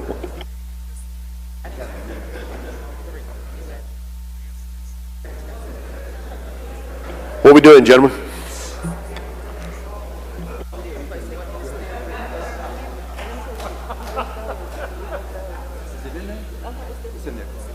That's all we have, Mr. Speaker. Move final passage. He moves final passage. Open machine, Madam Clerk. I'm sorry. Sir, I can't read your mind, gentlemen. You're recognized to speak on the bill. Thank you, Mr. Speaker. Ladies and gentlemen of the House, I know most minds and hearts are made up, but I think there's a little confusion by some members about what we're doing here today. Judicial redistricting and everything we've talked about as relate to legislative redistricting, erase that. We don't have to follow those guidelines. We don't have to do one man, one vote. What we have to do is create districts, as the chairman said, that meet a certain criteria that we have set up as a legislative body. Now, the basic framework that we got here today is framework that a lot of blood, sweat, and tears went into. As the chairman said, the lawsuit was filed in 1988, and 4 years of litigation went into moving from 1 or 2 African-American judges to the number that we have today. And the reason that this body and our counterparts across the hall for the last 30 years have only tinkered with the district is because what we have is a very complex piece of legislation. We can change one thing and we can end up in federal court, and the judge, some judge that we have no idea, may make the decision on who your next chancellor is or who your next circuit judge is. And we're not just talking about preserving. The court is not just going to talk about preserving. If I was a judge, you know what I do? I look at all of our African-American Senate districts. And if you look at the African-American Senate district with roughly about 50,000 people, the chairman said the lowest district have what? 45,000 people. So some judge may say, well, let's look at our Senate districts. Well, we got African-American. I'm going to use that as a baseline, and I'm going to draw it. You might say, well, my Senate district and my circuit district overlap. They don't have the same counties. But guess what? That fellow judge had a right to pull your county. He had a right to pull any counties that connects. So I think we're playing a dangerous game where we didn't have no hearings, very little participation from the minority party, very little participation from the members in this body to come out and make this drastic of a change on a framework of judicial districts that's been in place for 30 years. It's a reason they didn't do it in 2012. It's a reason they didn't do this in 2003. And the reason is those people here, most of them who worked on this, knew the complexity of fooling with these districts like we're trying to do here today. So many of your chancellors, and we all heard from them since last year, 90% of you will say your judge told you to do what? Leave the districts alone. Don't touch it. It's fine. And you know what? We can vote to do that today and leave, and we would be in full guidance of the law, and we would not have violated anything. And chances are we definitely would not have violated any federal law or federal guidelines that we're required to follow. So, ladies and gentlemen, I'm urging you today to just pause and think about it and to vote no on this legislation. Thank you, Mr. Speaker. Chairman wish to respond. To close. Ladies and gentlemen, just briefly, I'm not going to bring my day job into this well, what I do every day, get up here and raise cane. But I want to say that constitutionally we're required to do this every 10 years. Within the 5th year of something we should have already addressed. I know it's painful. It's painful for some of my friends. It's painful for a lot of my friends. But this has to be done every 2 years. We have to look at it. We're in the 5th year. If we don't do it, the Constitution says the Chief Justice, the Supreme Court takes care of it. We need to control this particular piece of legislation, and we need to control our circuit and our chancery courts in this body. Ladies and gentlemen, I'm going to say one thing, and I'm not going to get too deep into it, but if I thought for 1 minute I was doing anything in this particular bill to affect access to the courts by African Americans in this state, access to the courts by individuals in the Delta or any other area, I wouldn't bring it out. I promise you that. I've worked on this. We're creating additional African American sub-districts. We are losing in 2030 2 districts in the Delta, and we are doing some collapsing. I can't change the numbers, ladies and gentlemen. The numbers are what they are. We need an efficient, effective judicial system in the state, and we are stewards for the taxpayers of the state of Mississippi, and I believe that this piece of legislation accomplishes all those. The constitutional requirements, looked at the criteria in the statute and other criteria, and I think it's a good piece of legislation. That's all I have, Mr. Speaker. All right. Question occurs on House Bill 1544. Open machine, Madam Clerk. If you favor the bill, vote aye. If you're opposed, vote nay.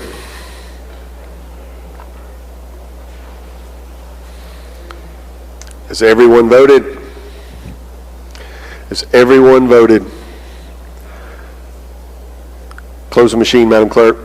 By a vote of 81 yeas, 35 nays, the bill passes. Anything further from Judd B?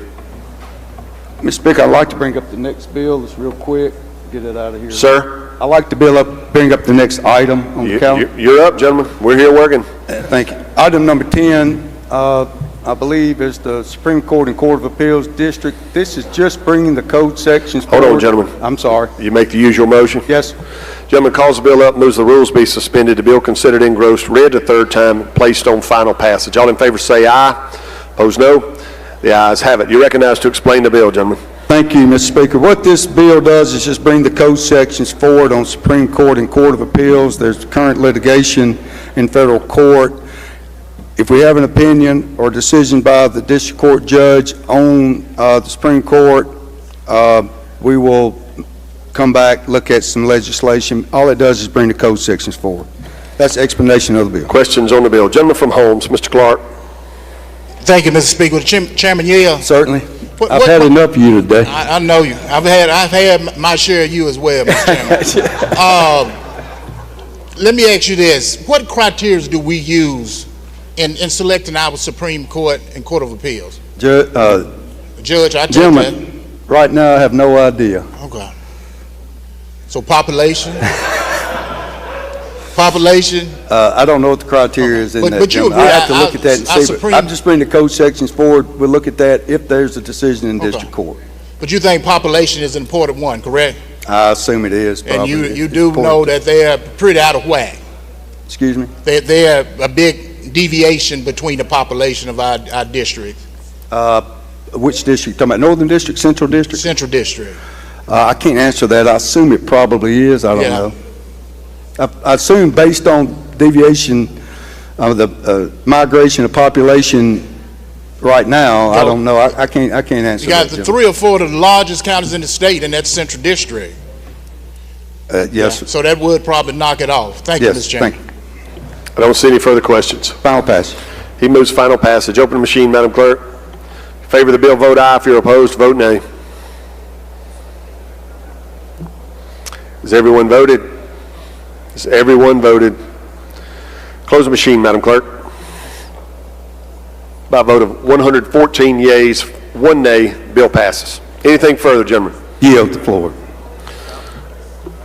All right, I believe we're to public health. Vice Chairman, you're recognized. Item number 11, I believe, is where we are.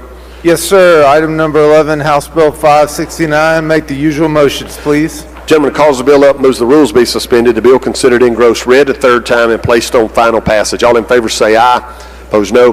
The ayes have it. You're recognized to explain the bill, gentlemen. Thank you, Mr. Speaker. House Bill 569 allows for the Select Long-Term Care Facility in Harrison County to participate as a Medicaid crossover provider on a permanent basis instead of operating on a temporary basis.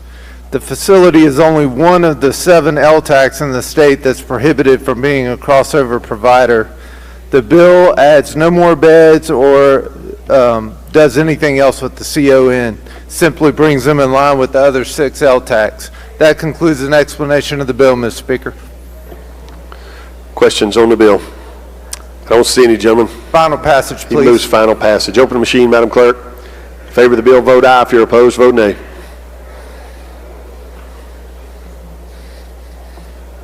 Has everyone voted? Has everyone voted? Close the machine, Madam Clerk. By a vote of 113 yeas, 1 nay, the bill passes. Next item, Mr. Chairman. Thank you, Mr. Speaker.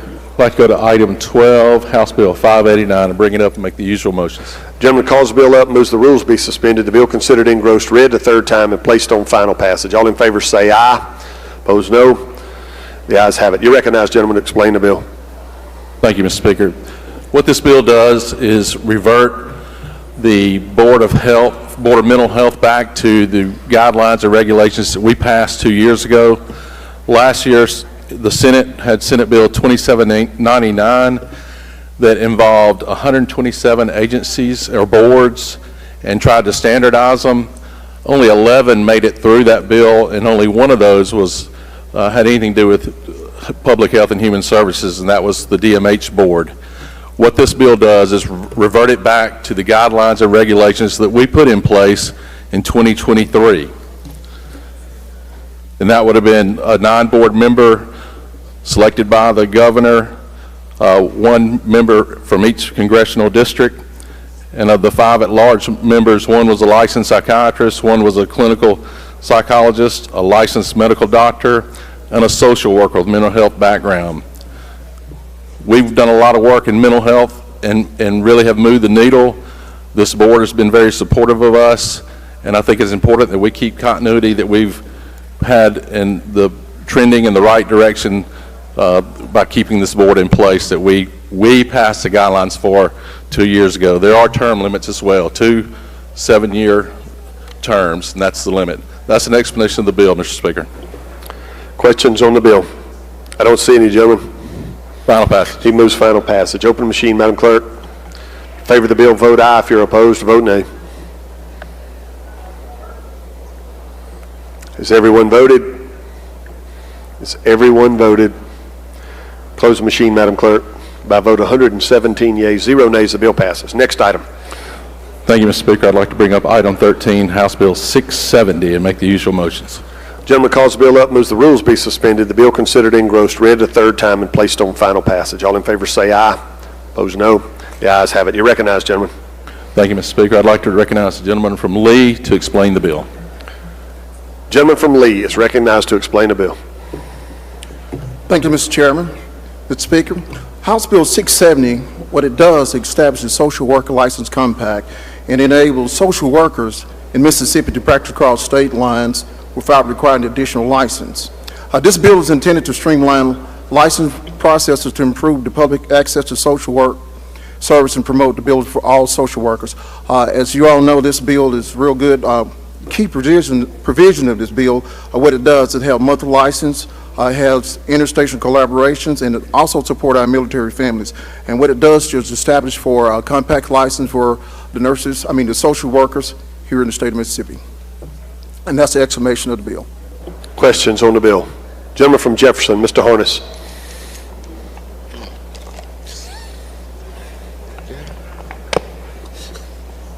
I don't see any questions, gentlemen. Mr. Speaker, I move for final passage. He moves final passage. Open machine, Madam Clerk. In favor of the bill, vote aye. If you're opposed, vote nay. Has everyone voted? Close the machine, Madam Clerk. By a vote of 116 yeas, 0 nays, the bill passes. Next item, Mr. Chairman. Thank you, Mr. Speaker. I'd like to bring up item 14, House Bill 671, and make the usual motions. Gentleman calls the bill up, moves the rules be suspended, the bill considered engrossed, read the third time, and placed on final passage. All in favor say aye. Opposed, no. The ayes have it. Gentlemen, you're recognized. Thank you, Mr. Speaker. I'd like to recognize the gentleman from Pike to explain the bill.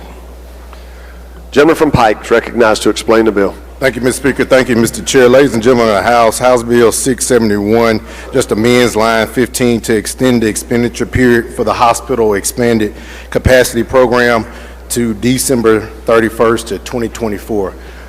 There are 2 hospitals in the state that did not get reimbursed during the pandemic, and so this bill will allow those 2 hospitals to be reimbursed. That's the explanation of the bill. Questions on the bill? I don't see any, gentlemen. Move final passage. He moves final passage. Open the machine, Madam Clerk. In favor of the bill, vote aye. If you're opposed, vote nay. Has everyone voted? Has everyone voted? Close the machine, Madam Clerk. By a vote of 116 yeas, 0 nays, the bill passes. Next item, Mr. Chairman. Thank you, Mr. Speaker. I'd like to bring up item 15, House Bill 675. Make the usual motions. Gentleman calls the bill up, moves the rules be suspended. The bill considered engrossed, read the third time, and placed on final passage. All in favor say aye. Opposed, no. The ayes have it. You're recognized, gentlemen, to explain the bill. Thank you, Mr. Speaker. House Bill 675 seeks to establish a license and regulation for genetic counselors in the state of Mississippi. This bill will create the legal requirements for practicing genetic counseling and outlines qualifications for the licensure. Currently, there is no licensure. UMMC strongly supports this bill, and the certification will be done by the American Board of Genetic Counseling or the American Board of Medical Genetics. You have to have a bachelor's and master's in genetics to apply for this licensure. The State Board of Health will have the oversight, and it will also establish the Mississippi Council of Advisors for Genetic Counseling. There will be continuing education where you have to have 12.5 hours for every 2 years. And just to give a brief description of a genetic counselor, and matter of fact, last year we passed a bill called the Right to Try, where patients in Mississippi can receive genetic engineering to modify their genes to help save their lives from rare diseases. And these counselors they counsel families and patients of people who are at risk or families who have a gene that shows some type of mutation or a disease was prominent in that disease. So this is very important. It's very important that we license this to keep the good players in the state of Mississippi and promote this field. That's an explanation of the bill, Mr. Speaker. Questions on the bill? I don't see any, gentlemen. I'm sorry, gentleman from Lawrence, Mr. Evans. Thank you, Mr. Speaker. Gentleman, you. Yes, sir. Gentlemen, does this genetic counseling include or does it preclude genetic counseling for children in utero when you know that there's a genetic anomaly, as you've learned from your medical staff? It does, and what the genetic counselor will advise the families on the facts and the expectations and nutritional and educational ways to treat. It does not recommend, it just lays out the options and lets the family make the decision themselves. Fantastic. So my question, so there's no preclusion from them being given that information? No, sir. Thank you. Yes, sir. I don't see any further questions, gentlemen. Final passage. He moves final passage. Open the machine, Madam Clerk. In favor of the bill, vote aye. If you're opposed, vote nay. Has everyone voted? Has everyone voted? Close the machine, Madam Clerk. By a vote of 114 yeas, 0 nays, the bill passes. Next item, Mr. Chairman. Thank you, Mr. Speaker. I'd like to bring up item 16, House Bill 856, make the usual motions. Gentleman calls the bill up, moves the rules be suspended. The bill considered engrossed, read the third time, and placed on final passage. All in favor say aye. Those no. The ayes have it, gentlemen. Mr. Speaker, I have an amendment. All right. You want to explain your amendment? Yes, sir. The amendment's a striking all new information that was in the bill originally, and extends the repealer to 2028 and also adds a reverse repealer. And that's an explanation of the amendment and the bill. Oh, and by the way, this is for the Pharmacy Act, the Pharmacy Practice Act. That's what the bill's about. All right. I don't see any questions. Question occurs on the adoption of Amendment 1. If you favor the amendment, indicate by saying aye. Opposed, no. The ayes have it. Anything further on the bill, gentlemen? No, sir. Final passage. He moves final passage. Open the machine, Madam Clerk. If you favor the bill, vote aye. If you're opposed, vote nay. Has everyone voted? Has everyone voted? Close the machine, Madam Clerk. By a vote of 111 yeas, 2 nays, the bill passes. Next item, Mr. Chairman. Thank you, Mr. Speaker. I'd like to bring up item 17, House Bill 1190, and make the usual motions. Gentleman calls the bill up, moves the rules be suspended, the bill considered engrossed, read the third time, and placed on final passage. All in favor say aye. Opposed, no. The ayes have it. You're recognized, gentlemen. I believe you got a committee sub. Yes, sir. We do have a committee substitute. Gentleman moves to adopt the committee sub for consideration in lieu of the original bill. All in favor say aye. Opposed, no. The ayes have it. You're recognized to explain the committee sub. I'd like to recognize the gentleman from Harrison to explain the sub. Gentleman from Harrison, you're recognized.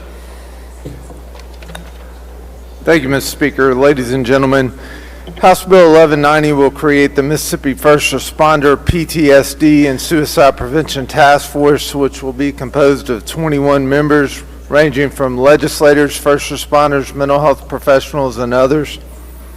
The task force objectives are to assess the mental health needs of first responders, evaluate the resources available, and submit a detailed report to the legislature by 12/1 of 25. Appointments to the task force will be made 30 days after the effective date of the bill. Mr. Speaker, that concludes an explanation. Questions on the bill?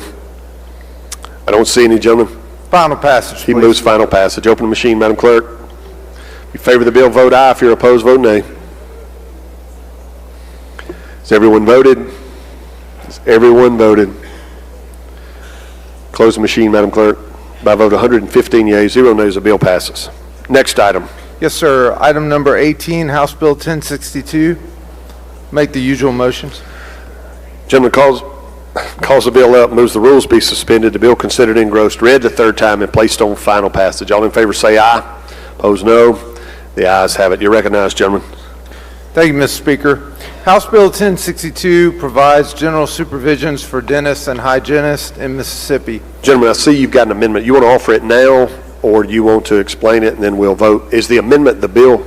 The amendment is in the bill, sir. I do not have one, and I'd like to do it at the end if that's That is fine. Explain the amendment. At the end? Yes, sir. Yes, sir. Okay, so as I was saying, 48 other states have general supervision in some form. This will bring us in line with them. The only remaining one, if we pass this, would be Alabama. The provisions of the bill are as follows. The hygienist would have to have 5 years of practice or 6,000 hours of dental hygiene practice within the 5-year period. They have to be CPR trained.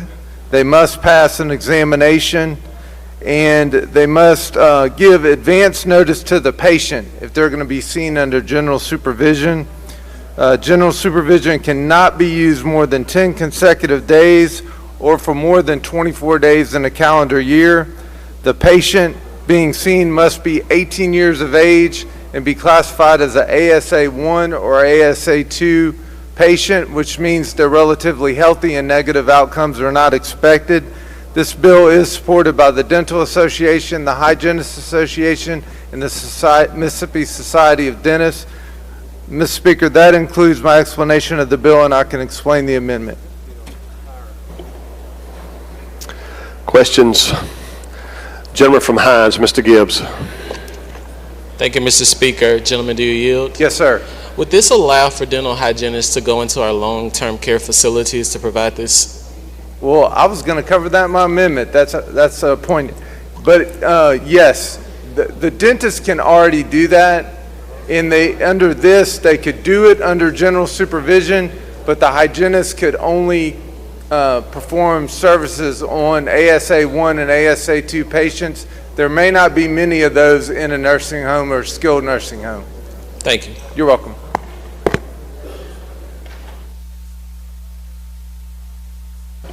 All right, I don't see any further questions.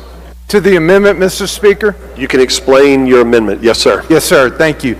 The amendment simply authorizes the Board of Dentistry to evaluate services being rendered in nursing homes and correctional facilities, and will authorize hygienists to do general supervision hygiene in those facilities, but only under the guidelines of the general supervision law that we passed. Mr. Speaker, that concludes an explanation of the amendment. Questions on the amendment? I don't see any. If you favor the gentleman's amendment, indicate by saying aye. Opposed, no. The ayes have it. Anything further on the bill, gentlemen? No, sir. I don't see any questions. Final passage. He moves final passage. Open the machine, Madam Clerk. If you favor the bill, vote aye. If you're opposed, vote nay. Has everyone voted? Has everyone voted? Close the machine, Madam Clerk. By a vote of 103 yeas, 7 nays, the bill passes. Chairman of Youth and Family Affairs, gentleman from Sunflower, you're recognized. Thank you, Mr. Speaker. I'd like to call up House Bill number 1424 and make the usual motions. Gentleman calls the bill up, moves the rules be suspended, the bill considered engrossed, read the third time, and placed on final passage. All in favor say aye. Opposed, no. The ayes have it. You're recognized, gentlemen. Thank you, Mr. Speaker. I'd like to ask the lady from Pontotoc to come up and give an explanation of the bill. Lady from Pontotoc is recognized to explain the bill. Thank you, Mr. Speaker. Thank you, Mr. Chairman. House Bill 1424 amends Section 432611 of the Mississippi Code to ensure that county-provided office spaces for the Department of Child Protective Services are adequate and habitable. That's the only 3 words that are added to the existing bill. These are offices that are being leased from CPS, from the counties, and they're just asking that they be adequate and habitable. And that's an explanation of the bill. Questions on the bill? I don't see any, lady. Move for final passage. She moves for final passage. Open the machine, Madam Clerk. If you favor the bill, vote aye. If you're opposed, vote nay.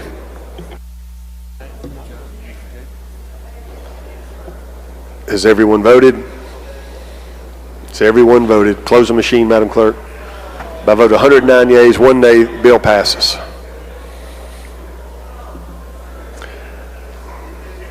Gentleman from Benton, you're recognized. Thank you, Mr. Speaker. Go to item number 20, House Bill 953, and call it up and make a usual motion.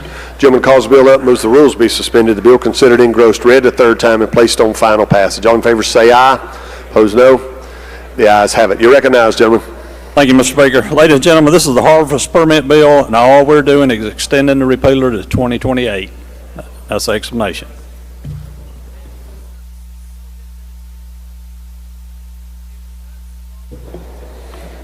Questions on the bill? I don't see any, gentlemen. Final passage.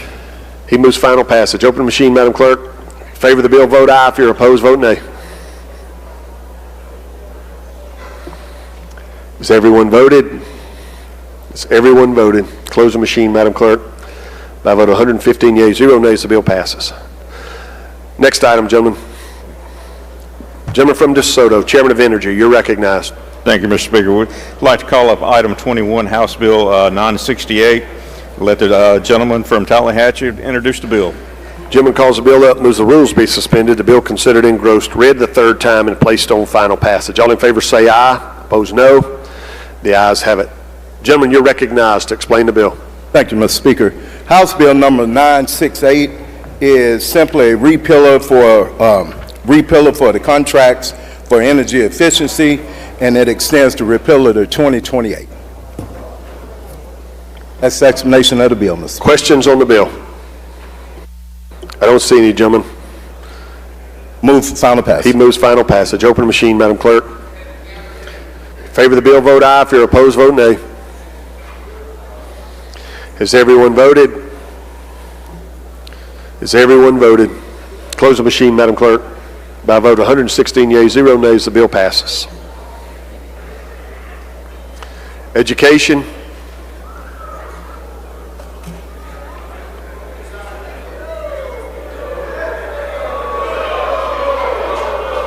All right.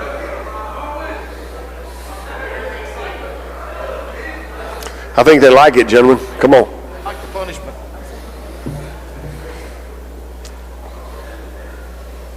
Mr. Speaker, if we could go to number 22, House Bill number 809. Call up, make the usual motion. Gentleman calls the bill up, moves the rules be suspended, the bill considered engrossed, read the third time, and placed on final passage. All in favor say aye. Opposed, no. The ayes have it. You have a committee sub, gentlemen. We'd like to take the committee sub up. Gentleman moves to adopt the committee sub for consideration in lieu of the original bill. All in favor say aye. Opposed, no. The ayes have it. Gentlemen, you're recognized to explain the committee sub. Thank you, Mr. Speaker. I would ask that the gentleman from Harrison be recognized to explain the bill.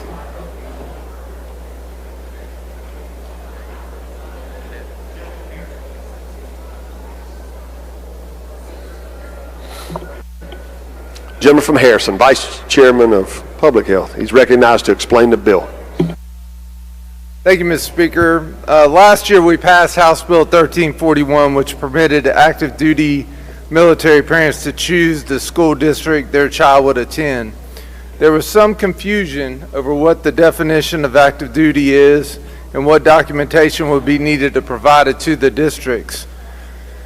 So this bill clarifies what the definition of active duty is and what documentation needs to be provided to the district. Mr. Speaker, the bill was amended in committee. Do you show that? I'm on it? Okay. The amendment, as the bill You're on the was, committee sub, gentlemen. yes, sir. Thank you. The bill entailed adding the active guard reserve to the bill under active duty. What y'all need to hear is that this bill will now, under the amended version, would now include the entire National Guard, which is tantamount to about 12,500 families, not children, but families throughout the state. Mr. Speaker, that concludes an explanation of the bill. Questions on the committee sub? Gentleman from Marshall, Mr. Faulkner. Thank you, Mr. Speaker. Gentlemen, will you yield? Yes, sir, gladly. Now explain to me, what's the difference in 809 compared to the portability bill we passed this morning? I'm just slightly confused by that. Yes, so 1341 last year and this bill pertains to the military. And that bill, there may be a little bit of duplicity or duplicativeness, but this bill is just to do with the military. I understand that, you know, being a military veteran myself, but my question is, this morning's bill allowed students to go to portability, yes, sir. Public school to public schools. Yes, sir. Wouldn't that include active duty military students? Well, a lot of these folks here are just coming from out of state, being their duty is here now. So they're coming in, they're not transferring from a public school to public school. They're coming in and choosing. Right. Okay. Yeah, that's an explanation to the question. Now, I'm more confused now than I was when I got up. So, okay, they're coming in from another duty station. You get another orders duty assignment. to transfer in. Come into Mississippi. You get to choose what child your school your child goes to. Oh, this is not the transfer. It's not. It has nothing to do with transfer. It has to do with enrollment coming in to the state. I feel better. Thank you so much. Yes, sir. Gentleman from Harrison, Mr. Hullum.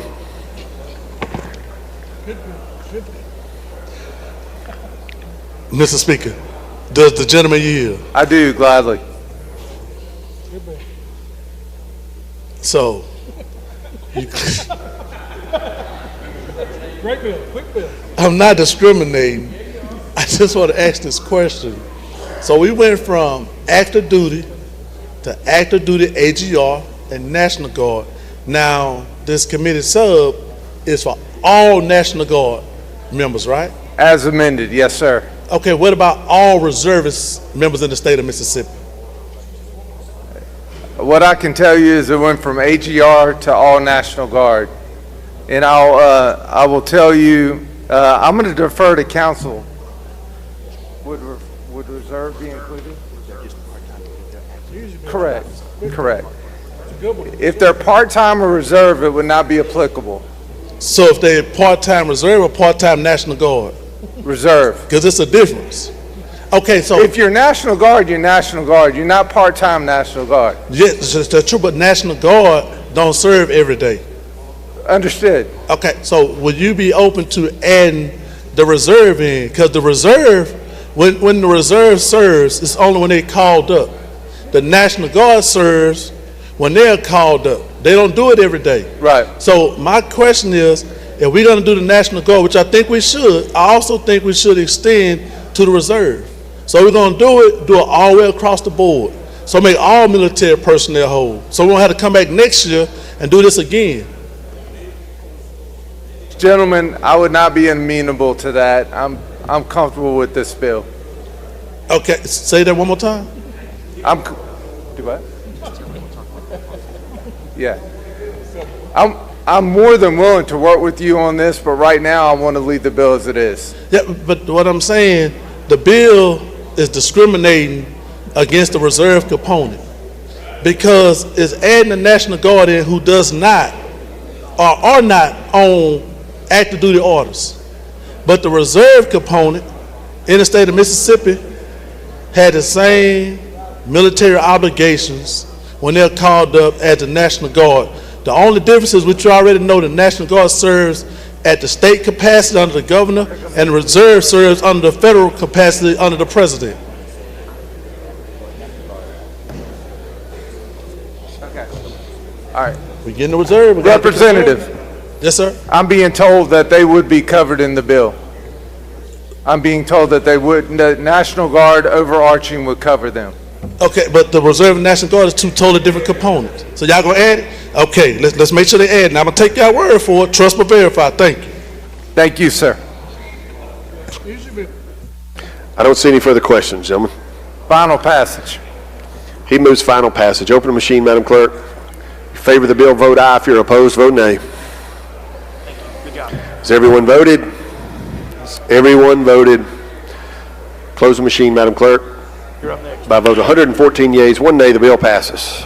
Next item, Mr. Chairman. Thank you, Mr. Speaker. Let's go to number 23, House Bill number 1610. Call it up and make the usual motion. Gentleman calls the bill up, moves the rules be suspended. The bill considered engrossed, read a third time, and placed on final passage. All in favor say aye. Opposed, no. The ayes have it. You're recognized, gentlemen. Thank you, Mr. Speaker. I would ask that we recognize the gentleman from Pearl River. Gentleman from Pearl River is recognized to explain the bill.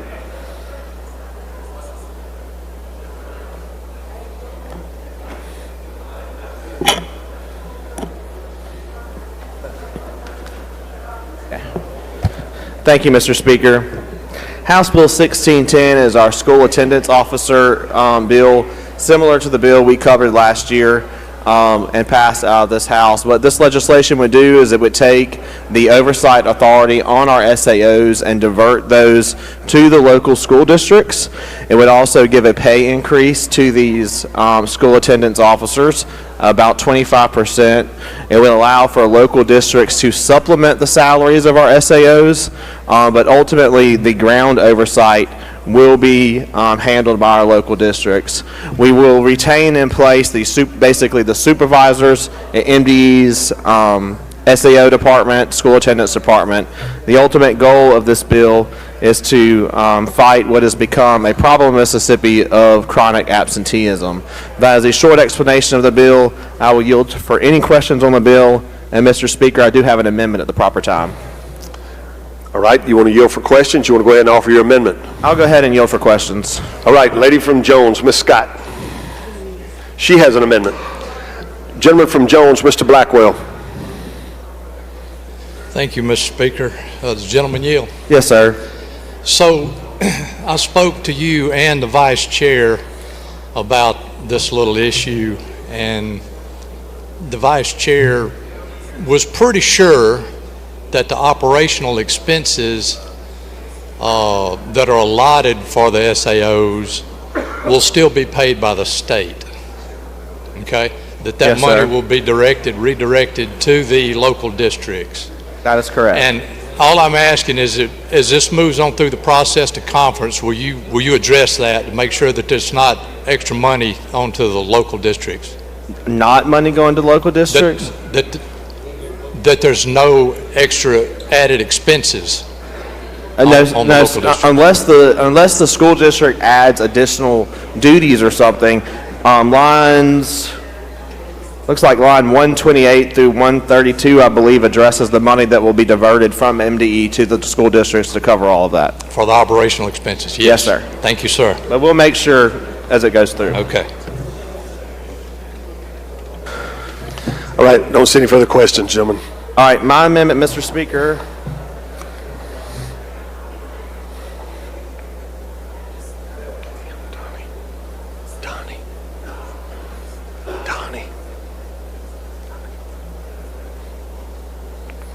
I'm confused. You're recognized for your amendment, gentlemen. Thank you, Mr. Speaker. This simply strikes some added language under the homeschooling portion of the bill. Currently, in order for a parent to withdraw their student or their child and homeschool them, they just have to do, I believe it's called a certificate of enrollment. This bill added the additional requirement that the parent put the school district on that form, but since they're already putting their address on the form, there's really no need for this change. So this will just strike that line out of the bill. That's an explanation of the amendment, Mr. Speaker. Questions on the amendment? I don't see any. Move for passage. Question occurs on the adoption of Amendment 1. If you favor the amendment, indicate by saying aye. Opposed, no. The ayes have it. Amendment's adopted. I believe the lady has an amendment.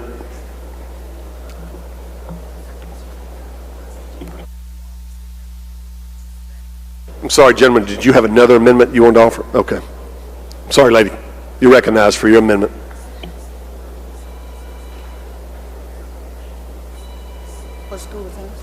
Mr. Speaker, I'd like to ask the clerk if she would please read the amendment. Amendment number 2 by Scott. Amend on line 576 after the word within by inserting 3 calendar days and deleting 15. Amend on line 585 after the period by inserting the following language. The school district shall report all absences to the school attendance officer within 24 hours. The school attendance officer shall make a contact to the parent or guardian within the next 24 hours. The contact may be via text, email, phone call, or personal visit.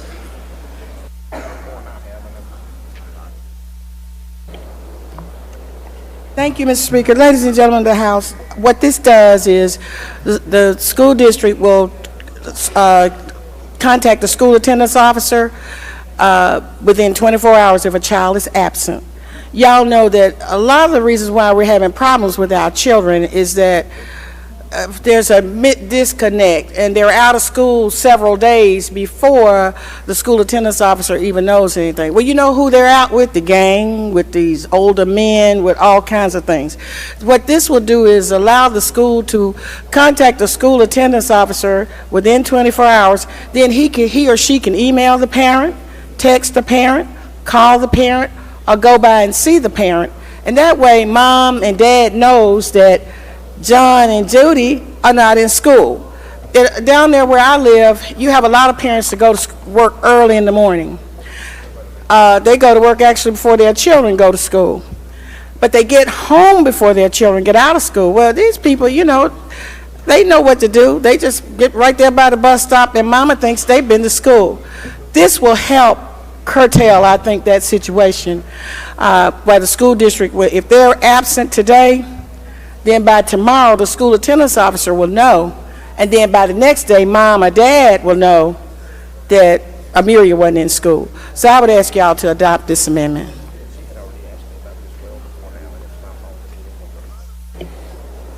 Gentlemen, wish to respond? In the spirit of cooperation, we'll give the lady a win today. We're fine with the amendment, Mr. Speaker. Question occurs on the adoption of Amendment 2. If you favor the amendment, indicate by saying aye. Opposed, no. The ayes have it. The amendment's adopted. Anything further on the bill? If there are no further questions, move for final passage. Sorry, gentleman from Washington, Mr. Hines, for what purpose? I had a question on the amendment, Mr. Speaker. It's an unopposed amendment. Question, open machine, Madam Clerk. Question recurs on the passage of House Bill 1610. If you favor the bill, vote aye. If you're opposed, vote nay. Has everyone voted? Has everyone voted? Close the machine, Madam Clerk. By a vote of 116 yeas, 0 nays, the bill passes. Workforce. You're recognized, gentlemen. Thank you, Mr. Speaker. I'd like to take up House Bill 19 and make the usual motion. Gentleman calls the bill up, moves the rules be suspended, the bill considered engrossed, read the third time, and placed on final passage. All in favor say aye. Opposed, no. The ayes have it. You're recognized, gentlemen. Thank you, Mr. Speaker. Ladies and gentlemen of the House, this is the reverse auction bill that we've passed in this body, I believe, 5 years in a row. It just simply gives your local government authority to use the reverse auction if they want to or not. And if they choose not to use it, they just got to put it in their minutes on why they did not use it. And that's an explanation of the bill. Questions on the bill? I don't see any, gentlemen. Move final passage. He moves final passage. Open the machine, Madam Clerk. If you favor the bill, vote aye. If you're opposed, vote nay. Has everyone voted? Has everyone voted? Close the machine, Madam Clerk. By a vote of 114 yeas, 0 nays, the bill passes. Judge A, he passes.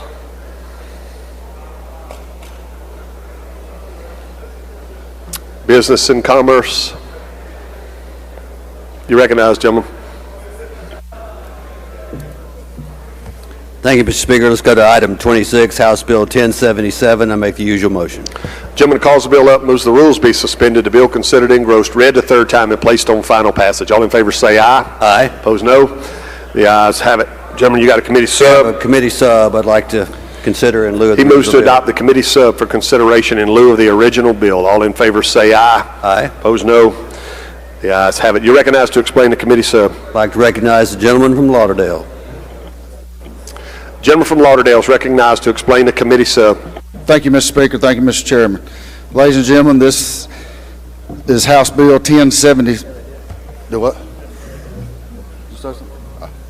House Bill 1077 establishes regulations for safe distribution and possession of kratom products in Mississippi.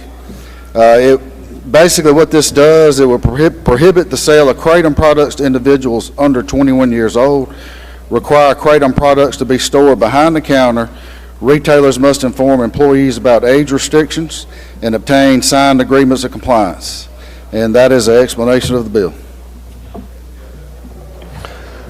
Questions? Gentleman from Washington, Mr. Hines, for a question.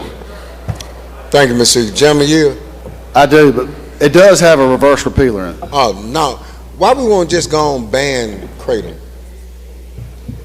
We tried, we voted the last couple of years 118-0 to regulate kratom, or ask the feds to, and we've also voted to schedule it. But I know there's some more bills on the calendar that may do that. Gentlemen, would you agree to me that if a person ODs over there, the cost of care for that particular person would be over $150,000 to $200,000 to regulate them, to get them back?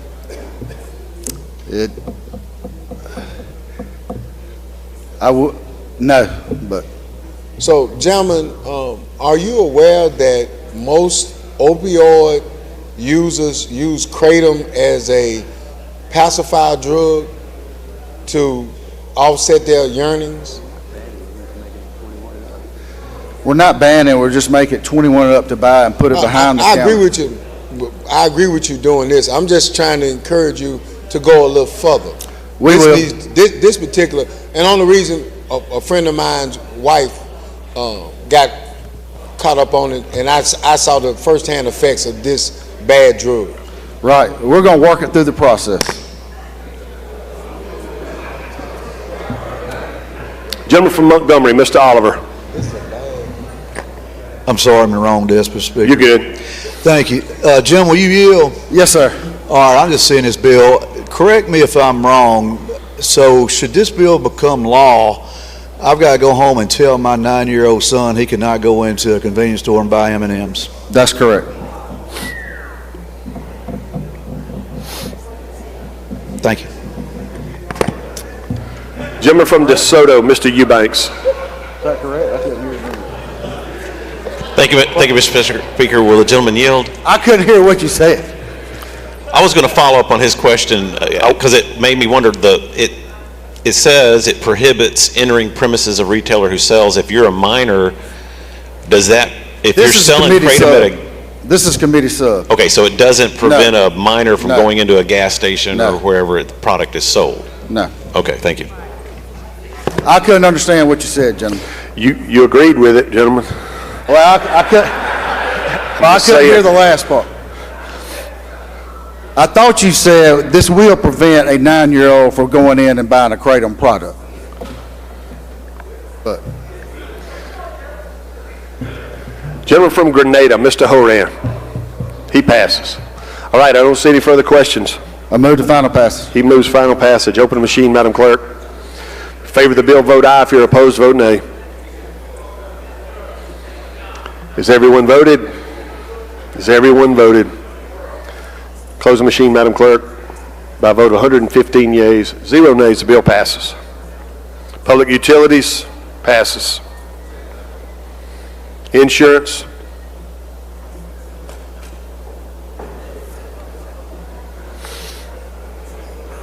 You recognize, Mr. Chairman. Thank you, Mr. Speaker. I'd like to go to item number 28, House Bill 959. Call it up and make the usual motion. Gentleman calls the bill up, moves the rules be suspended. The bill considered engrossed, read a third time, and placed on final passage. All in favor say aye. Opposed, no. The ayes have it. You recognize, Mr. Chairman, to explain the bill. Thank you, sir.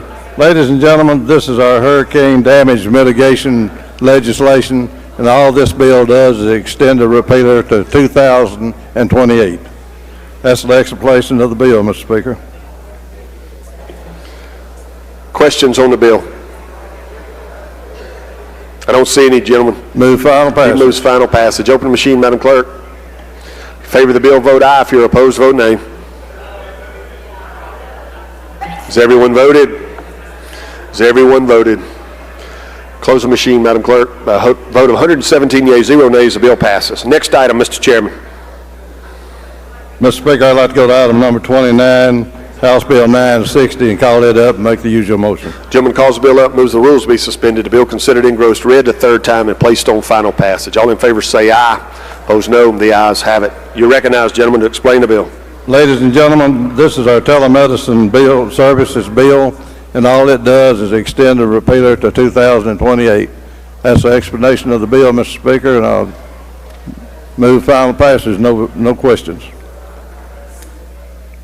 Questions on the bill? I don't see any, gentlemen. Move final passage. He moves final passage. Open the machine, Madam Clerk. In favor of the bill, vote aye. If you're opposed, vote nay. Has everyone voted? Has everyone voted? Close the machine, Madam Clerk. By a vote of 115 yeas, 0 nays, the bill passes. Next item, Mr. Chairman. Mr. Speaker, I'd like to go to item number 30, House Bill 1400. Call it up and make the usual motion. Gentleman calls the bill up, moves the rules be suspended. The bill considered engrossed, read the third time, and placed on final passage. All in favor say aye. Opposed, no.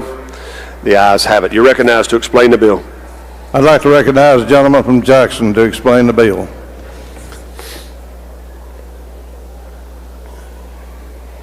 All right. Okay, I don't believe he's here, Mr. Speaker. Let me see what I can do with it.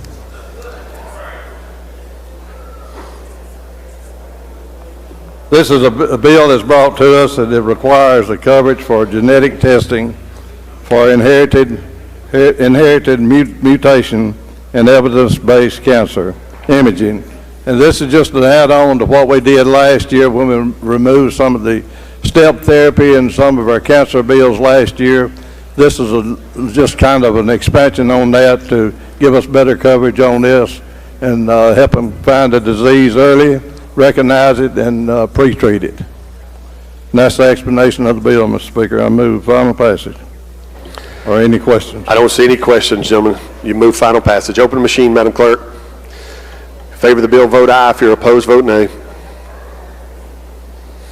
Has everyone voted? Has everyone voted? Close the machine, Madam Clerk. By a vote of 117 yeas, 0 nays, the bill passes. Next item, Mr. Chairman. Mr. Speaker, I'd like to go to item 31, House Bill 1611, and make the usual motion. We do have a committee substitute. Gentleman calls the bill up, moves the rules be suspended. The bill considered engrossed, read the third time, and placed on final passage. All in favor say aye. Opposed, no. The ayes have it. The gentleman further moves to adopt the committee sub for consideration in lieu of the original bill. All in favor say aye. Opposed, no. The ayes have it. Gentlemen, you're recognized. Thank you, Mr. Speaker. I'd like to recognize the gentleman from Warren to explain the bill. Junior gentleman from Warren is recognized to explain the committee sub. Thank you, Mr. Speaker. Thank you, Mr. Chairman. I do have an amendment, Mr. Speaker.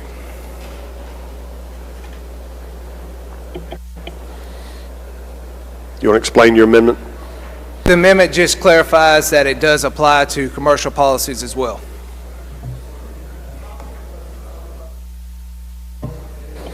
Questions on the amendment? I don't see any. Question recurs to the adoption of Amendment 1. If you favor the amendment, indicate by saying aye. Opposed, no. The ayes have it. Anything further on the bill, gentlemen? Yes, sir. Thank you, Mr. Speaker. Ladies and gentlemen, this is a 45-day bill. This basically says that all insurance companies must give out a renewal 45 days ahead of time. So we're going to extend it out for a year as well, so they have time to get it in their computer systems. So for all of our everybody in our districts, they will have to get their insurance policy 45 days before it renews, and if the insurance company does not do it, they have to stay on the risk for 45 days until they do it. That's my explanation of the bill, Mr. Speaker. Questions on the bill? I don't see any, gentlemen. Move final passage. He moves final passage. Open the machine, Madam Clerk. Favor of the bill, vote aye. If you're opposed, vote nay. Has everyone voted? Has everyone voted? Close the machine, Madam Clerk. By a vote of 116 yeas, 0 nays, the bill passes.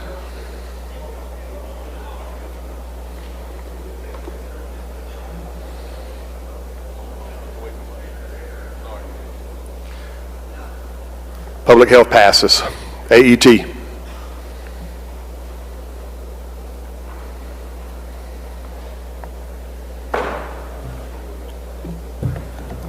Thank you, Mr. Speaker. I'd like to go to item number 33, House Bill 185, and make the usual motion. Gentleman calls that bill up, moves the rules be suspended. The bill considered engrossed, read the third time, and placed on final passage. All in favor say aye. Opposed, no. The ayes have it. You're recognized, gentlemen. Thank you, Mr. Speaker. I'd like to have the lady from DeSoto to handle the bill. Lady from DeSoto is recognized to explain the bill.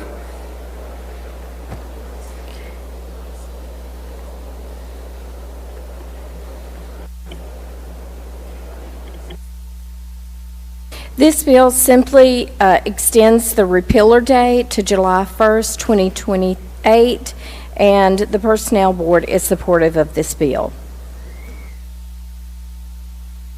If no questions, I move for final passage.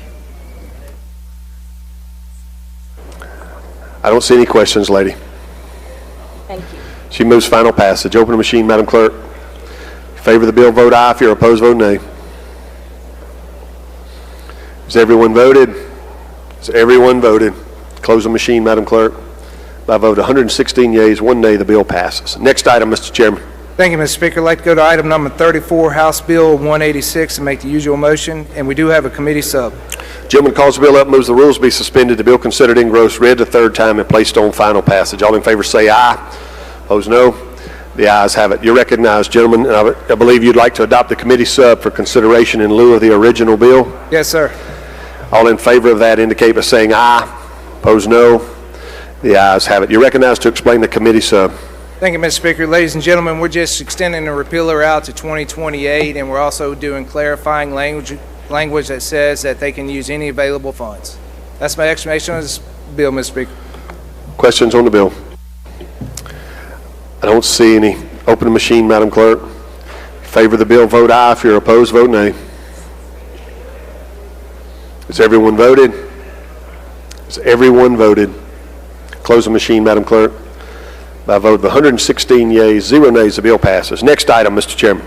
Thank you, Mr. Speaker. Good to go. Item number 35, House Bill 598. Make the usual motions. Gentleman calls the bill up, moves the rules be suspended. The bill considered engrossed, read a third time, and placed on final passage. All in favor say aye.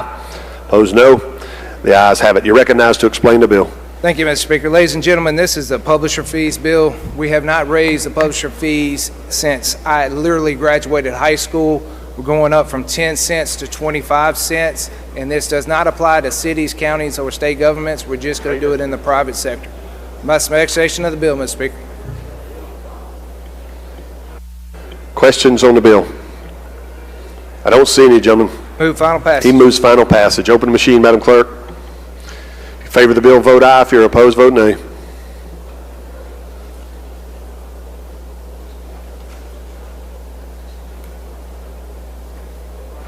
Has everyone voted? Close the machine, Madam Clerk. By vote 114 yeas, 1 nay, the bill passes. Next item, Mr. Chairman. Thank you, Mr. Speaker. Go to item number 36, House Bill 954. Make the usual motion. Gentleman calls the bill up, moves the rules be suspended. The bill considered engrossed, read a third time, and placed on final passage. All in favor say aye. Opposed, no. The ayes have it. You're recognized to explain the bill. Thank you, Mr. Speaker. I'd like to get the gentleman from Pike to handle the next two bills. The Vice Chair. Gentleman from Pike is recognized to explain the bill. Thank you, Mr. Speaker. Thank you, Mr. Chairman. Ladies and gentlemen, House Bill 954 simply repeals the repealer that was repealed. That is my explanation of the bill. Oh, I'm sorry. I don't see any questions on the repeal of the repeal. Open the machine, Madam Clerk. If you favor the bill, vote aye. If you're opposed, vote nay. Has everyone voted? Everyone voted. I can't believe it. Close the machine, Madam Clerk. By vote 114 yeas, 1 nay, the bill passes. Next item, Mr. Vice Chairman. Thank you, Mr. Speaker. Ladies and gentlemen of the House, House Bill 963 simply extends the repealer on consolidating the cosmetology and board of barber examiners. Questions on the bill?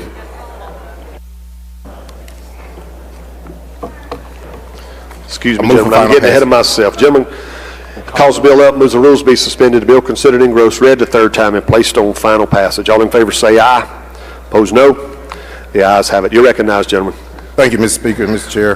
House Bill 963 extends the repealer on consolidating the State Board of Cosmetology and the Board of Barber Examiners. That's my explanation of the bill. Questions on the bill? Gentleman from Lawrence, Mr. Evans. Thank you, Mr. Speaker. Gentlemen, you? Yes.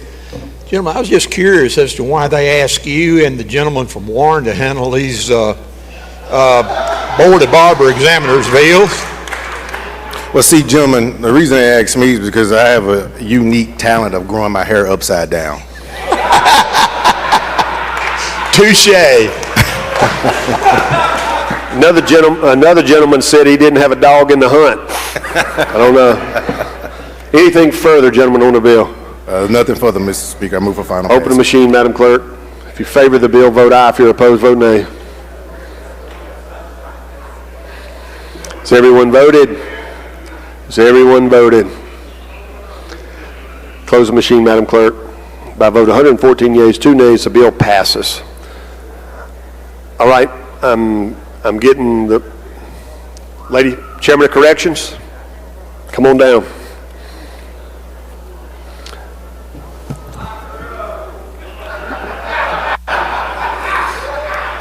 We're down to item 38, lady. It would be all right today.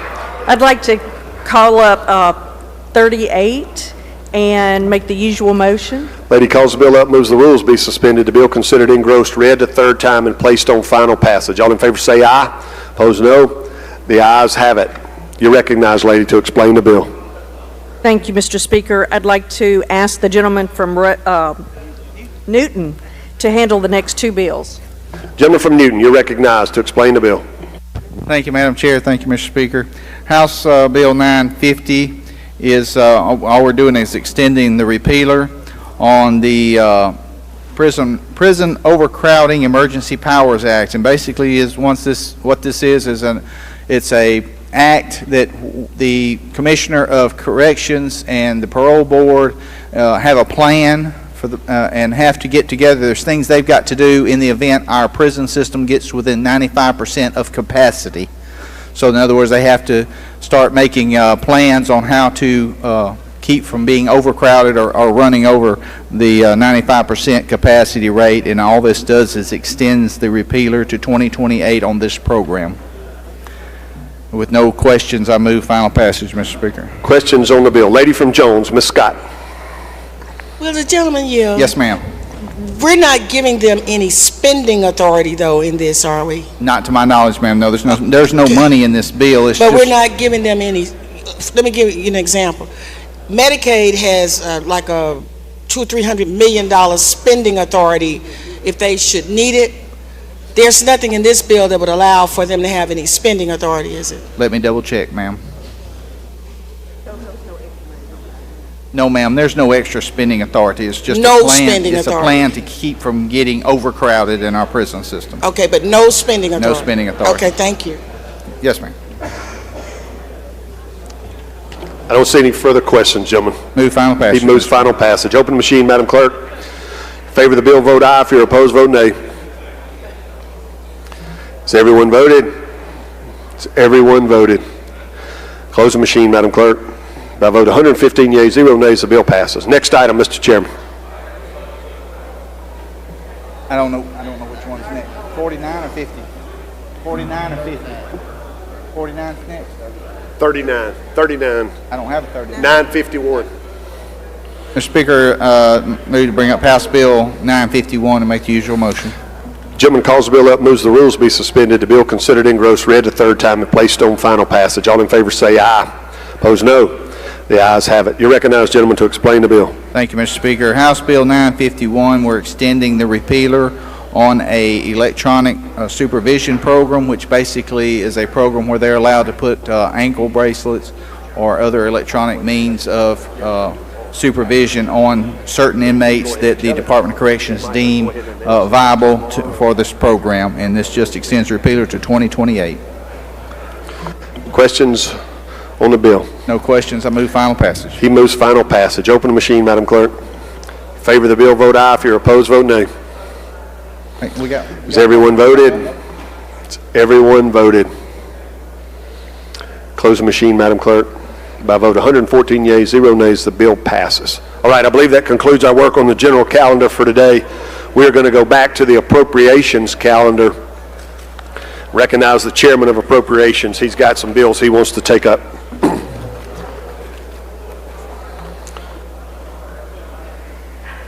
Gentleman from Jackson, you are recognized. Thank you, Mr. Speaker. I think I knocked the thing off. Let a minute for repair. Thank you, Mr. Speaker. I would like to go to item 4 on the calendar, recognize our chairman of Appropriations B, gentleman from the Neshoba, to explain the bill. Did you say item 4, gentlemen? Item 4, House Bill 1074. Thank you, Mr. Speaker. I'd like to call that bill up and make the usual motion. Gentleman calls the bill up, moves the rules be suspended. The bill considered engrossed, read the third time, and placed on final passage. All in favor say aye. Opposed, no. The ayes have it. You're recognized to explain the bill, gentlemen. Thank you, Mr. Speaker. Ladies and gentlemen of the House, this bill just simply brings forward the code sections that created the Electronic Government Services Fund. We've had some issues that have been brought up to us during the course of the summer and fall that we need to look at that may be costing some of our constituents some unnecessary money and licensing charges and things like that on things that you do online. So we just want to keep this alive through the process and give us a little bit more time to look at it and be sure we're looking out for our constituents. Questions on the bill? I don't see any, gentlemen. Move final passage. He moves final passage. Open the machine, Madam Clerk. In favor of the bill, vote aye. If you're opposed, vote nay. Has everyone voted? Has everyone voted? Close the machine, Madam Clerk. By a vote 115 yeas, 0 nays, the bill passes. Next item, Mr. Chairman. Thank you. Ladies and gentlemen of the House, with unanimous consent, I'd like to go back to item number 1, recognize the gentleman from Lafayette, the chairman of Appropriations C, to explain item number 1 and item number 8. Gentleman from Lafayette, you make the usual motion. Yes, sir. Item He 1. calls the bill House up, 15. moves the rules be suspended, the bill considered engrossed, read the third time, and placed on final passage. All in favor say aye. Opposed, no. The ayes have it. You recognize, gentlemen, to explain the bill. Thank you, Mr. Speaker. I have an amendment at the proper time. You want to offer it now? The amendment is simply a reverse repealer. Amendment adds a reverse repealer. Anything further on your amendment? Yes, sir. Question occurs on the adoption of Amendment 1. If you favor the amendment, indicate by saying aye. Opposed, no. The ayes have it. You recognize, gentlemen, for further explanation. Thank you, Mr. Speaker. This bill, it deals with our rural fire truck program. All we're doing is bringing forward the code sections. We're working on trying to modernize this, so we're just bringing the code sections forward so we can work it through the process. That's an explanation. Questions on the bill? I don't see any, gentlemen. You move final passage? Final passage. He moves final passage. Open the machine, Madam Clerk. Favor the bill, vote aye. If you're opposed, vote nay. Has everyone voted? Has everyone voted? Close the machine, Madam Clerk. By a vote of 117 yeas, 0 nays, the bill passes. Next item, Thank you, Mr. Chairman. Speaker. I'd like to go to item 8, House Bill 1472, make the usual motions. There's no objection. The gentleman requests to move to item 8 in the appropriations calendar, 1472. Hearing none, he makes the usual motion. He calls the bill up and moves the rules be suspended. The bill considered engrossed, read the third time, and placed on final passage. All in favor say aye. Opposed, no. The ayes have it. You recognize, gentlemen. Thank you, Mr. Speaker. I have an amendment as well here, adding a reverse repealer. Gentleman offers his amendment of a reverse repealer. Are there questions on that? Lady from Jones, Ms. Scott. Mr. Chairman, is this not the bill that we're going to allow parents, grandparents, and everybody like that to be able to receive funds for the children they keep in custody? Is that not this one? Not yet. No, ma'am. That's not this. Well, maybe you should have explained the bill before we got to this amendment. Well, I'll explain the bill. I'm just adding the reverse repealer because during committee there were some questions, and we want to address those questions. I hadn't had time to do that yet. So. Thank you. Any further questions on the amendment? Seeing none, the question recurs on the adoption of Amendment 1. If you favor the amendment, indicate by saying aye. Opposed, no. The ayes have it. Anything further on the bill, gentlemen? I'll explain the bill quickly. This was from Child Protective Services. This is making sure we get children placed in the proper homes. There were some questions during committee on the bill, so I wanted to put the reverse repealer in there so we can get the language right, working with the lady from Jones and others to make sure we get this right. So the reverse repealer's in there for that purpose. If there's no questions, final passage. Questions on the bill? I'm sorry, lady from Hines, Ms. Summers. Thank you, Mr. Speaker. Will the gentleman yield? Yes, sir. Yes, ma'am. I know that you put the reverse repealer, but I do have a couple questions.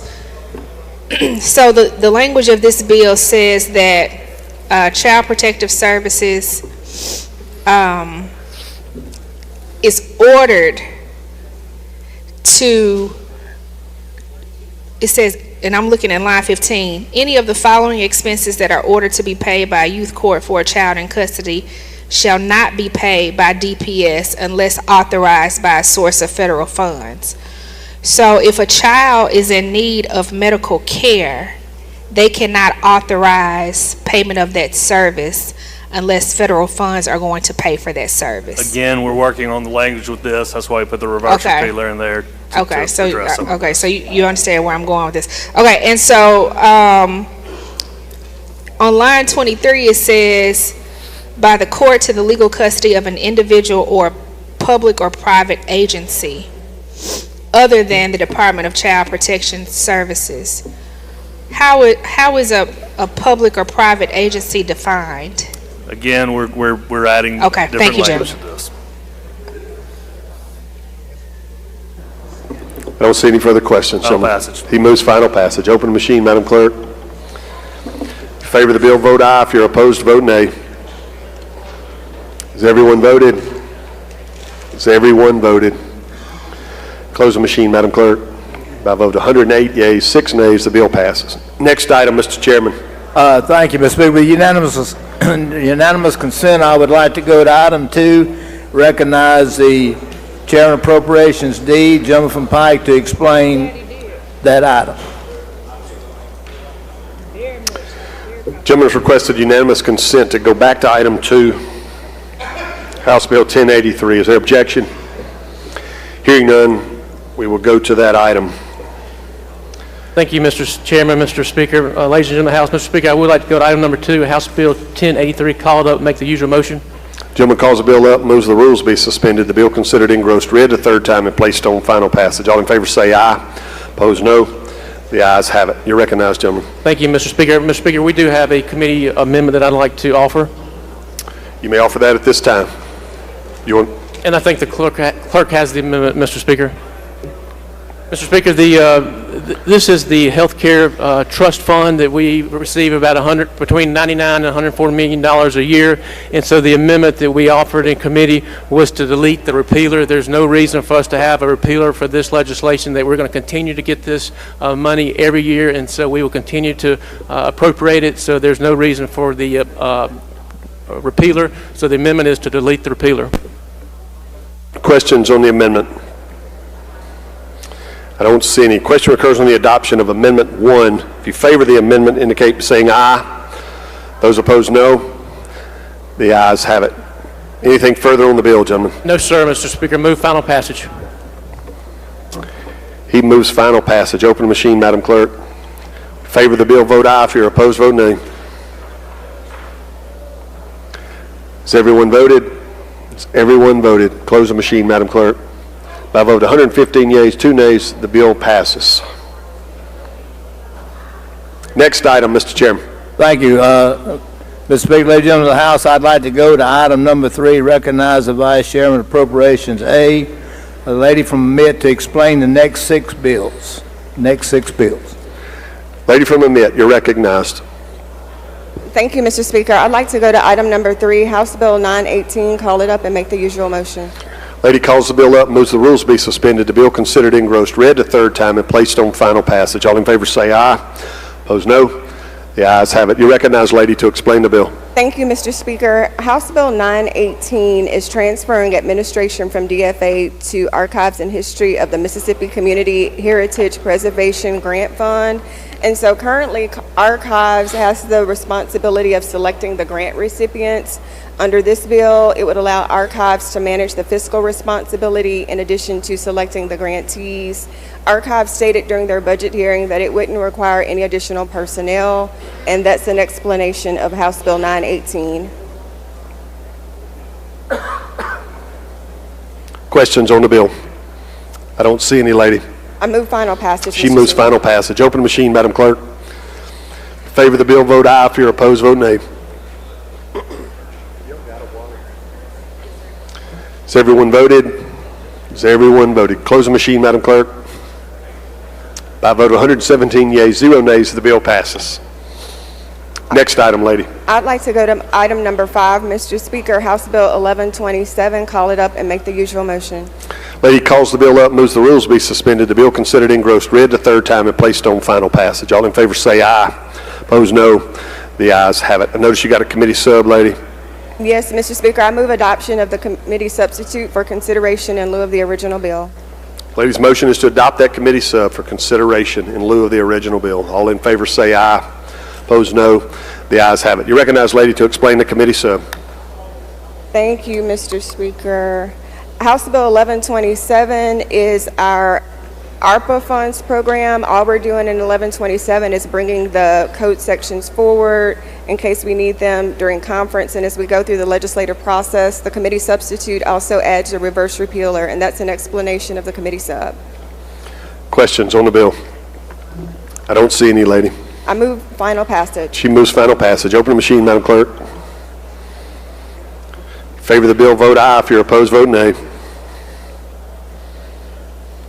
Has everyone voted? Has everyone voted? Close the machine, Madam Clerk. By a vote 117 yeas, 0 nays, the bill passes. Next item, lady. Thank you, Mr. Speaker. I'd like to go to item number 6, House Bill 1129, call it up and make the usual motion. Lady calls the bill up, moves the rules be suspended. The bill considered engrossed, read the third time, and placed on final passage. All in favor say aye. Opposed, no. The ayes have it. You're recognized to explain the bill. Thank you, Mr. Speaker. House Bill 1129 allows the Department of Finance and Administration to accept outstanding loan repayments from the Educational Facilities Revolving Loan Fund. and it further provides that DFA with the authority to manage the outstanding loans. Section 2 just brings forth the Educational Enhancement Fund to add references to the authority provided in Section 1. And that's an explanation of 1129. When we were doing the funding formula last year, this got deleted, so we need to make sure that we have this provision added back, and that's what 1129 does. Questions on the bill?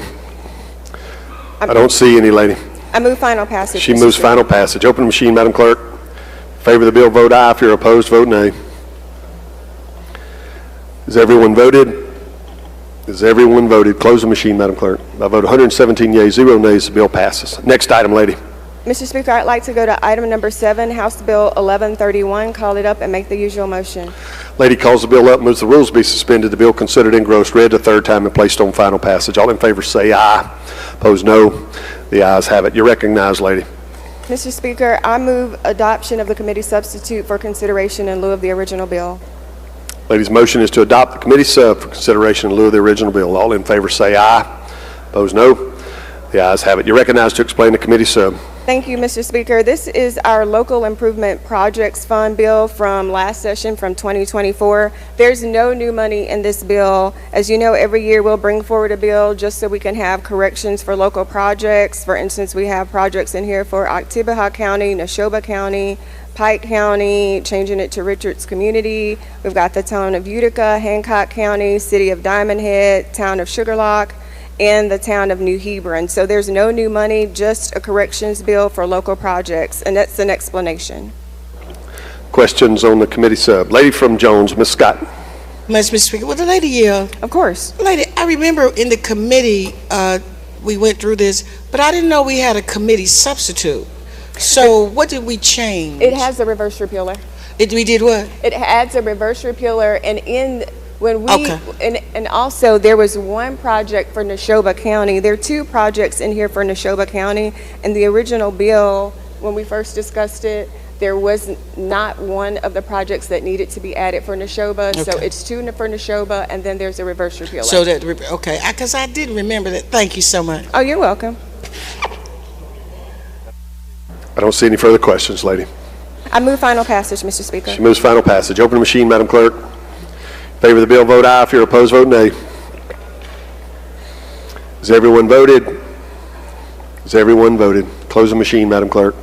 By vote 116 yeas, 0 nays, the bill passes. Next item, lady. Thank you, Mr. Speaker. I'd like to go to item number 9, House Bill number 1126. Call it up and make the usual motion. Lady calls the bill up, moves the rules be suspended, the bill considered engrossed, read the third time, and placed on final passage. All in favor say aye. Opposed, no. The ayes have it. You're recognized, lady. Mr. Speaker, I move adoption of the committee substitute for consideration in lieu of the original bill. Lady's motion is to adopt the committee sub for consideration in lieu of the original bill. All in favor say aye. Opposed, no.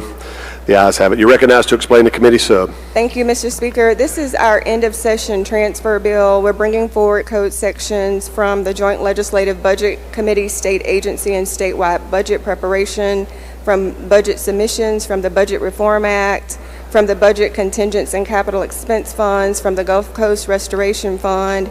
And Section 9 is requiring state fiscal officers to make certain transfers. It also includes a reverse repealer. We always have our transfer bill around this time, and this is the conference report for the transfer. Questions on the committee sub? Lady from Jones, Ms. Scott. Thank you, Mr. Speaker. Lady, on this, can you get me, please, the outline of the dollars? You know, of the transfers. And that's what, so I can know exactly. This is for Section 9, lady? Well, wouldn't this be capital expense and all of the transfers are in here, in there? Not in there? Not right now. Can I get that when we get that? Yes, ma'am, but okay. We don't have it in here now, though. Okay. Yes, ma'am. Okay, thank you. You're welcome. I don't see any further questions, lady. I move final passage, Mr. She moves Speaker. final passage. Open the machine, Madam Clerk. In favor of the bill, vote aye. If you're opposed, vote nay. Has everyone voted? Has everyone voted? Close the machine, Madam Clerk. By vote 112 yeas, 0 nays, the bill passes. Next item, lady. Mr. Speaker, I'd like to go to House Bill number 1128, call it up, and make the usual motion. Lady calls the bill up, moves the rules be suspended, the bill considered engrossed, read the third time, and placed on final passage. All in favor say aye. Opposed, no. The ayes have it. You're recognized, lady. Mr. Speaker, I move adoption of the committee substitute for consideration in lieu of the original bill. She moves to adopt the committee sub for consideration in lieu of the original bill. All in favor say aye. Opposed, no. The ayes have it. You're recognized to explain the committee sub. Thank you, Mr. Speaker. This is the committee sub for technical revisions. As you know, we always have a technical revisions bill also.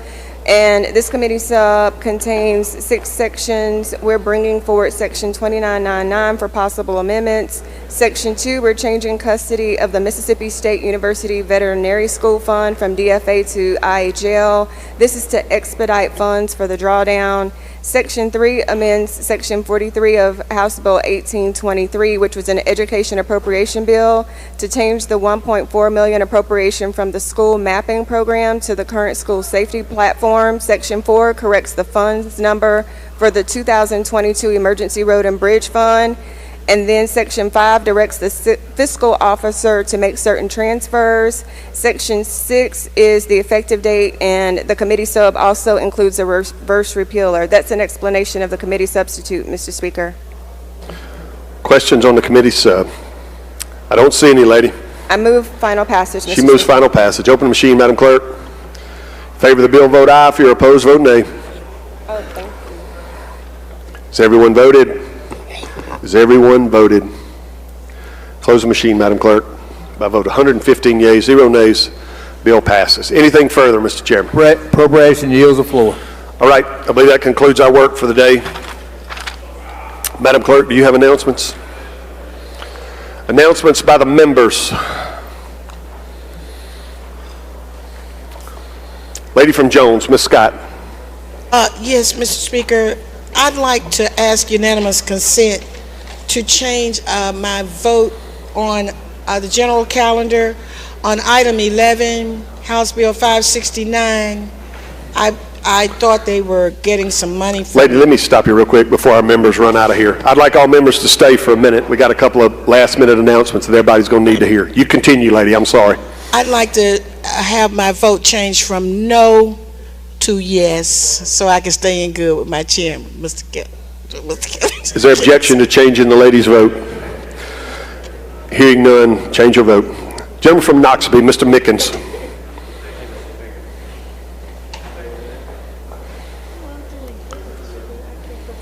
Hello. You got it.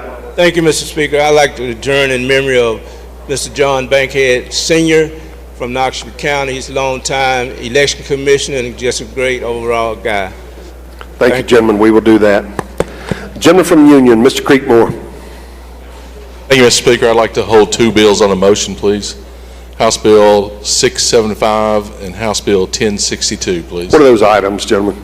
Item 15, that's House Bill 675, and item 18, House Bill 1062. Those your bills? Yes, sir. All right. Gentleman from Jefferson, Mr. Harness. Thank you, Mr. Speaker. I would like unanimous consent to change my vote on the general calendar, item number 7, from nay to yay. Is there objection? Change the gentleman's vote. Gentleman from Lamar, Mr. McCarty. Thank you, Mr. Speaker. On today's calendar, item number 8, House Bill 1630, I'd like to hold that on a motion. Thank you, gentlemen.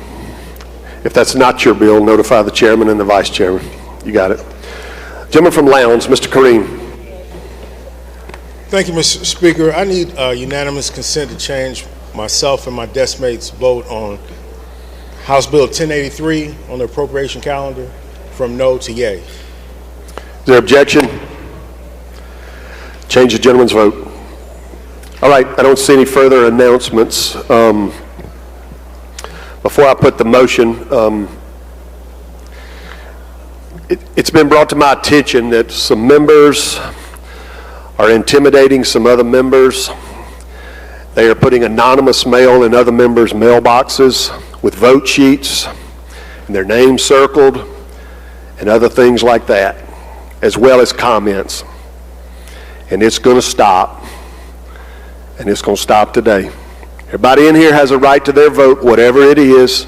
Their 24,000 sent them here, and you may not agree with them, and I may not agree with them, but they have a right to their vote, and they're not going to suffer intimidation or be called profane names because of their vote.